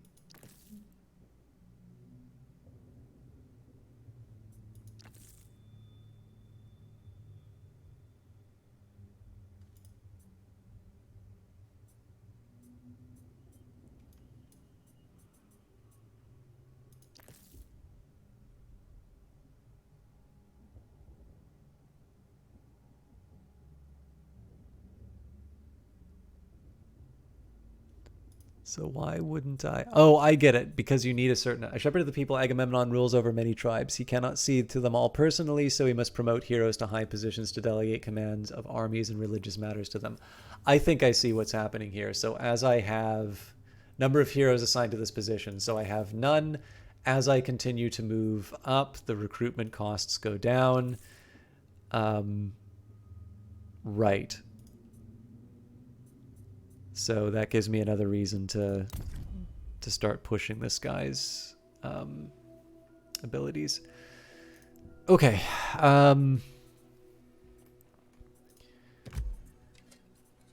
We don't have any wood we can work with. Right, Divine Will. Let's see what's going on here. So Hera is currently neglected. Prayer to Hera will give bonuses to siege, holdout times, attrition casualties suffered by enemy army. Okay, so she helps out when we are... she helps out when we're under siege. If the cult gains... if the cult gains a foothold, plus 20% missile damage of slingers, lower recruitment for army units and provinces with 50% own influence. Not bad. I mean, we are on another recruiting run, right? So it wouldn't hurt to consider. Flourishing homeland when celebrated, minus 10% to wood construction costs, 50% growth. Okay, Zeus, plus 5 deal evaluation for all diplomatic agreements except barter. Oh, wow. Okay, that is a pretty decent little prayer, actually. That's going to be the thing that pushes me over the edge in some of these negotiations. Plus 20% melee attack of club units, which we have quite a few, so I can definitely see us improving with Zeus. There is one that I want to focus on in particular, but actually, let me just double check the motivations of my hero. So, Athena. So yeah, Zeus seems to be someone who I want to be able to gain some benefits from. I haven't actually done anything with agents yet. I'm taking a really long time through the tutorial because I can't say I'm new to Total War, but this is the first time I've actually really dedicated real time to the series. I've normally not been able to manage it. I think what I'll do is I'll take a look at the prayers. It's pretty clear that I want to prioritize Athena just to boost the motivation. That's currently... oh, wow. Plus 1 recruit rank. Okay. That's going to help me for recruitment, but I need to get my food up. Minus 5 morale to enemy units. Bonus success chance for agent actions and bonus line of sight around temples of Apollo. Poseidon is immune to deep sea attrition. That's actually... So that doesn't seem like much when I read it, but now that I think of it, deep sea, that means effectively it's an improvement to your naval movement speed. So presumably you do a prayer to Poseidon before you set sail for Troy. And then I feel like I should be doing this right now. So let's do a prayer to Aphrodite.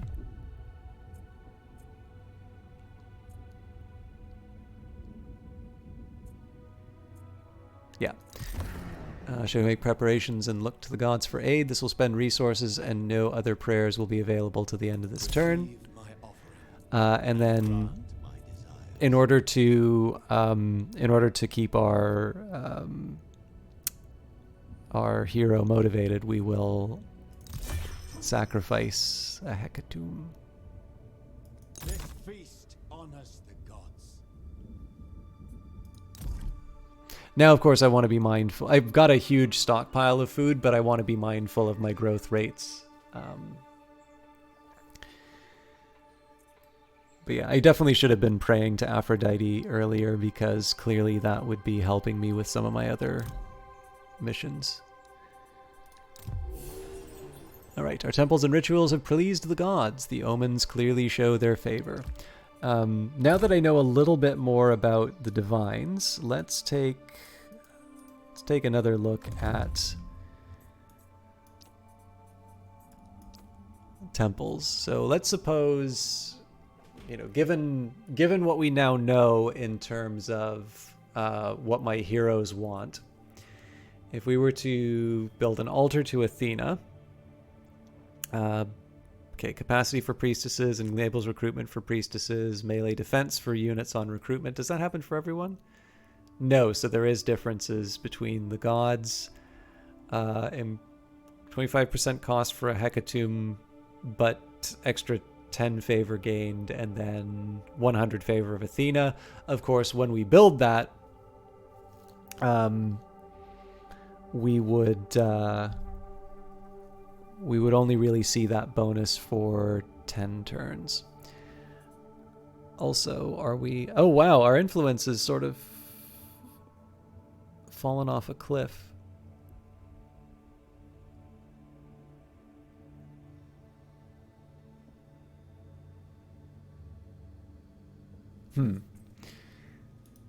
All right.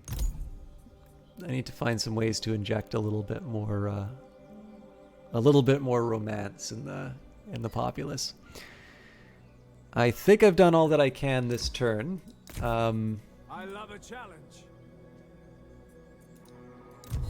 I'm definitely going to need to decide when to build a temple.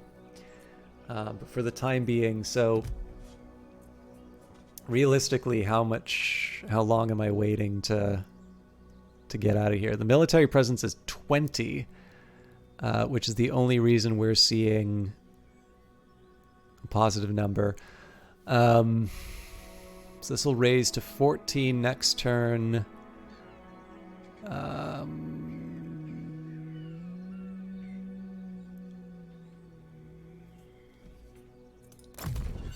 I think I'm going to just have to let this sort of tilt over. Ah, damn it.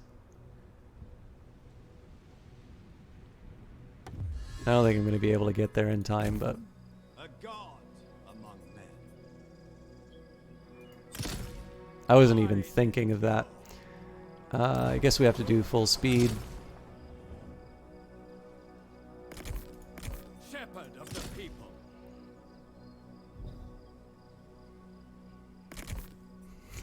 The chances don't look good. I'm afraid I can't. The lion of Mycenae. I really should have been thinking a little more carefully about that. I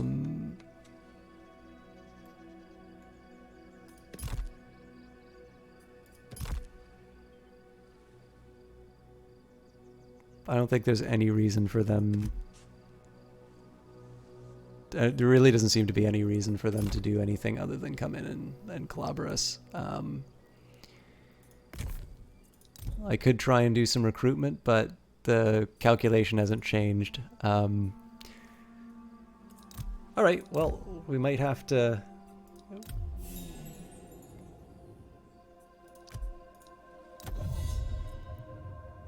Okay, so I'm going to need to make sure that I'm definitely going to have to make sure that I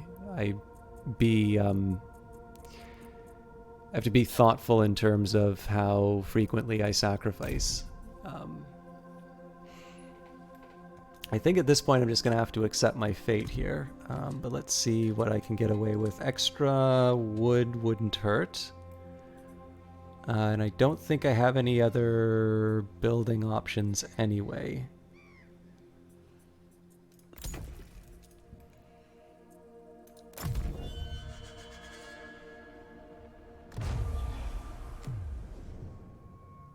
So Nestor has ended a non-aggression pact with me.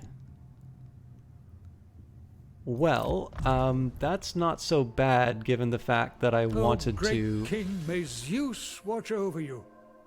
Construct an altar in his name and the Thunderer will be pleased. This will also allow you to recruit priestesses to enact rites of faith. Okay, well, there goes my altar plans. The Lord of Olympus, the Thunder God, will be pleased if you pay your respects. Construct an altar to Zeus so you can recruit priestesses from the altar later on. Obviously, we need to wait for that later. Looks like they got cold feet somehow. But to my view, this gives me an opportunity. So the fact that these guys broke their non-aggression pact with me, this is now my opportunity to go in and take these territories. And then, of course, they are a natural... there's sort of a natural expansion target following that. There is the interesting question as to whether or not I want to conquer as opposed to sort of loot. I think in this case, conquest is the better option. And Cleator is, in fact, my highest priority given its food. Pylos, I kind of wish had more food to be worth it. But, I mean, it's all a chance to get some extra resources, right? Again, I'm a little nervous about the fact that there is an army sort of floating around. Oh, you know what? They're probably going to take Aegina. This is, yeah, I probably should be just getting on ships and taking these guys out before I commit too much. I'm going to do another save. Yeah, I think I'm just going to have to live with my choices, though. I'm not upgrading Corinth. Again, I want to focus on upgrading Mycenae in accordance with the missions. Unfortunately, I'm not 100% sure what I'm going to do about reestablishing Achaean influence. Oh, well, yeah, there's an easy way. Make sure that Agamemnon's sitting in it. Of course, you know, I have other priorities for him at the moment. Ithaca. That's a pity. Why did everybody suddenly hate me?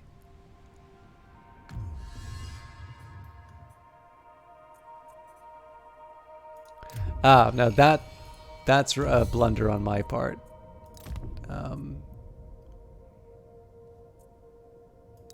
Oh, interesting. So yeah, it's gonna take me a while to actually keep that balloon up in the air. That's good to know. Okay, Agamemnon's not moved. Settlement upgrade. This one I would actually consider, given that it's potentially going to be the target of a siege. Then again, the same could be said for this this city.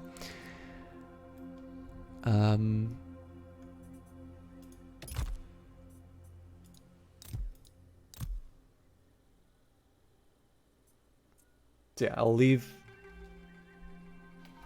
going to leave Mycenae alone for the next little while.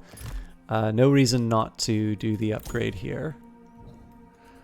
And I think I am going to... So actually, one thing I'd like to try and figure out is...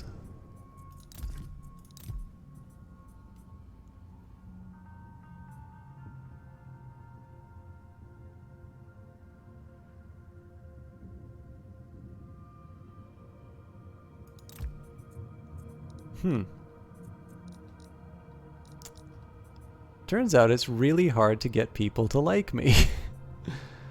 Perhaps they... Oh! It's because I took out Corinth. That's why everybody doesn't trust me. Shepherd of the people. Done. Alright, well, there's not a lot we can do about that. I kind of wish that the game had given me a little bit more warning about the consequences of that.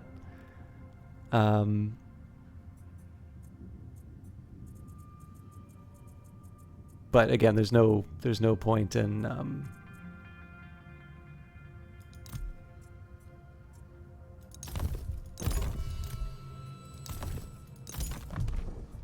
no point in getting too salty about it. So again, we're taking this so that we can get the food. I've been pretty bad at doing the auto resolve, so let's fight the battle just to see if I've still got it. I've got a couple of slingers. They're not renowned, so I don't have as much. Actually, yeah, this is a better overall. This is better. Let's wait because I definitely suffer fatigue quite a bit. It's dry, so we'll start the deployment. Okay, so first priority, of course, is to make sure I don't suffer. Oh, you know what? I think we're just going to do the same strategy as last time. We will ignore the mud, and instead we're going to focus our energies on this path to the side. So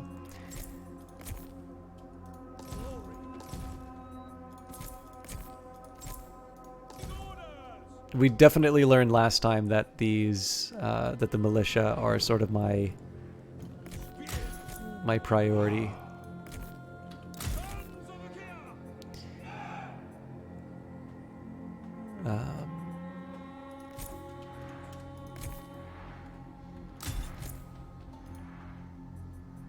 Actually, I don't think they're quite ready to be in a group yet, but yeah.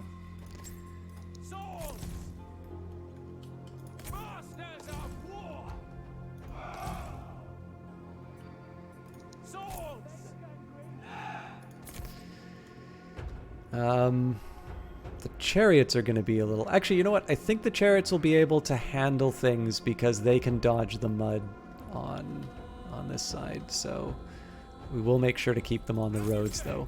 I do not see any value at all in bringing the chariots on this side because it's such a narrow passage already.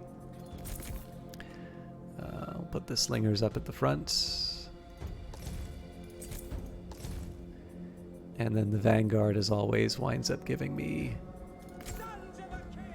a peek at what the bad guys are up to. I thought there was a nice little patch of long grass somewhere. Well, I'll just have to live with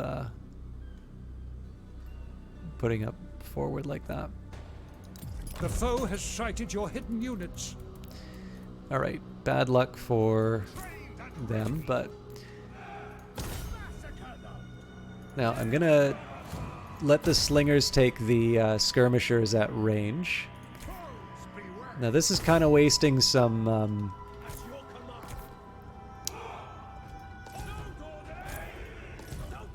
Oh, you know what? I think I forgot to move Agamemnon. He's gonna have to take a while.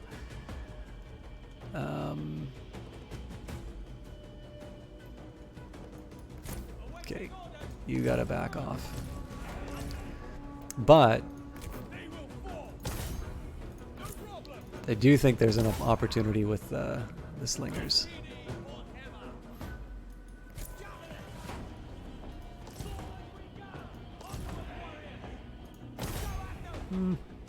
We might be able to harass these spearmen.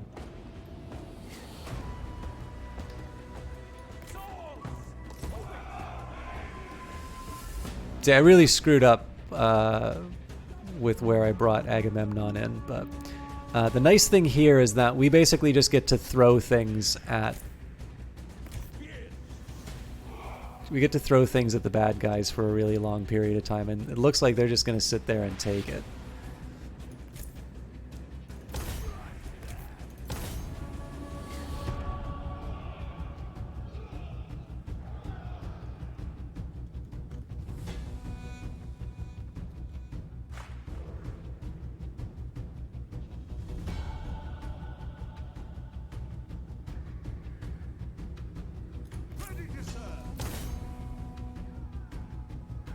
So I was kind of hoping to take out the skirmishers at sort of at leisure, but I either they moved closer or I screwed up the distance. So okay, so I want to be a little bit careful with the chariots, but actually, it looks like those warriors aren't doing much there. So.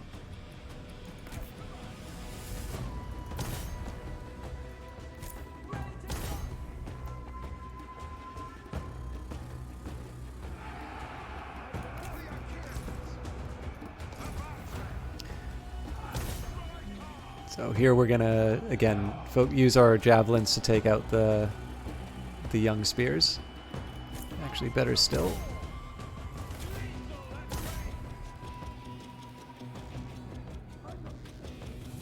This of course means all my elite units are benched again, but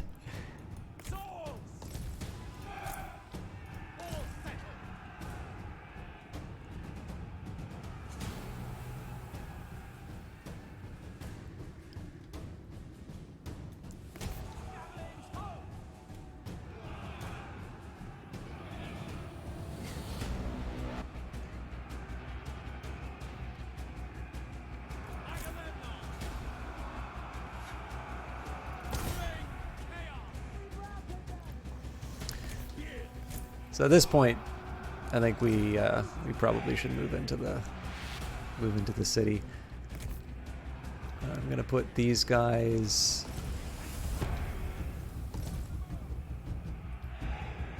I kind of want them on the, again, sort of in a flanking position, but I don't think they're actually gonna participate in the fight. Okay, it looks like they're actually getting back together, so let's be a bit careful. Thing's not over yet.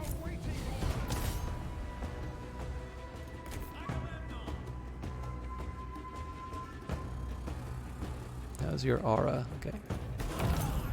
Give people a bit of a boost.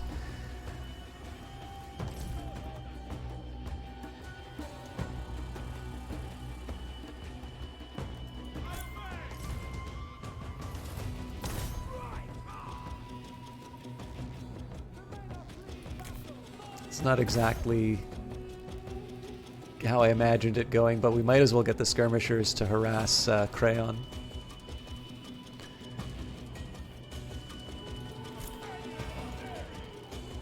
Where's my other chariot?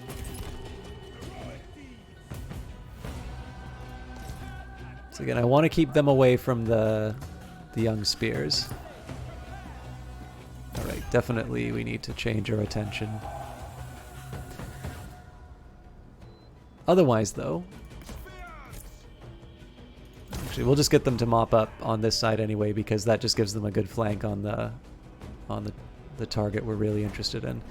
Our light javelins are running out of ammo.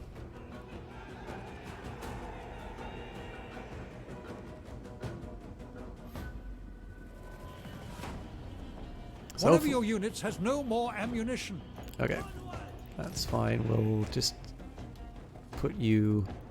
I think we'll put them out to pasture. All right, this is really annoying that they decided to get stuck in the mud like that. Oh God. Okay, yeah, they gave up before we could really do any of the exciting stuff.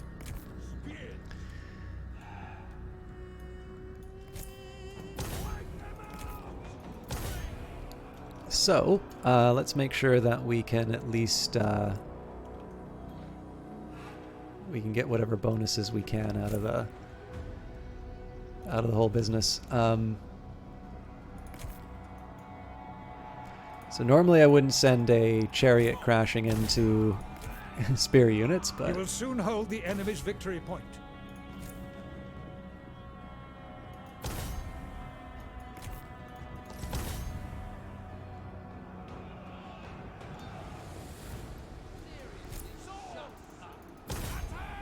so at this point we really just need to hope that we can catch up with people before the battle's done.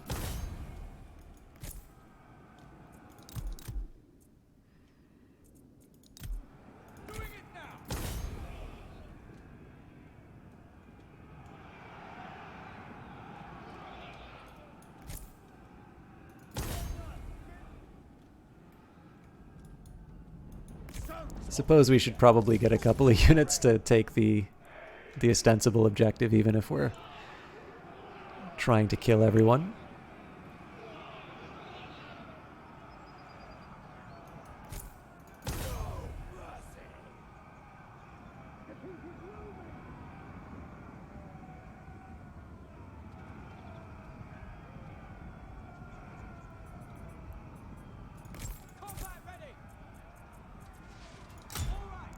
Figure we don't need to fire at will anymore.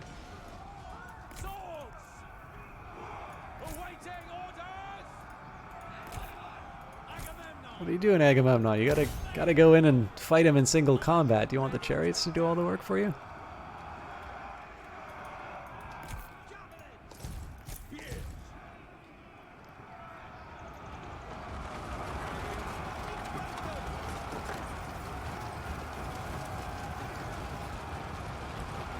Traitors deserve only death. Actions speak louder than insults.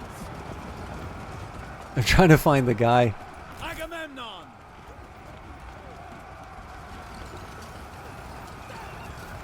Yeah, there he is.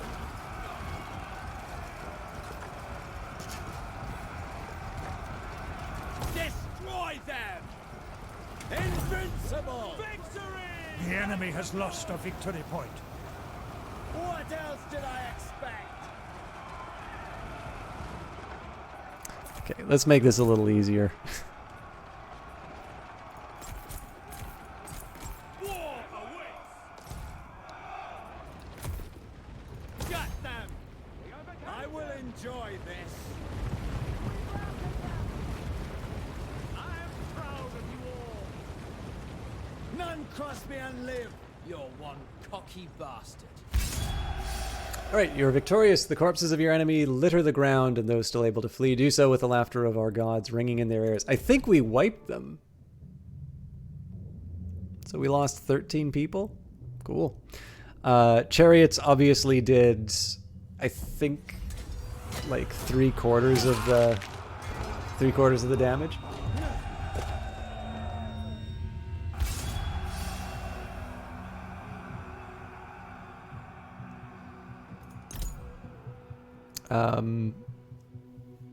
Given the fact that we're probably not going to be sticking around, we will occupy rather than A natural progression. this one is sometimes stern, sometimes stony, but always equitable. All right, so again, this is our unfortunately, this is our lot in life for our hero.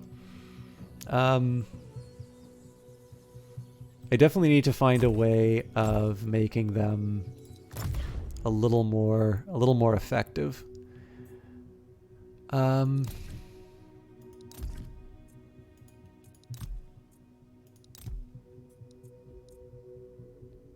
Oh, this is great. I completely forgot that I had spare weapons. So, I think he's using a club anyway, so let's give him the Iron Ash Club.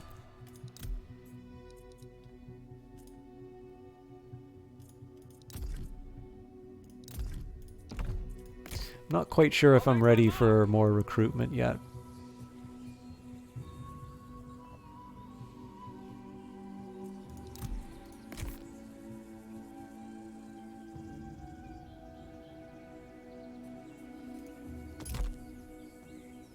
The extra units. See, yeah, this is the thing. The presence, I'm getting two happiness out of keeping everybody here. Alternatively, I can recruit in Mycenae. And I'm genuinely not sure which one I want, because of course I can bring the units from Mycenae into Tiern's with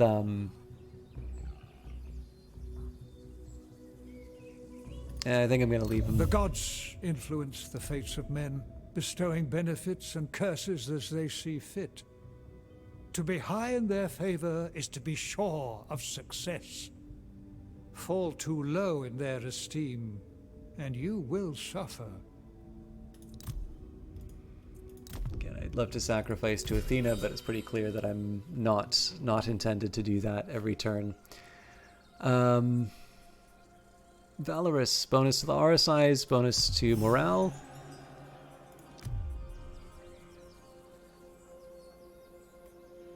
And we gained Heracles, so okay. Ancillary gained, -2 turns, hero spends wounded, grants passive hit point regeneration to hero. Very cool.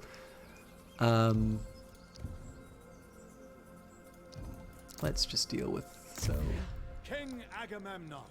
Agamemnon can do Bloodthirst. Hero gains Rage passively. Okay, that's actually pretty solid. Or Versatility gives the hero... No. Bloodthirst for sure. It will be epic. You know what? Secure the Change my perimeter. mind. I am going to get him to go on a recruitment drive. So let me just think about what I want to try and do here. I've got 147 in maintenance to work with. So that lets me get another spear unit. I don't think I can build like a massive army like I have with Agamemnon this time around. So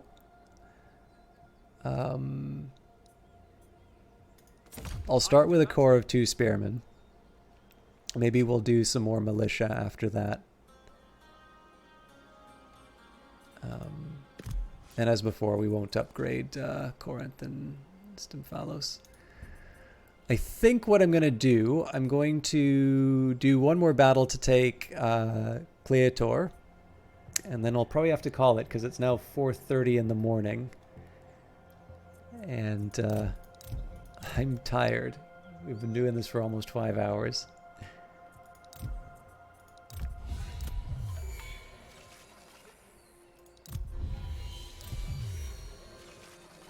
I thought we did this already. Oh yeah, this is wild. So make a faction join your confederate. Oh, that's right, because we gave him an ultimatum. So this is definitely going to take us. This is definitely going to take us a while. A sacrifice is needed, mighty king. The hecatomb may be performed in times of crisis to seek assistance of favored god. The sacrificial ritual can bring great benefits, but at substantial cost in materials and favor. Hecatomb rituals may be performed for gods in the favor panel. Wait, cost in favor?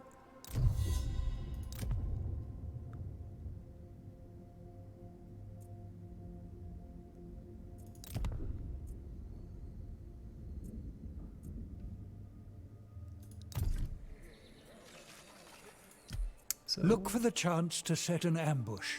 Find suitable places to conceal your forces, ready to surprise an advancing enemy. I will admit I'm a little surprised at the food. Oh, you know what? It's probably because this stuff finished building. Well, that's good. That gives me a chance for more recruitment.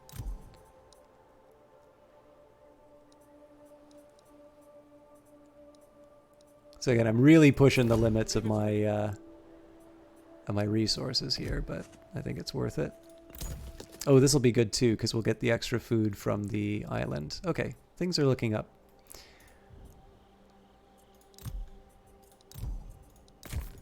Let my enemies beware. I'm also glad that we'll be able to improve the tin market. Strong in conflict. Heed my will. Show no mercy. And I think this is going to be very similar to the last one, but if only I could remain like this, immortal and ageless throughout my days, and be honored the way Athena and Apollo are honored, as surely as this coming day shall visit easily. Never mind. All right, what are we looking at on the map here? So again, there's a couple of narrow entries which may or may not work for me. Let's start by picking where... Okay, let's do the top-down view. So, I've got entries here, here, here.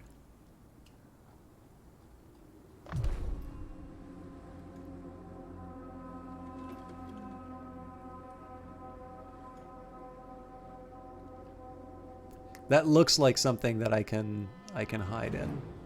Oh, but woods I can definitely... Okay, woods I can definitely hide in, but there's no evidence that I'm actually going to be able to... no, I probably can.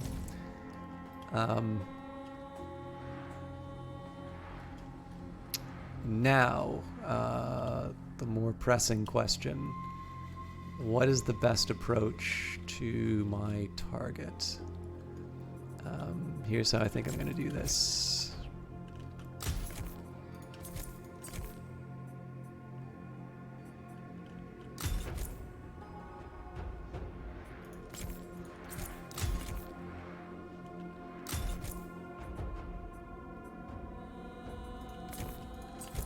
Again, I need to remember to actually use these guys.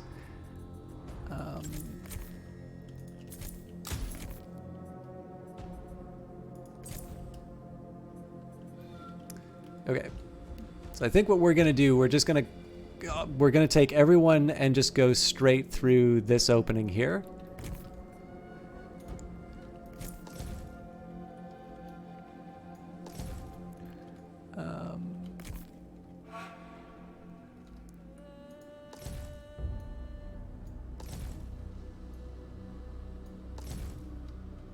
Right.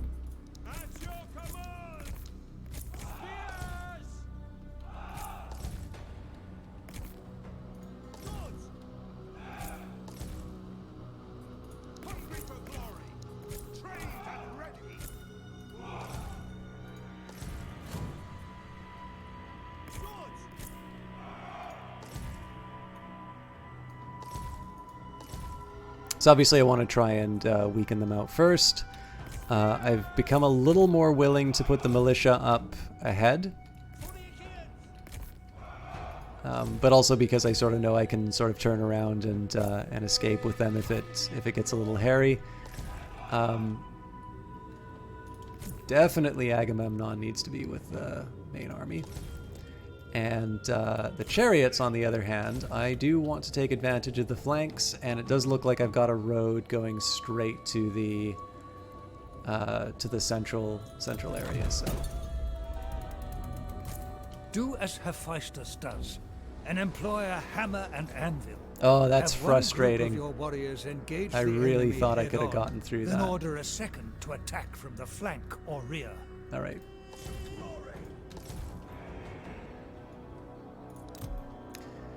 So, knowing what we know here, I'm going to...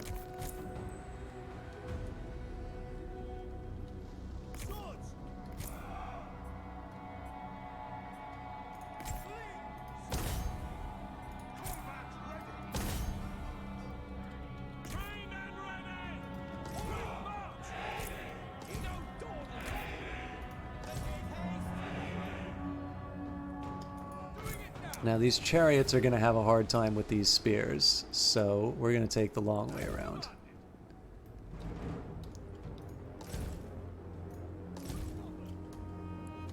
And as far as I'm concerned, I have all the time in the world because I've got some units that need to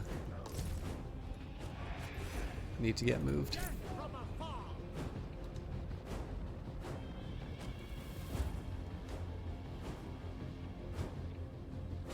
Actually, these are young spears, so ideally I'd be using my slingers on them.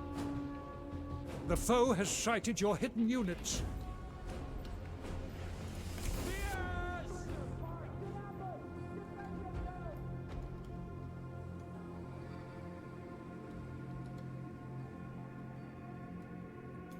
Awaiting orders.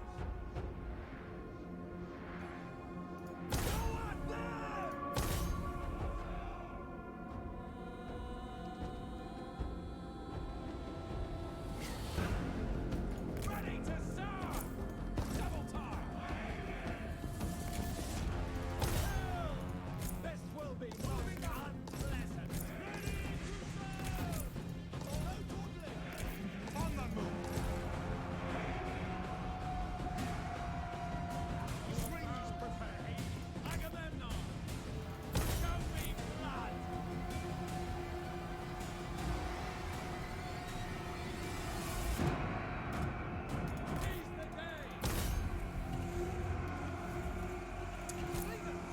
wish you wouldn't just stand there and take it.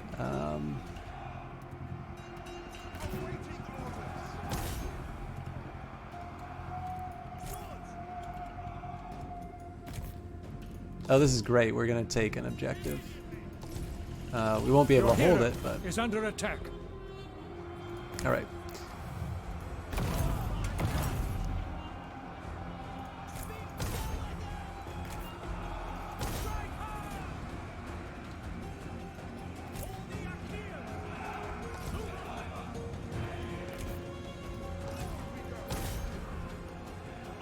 This is embarrassing that I let this happen. But fortunately the light swordsmen are... You will soon hold the enemy's victory point. Okay, I am definitely playing with fire with these spearmen here, so I'm going to move this chariot. Oh, they already closed the gap.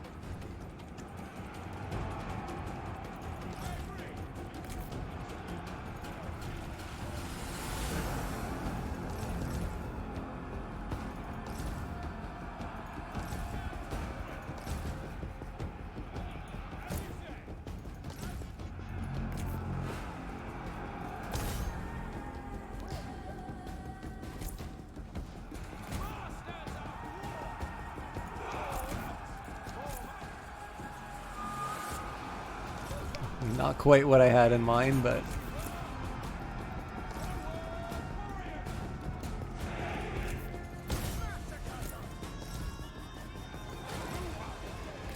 Let's try and thin out the lines with our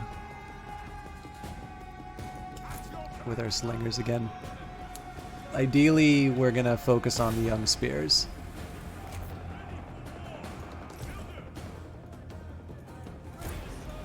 These guys are going to be ready for a flank. Again, all my elite units have just been completely wasted on the last few battles for...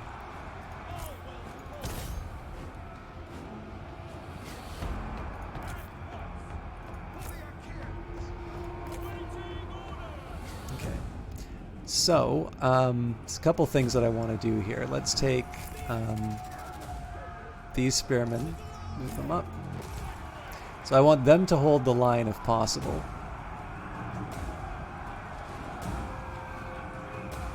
While the more devastating units kind of move in.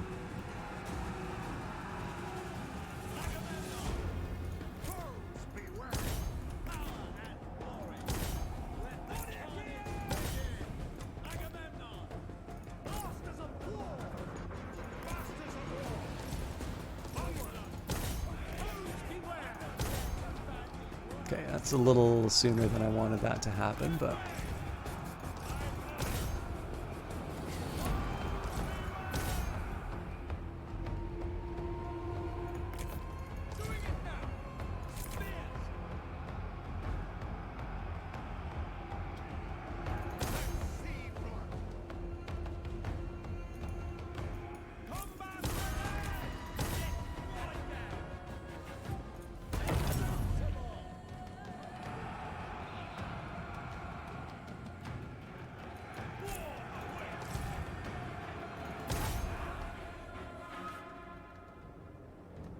Clearly at this point I'm just hoping that we can wipe out the commander.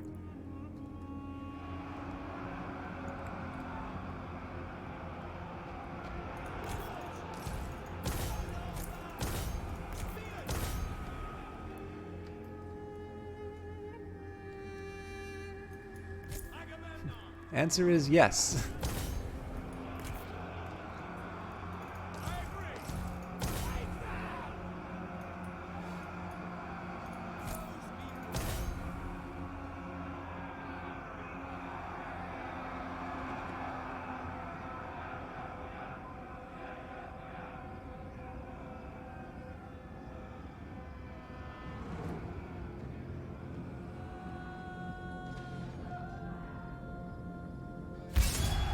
Cool. I think that's it for me, especially because I'm clearly running out of steam.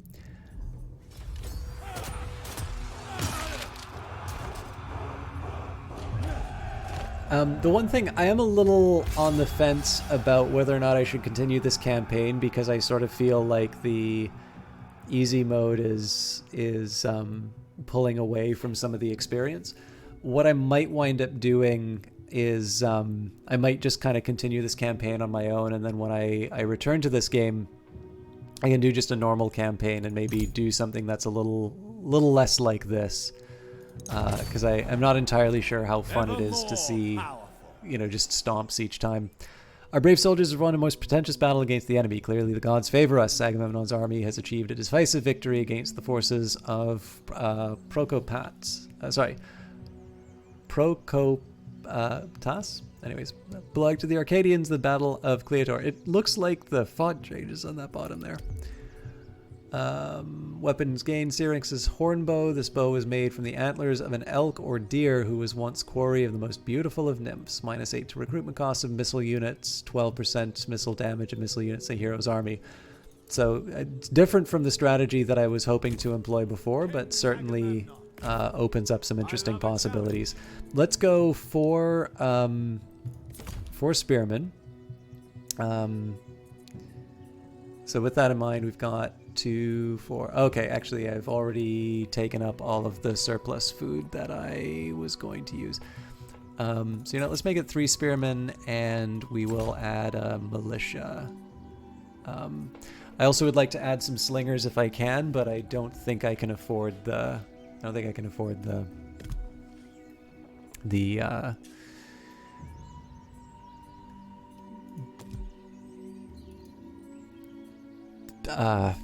like I can't afford the upkeep. Although I bet I can build into it. So you know what? I am gonna bring in the slingers, and that's just so that I can sit in Tyrann's to try and maintain some order. All right. So Agamemnon can get the Heraclean Roar for 40% armor-piercing damage, 35% speed. Pretty good.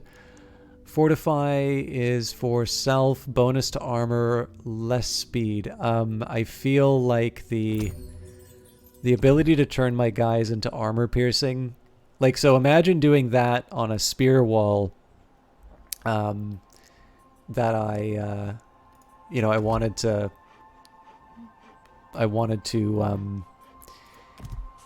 kind of hold the line with. That seems like a pretty incredible boon. I wonder if there's a way of seeing what this guy's motivation is. No, maybe it's here. Current motivation 1. Yeah. Obviously our goal is to max motivate. I don't know if it says what the maximum motivation is, but we should be able to accomplish. Actually, might be able to do that this. Nope, next turn. Okay, so one more turn. I lied.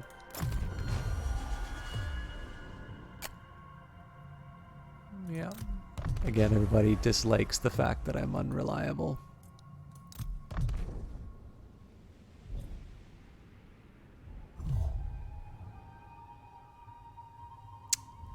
Well, that was unexpected. I will do the...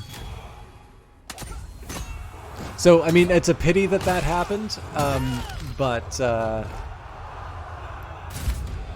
gods turned their faces from you today, but one defeat is not the end of the war. Learn from this, and return to the field stronger and more determined. Look at these skirmishers. This is going to be interesting.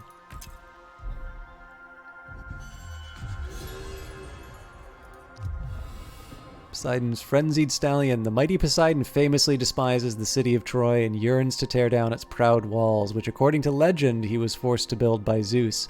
The tempestuous Olympian often sends earthquakes to the Trojan capital, causing the very grounds to shake with rage and throwing its population and armies into disarray.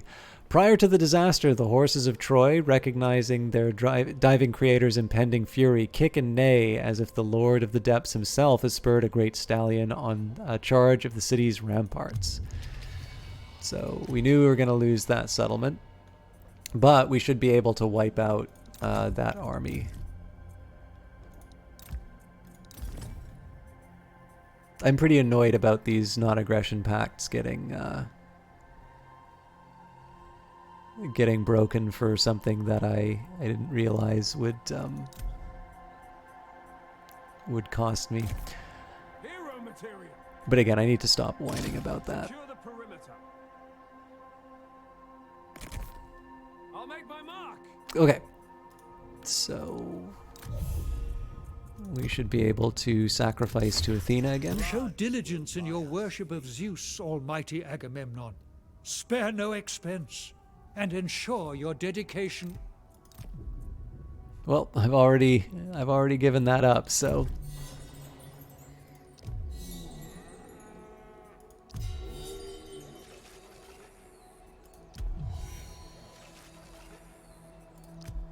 okay. So for Zeus, we'll build the temple and then we'll immediately do a sacrifice after as well.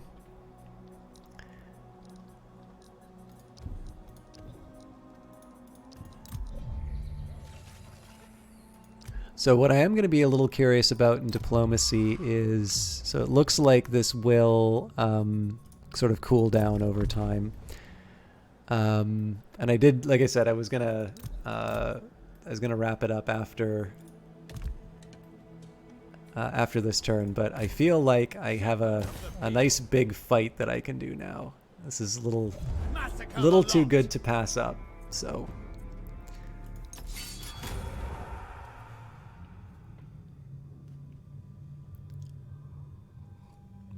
I'm not too worried about the settlement coming in for as an ally. And what I do want to do though is make sure that I have a good position to deal with the skirmishers. The fact that I have to cross this river makes me a little nervous. But we are going to do. Well, you know what? Can put people in the woods.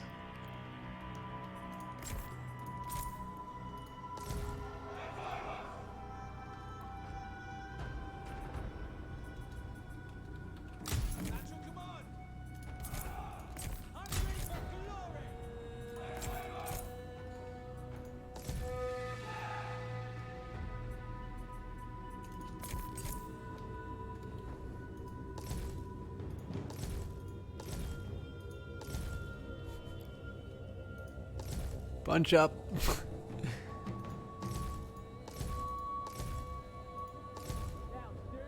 Huh.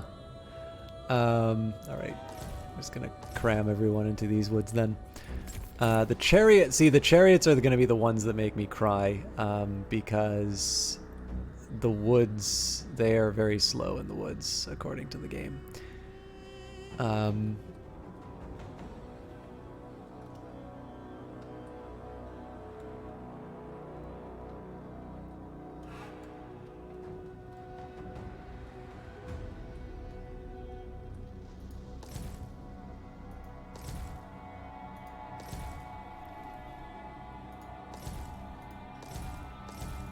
Okay, there's no way of hiding them, is the lesson I'm getting out of this.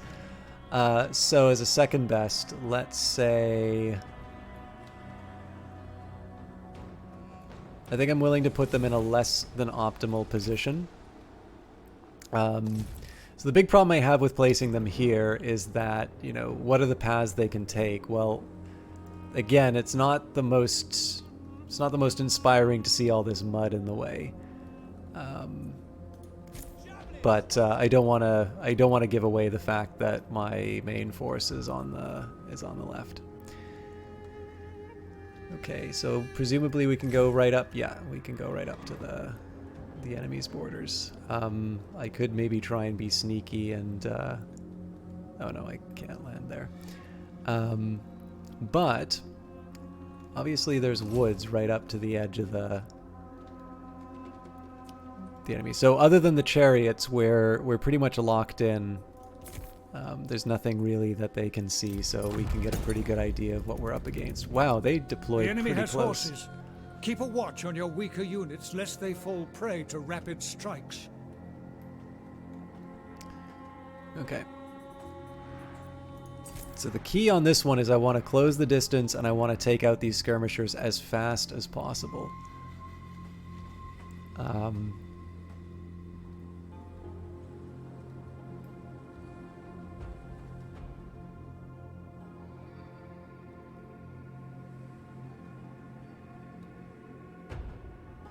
Honestly, there's a side of me that just wants to have these chariots come crashing into the enemy. This is actually a really good deployment. Now that I'm realizing it, the fact that there's this river here,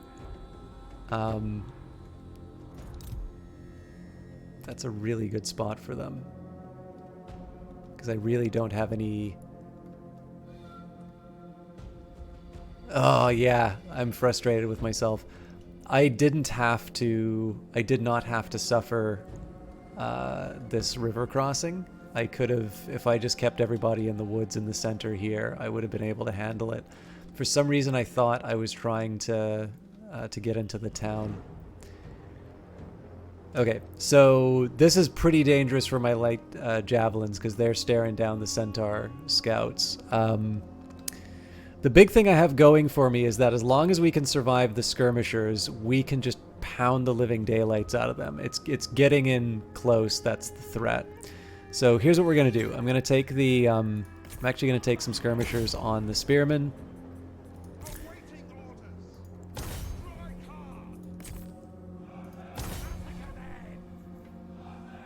The good news about this is there's two that can play at this game. So I can...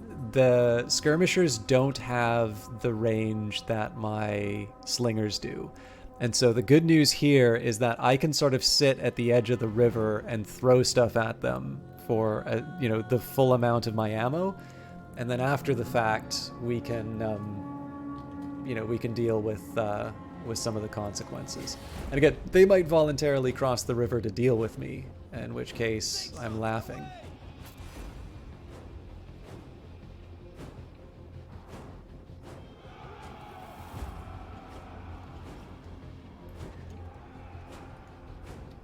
Okay, these guys need to get the hell out of the way. Your warriors have spotted hidden foes.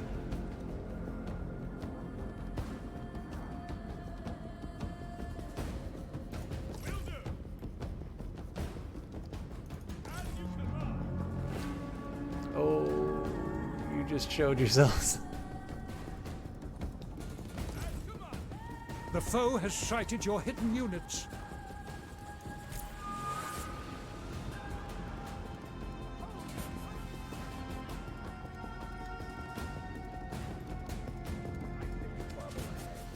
I'm still feeling okay about this. I know they can see my guys now, but...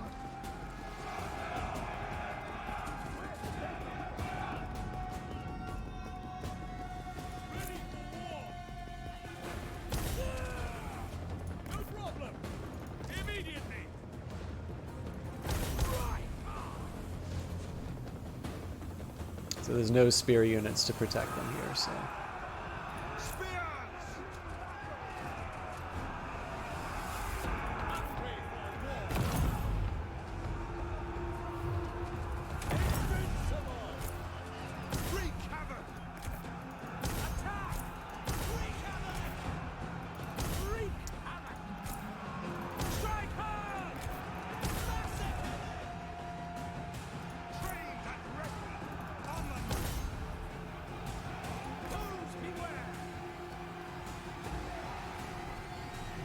These guys, let's get them...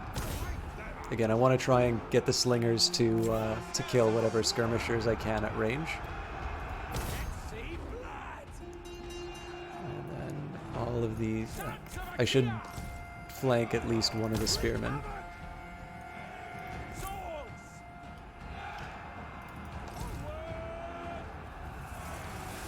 Alright, what are we looking at here?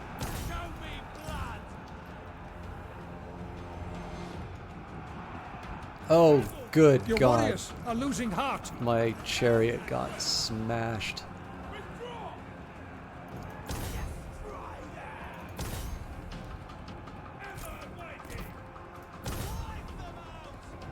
That's what I get for not paying attention.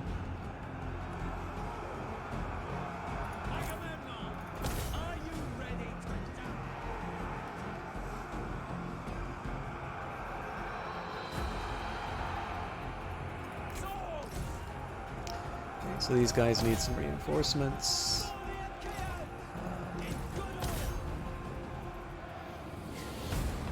So I want to be careful about these Centaur scouts. Let's get the spearmen to push things against them. These javelins can also come in and help.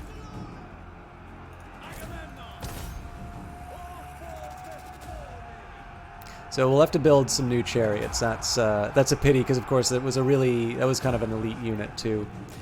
But I mean, I gotta live with the consequences of my decisions, right?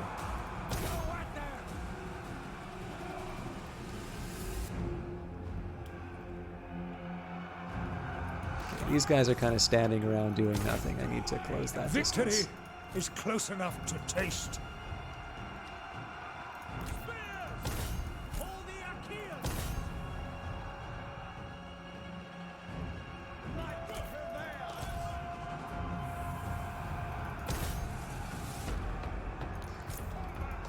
These guys definitely got a little too close to the fire.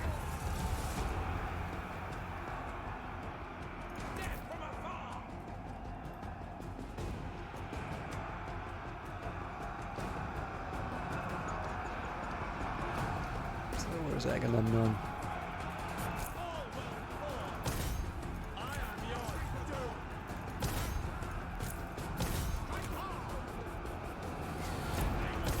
So of course here I want to be taking out as many of these things as possible.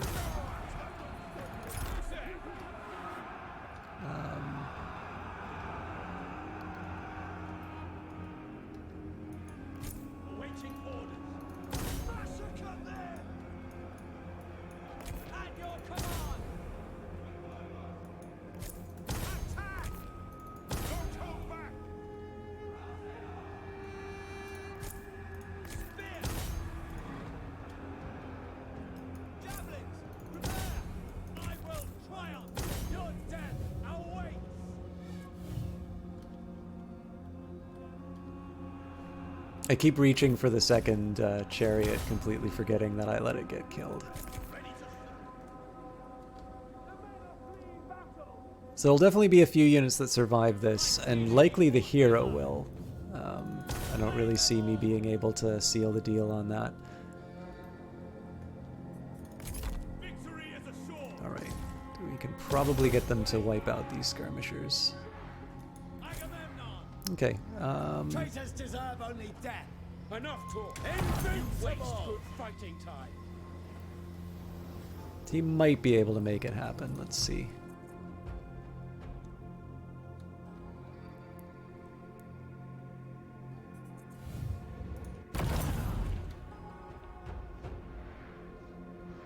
One of your units has no more ammunition. I don't think speed's going to be the problem here, although I will speed him up for the mud. I really want to be maximizing the damage if possible. And now that we can bring the chariots in, that makes me feel better. The enemy hero has sustained a wound. Okay, good. Looks like there are some skirmishers for us to clean up.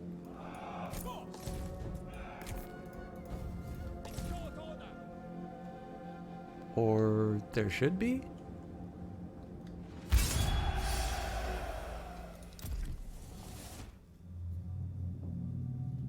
Oh, interesting. Oh, no, okay, yeah, so I get it back, but it well, hang on. So maybe the chariot just retreated.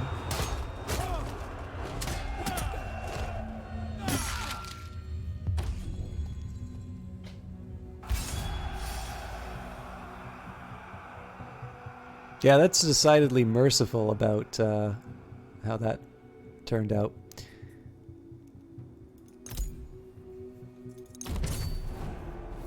My renown grows.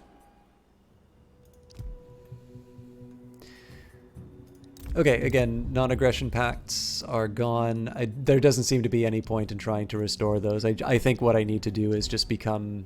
I need to become large enough that I give them... I give my my potential enemies no real choice but to join me or be incorporated through other means. Now the good news is this should mean that the remaining regions are sort of mine to claim. And of course, the next important thing here is that, you know, I don't need to tell the story the way that Homer did, right? So Diomedes or Diomedes, I did say that you know, one of the things that made this less attractive to claim was the fact that I would need to go to war with Argos in order to sort of unite the settlement. Well, seeing as they've turned their back on a non-aggression pact with me, I suddenly don't feel the same kind of obligation to be able to say, you know, let's get along. You know, maybe at this point I'd be willing to incorporate those settlements in favor of you know, of unity and being able to get those bonuses. Anyways, King Agamemnon. Let's deal with the skill God point. among men. So Siege Expert, lower siege holdout time. That is very tempting because I know waiting for sieges can be tedious, and especially when the ticking when it takes time to when I'm, you know, dealing with unrest in other areas, it's sometimes not necessarily something I can afford. Alternatively, lower upkeep costs. Oh, this is a really hard one. Double experience when fighting siege battles. Man, there is really something about a 5% discount on my biggest army.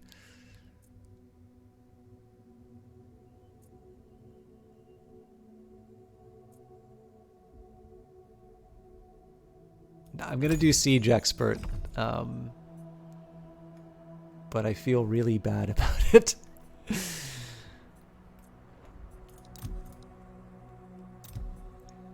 And again, I'm stubbornly waiting for our 4th pop. Oh, and we're actually lower on food than I thought we would be. And this is actually a bigger worry than...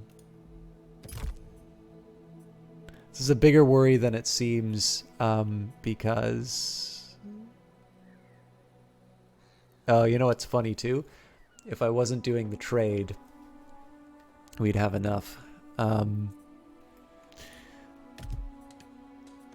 So I can crack and upgrade Corinth, but I'm gonna draw down my down my reserves and hope for better days. Right, what am I gonna do with you guys?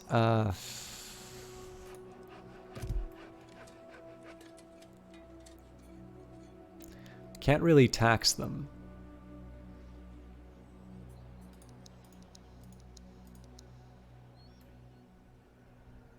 Think I'm just going to accept the...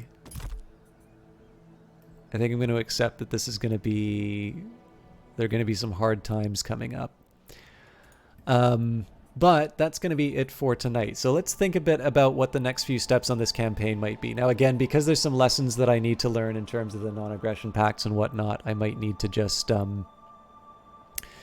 might just need to, you know, finish this campaign on my own and we can start a new one.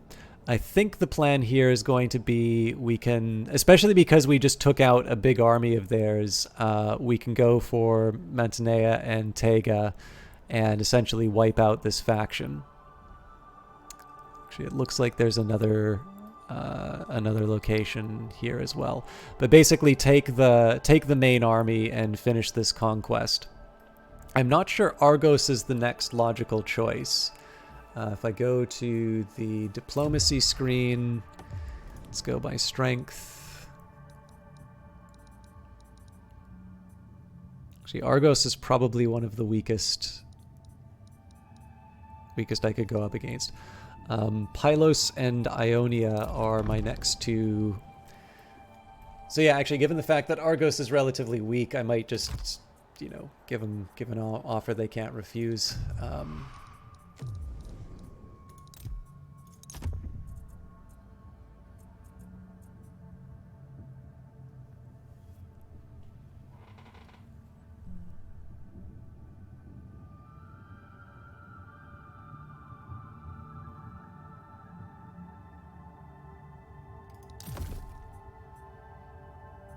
I think it's pretty unlikely we're going to get any other deals.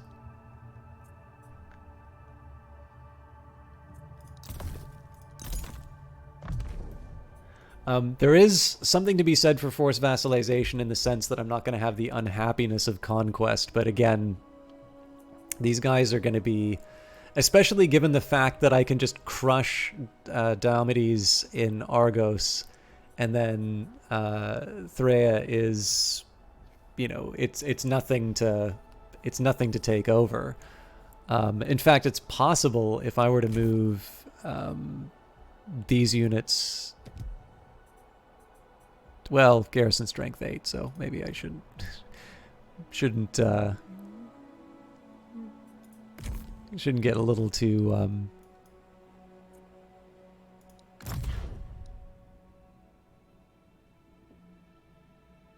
Why is he 0 when we're already...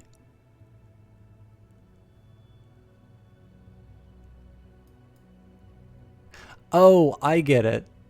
Because each motivation point that you go up, you get...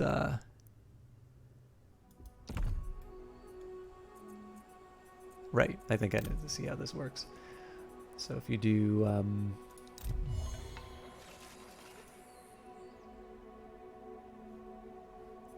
Yeah, there's like the different levels, I think, is what's happening. Did I just embark like an idiot? We've docked. Ah! Hold up a moment. Speed it up.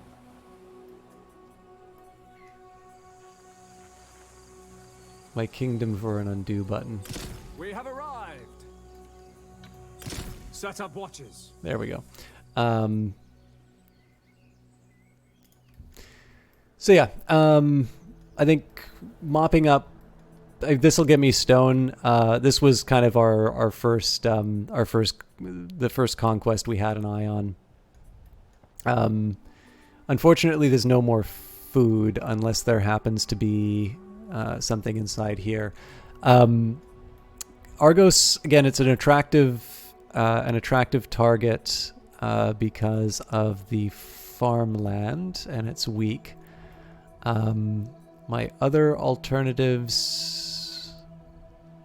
So, I mean, one of the nice things here, of course, is that I cut off Menelaus from a natural conquest for them by taking Pylos.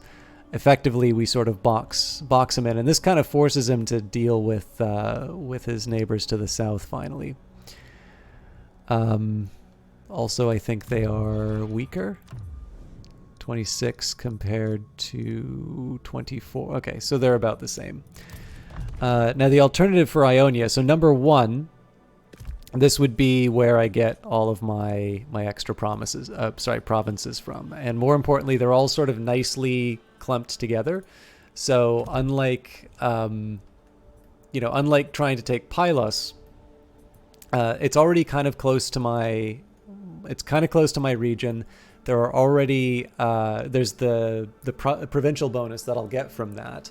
I get stone, I get wood, and the capital. Actually, every single... Okay, no, this has to be my next target for conquest.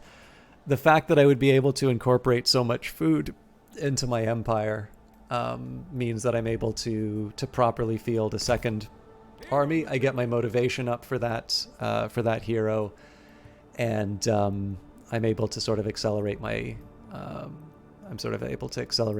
my conquest. But yeah, this was really interesting, and I'm glad that people liked Total War, because I can see myself I can see myself doing more of this. In terms of plans for the oncoming week, so we'll probably finish Stellaris on Monday. Wednesday, we're back to Cultist Simulator, and I don't 100% know what I'm going to do next Friday. I might do this again, but I want to leave myself the options open. I will definitely be a little bit better at getting my getting started on time. There was a problem. I was basically getting to I fell asleep, so I started late, and as it turns out, I'm finishing later than I expected to anyway, because of the it's a fun game. But I'll have to decide whether or not I want to continue on with this campaign, because I feel like there's still things that I'm learning, but there's a certain point where I feel like I may not be getting the most out of the experiences based on the lower difficulty. Now, fortunately, we have got Outworld, who's currently playing. He's currently playing Total War Saga Troy. I don't always get a chance to host him, so he's an excellent streamer. Somebody who actually had a couple of world records in Mortal Kombat, but is doing a little bit more variety now. So thank you everybody for watching. Thank you for the follows. Thank you for the conversations. It's actually really, it's a pleasant surprise to find out how well read some of you are. And some things that I haven't found out about, which is always really enjoyable. But our time has come to an end. So I hope you stay with me for a raid on Outworld. I know we'll be happy to have some more people inside. He's also a partner streamer, so it's somebody a little more clout, let's say. But as for me, again, Monday Stellaris, Tuesday another pre-recorded Morrowind video. They'll always be in the chat as usual. Wednesday back to Cultist Simulator, and I will definitely consider doing more Troy on Friday. But check out Twitter for the final decision on that. Have a great evening, and we will see you next time.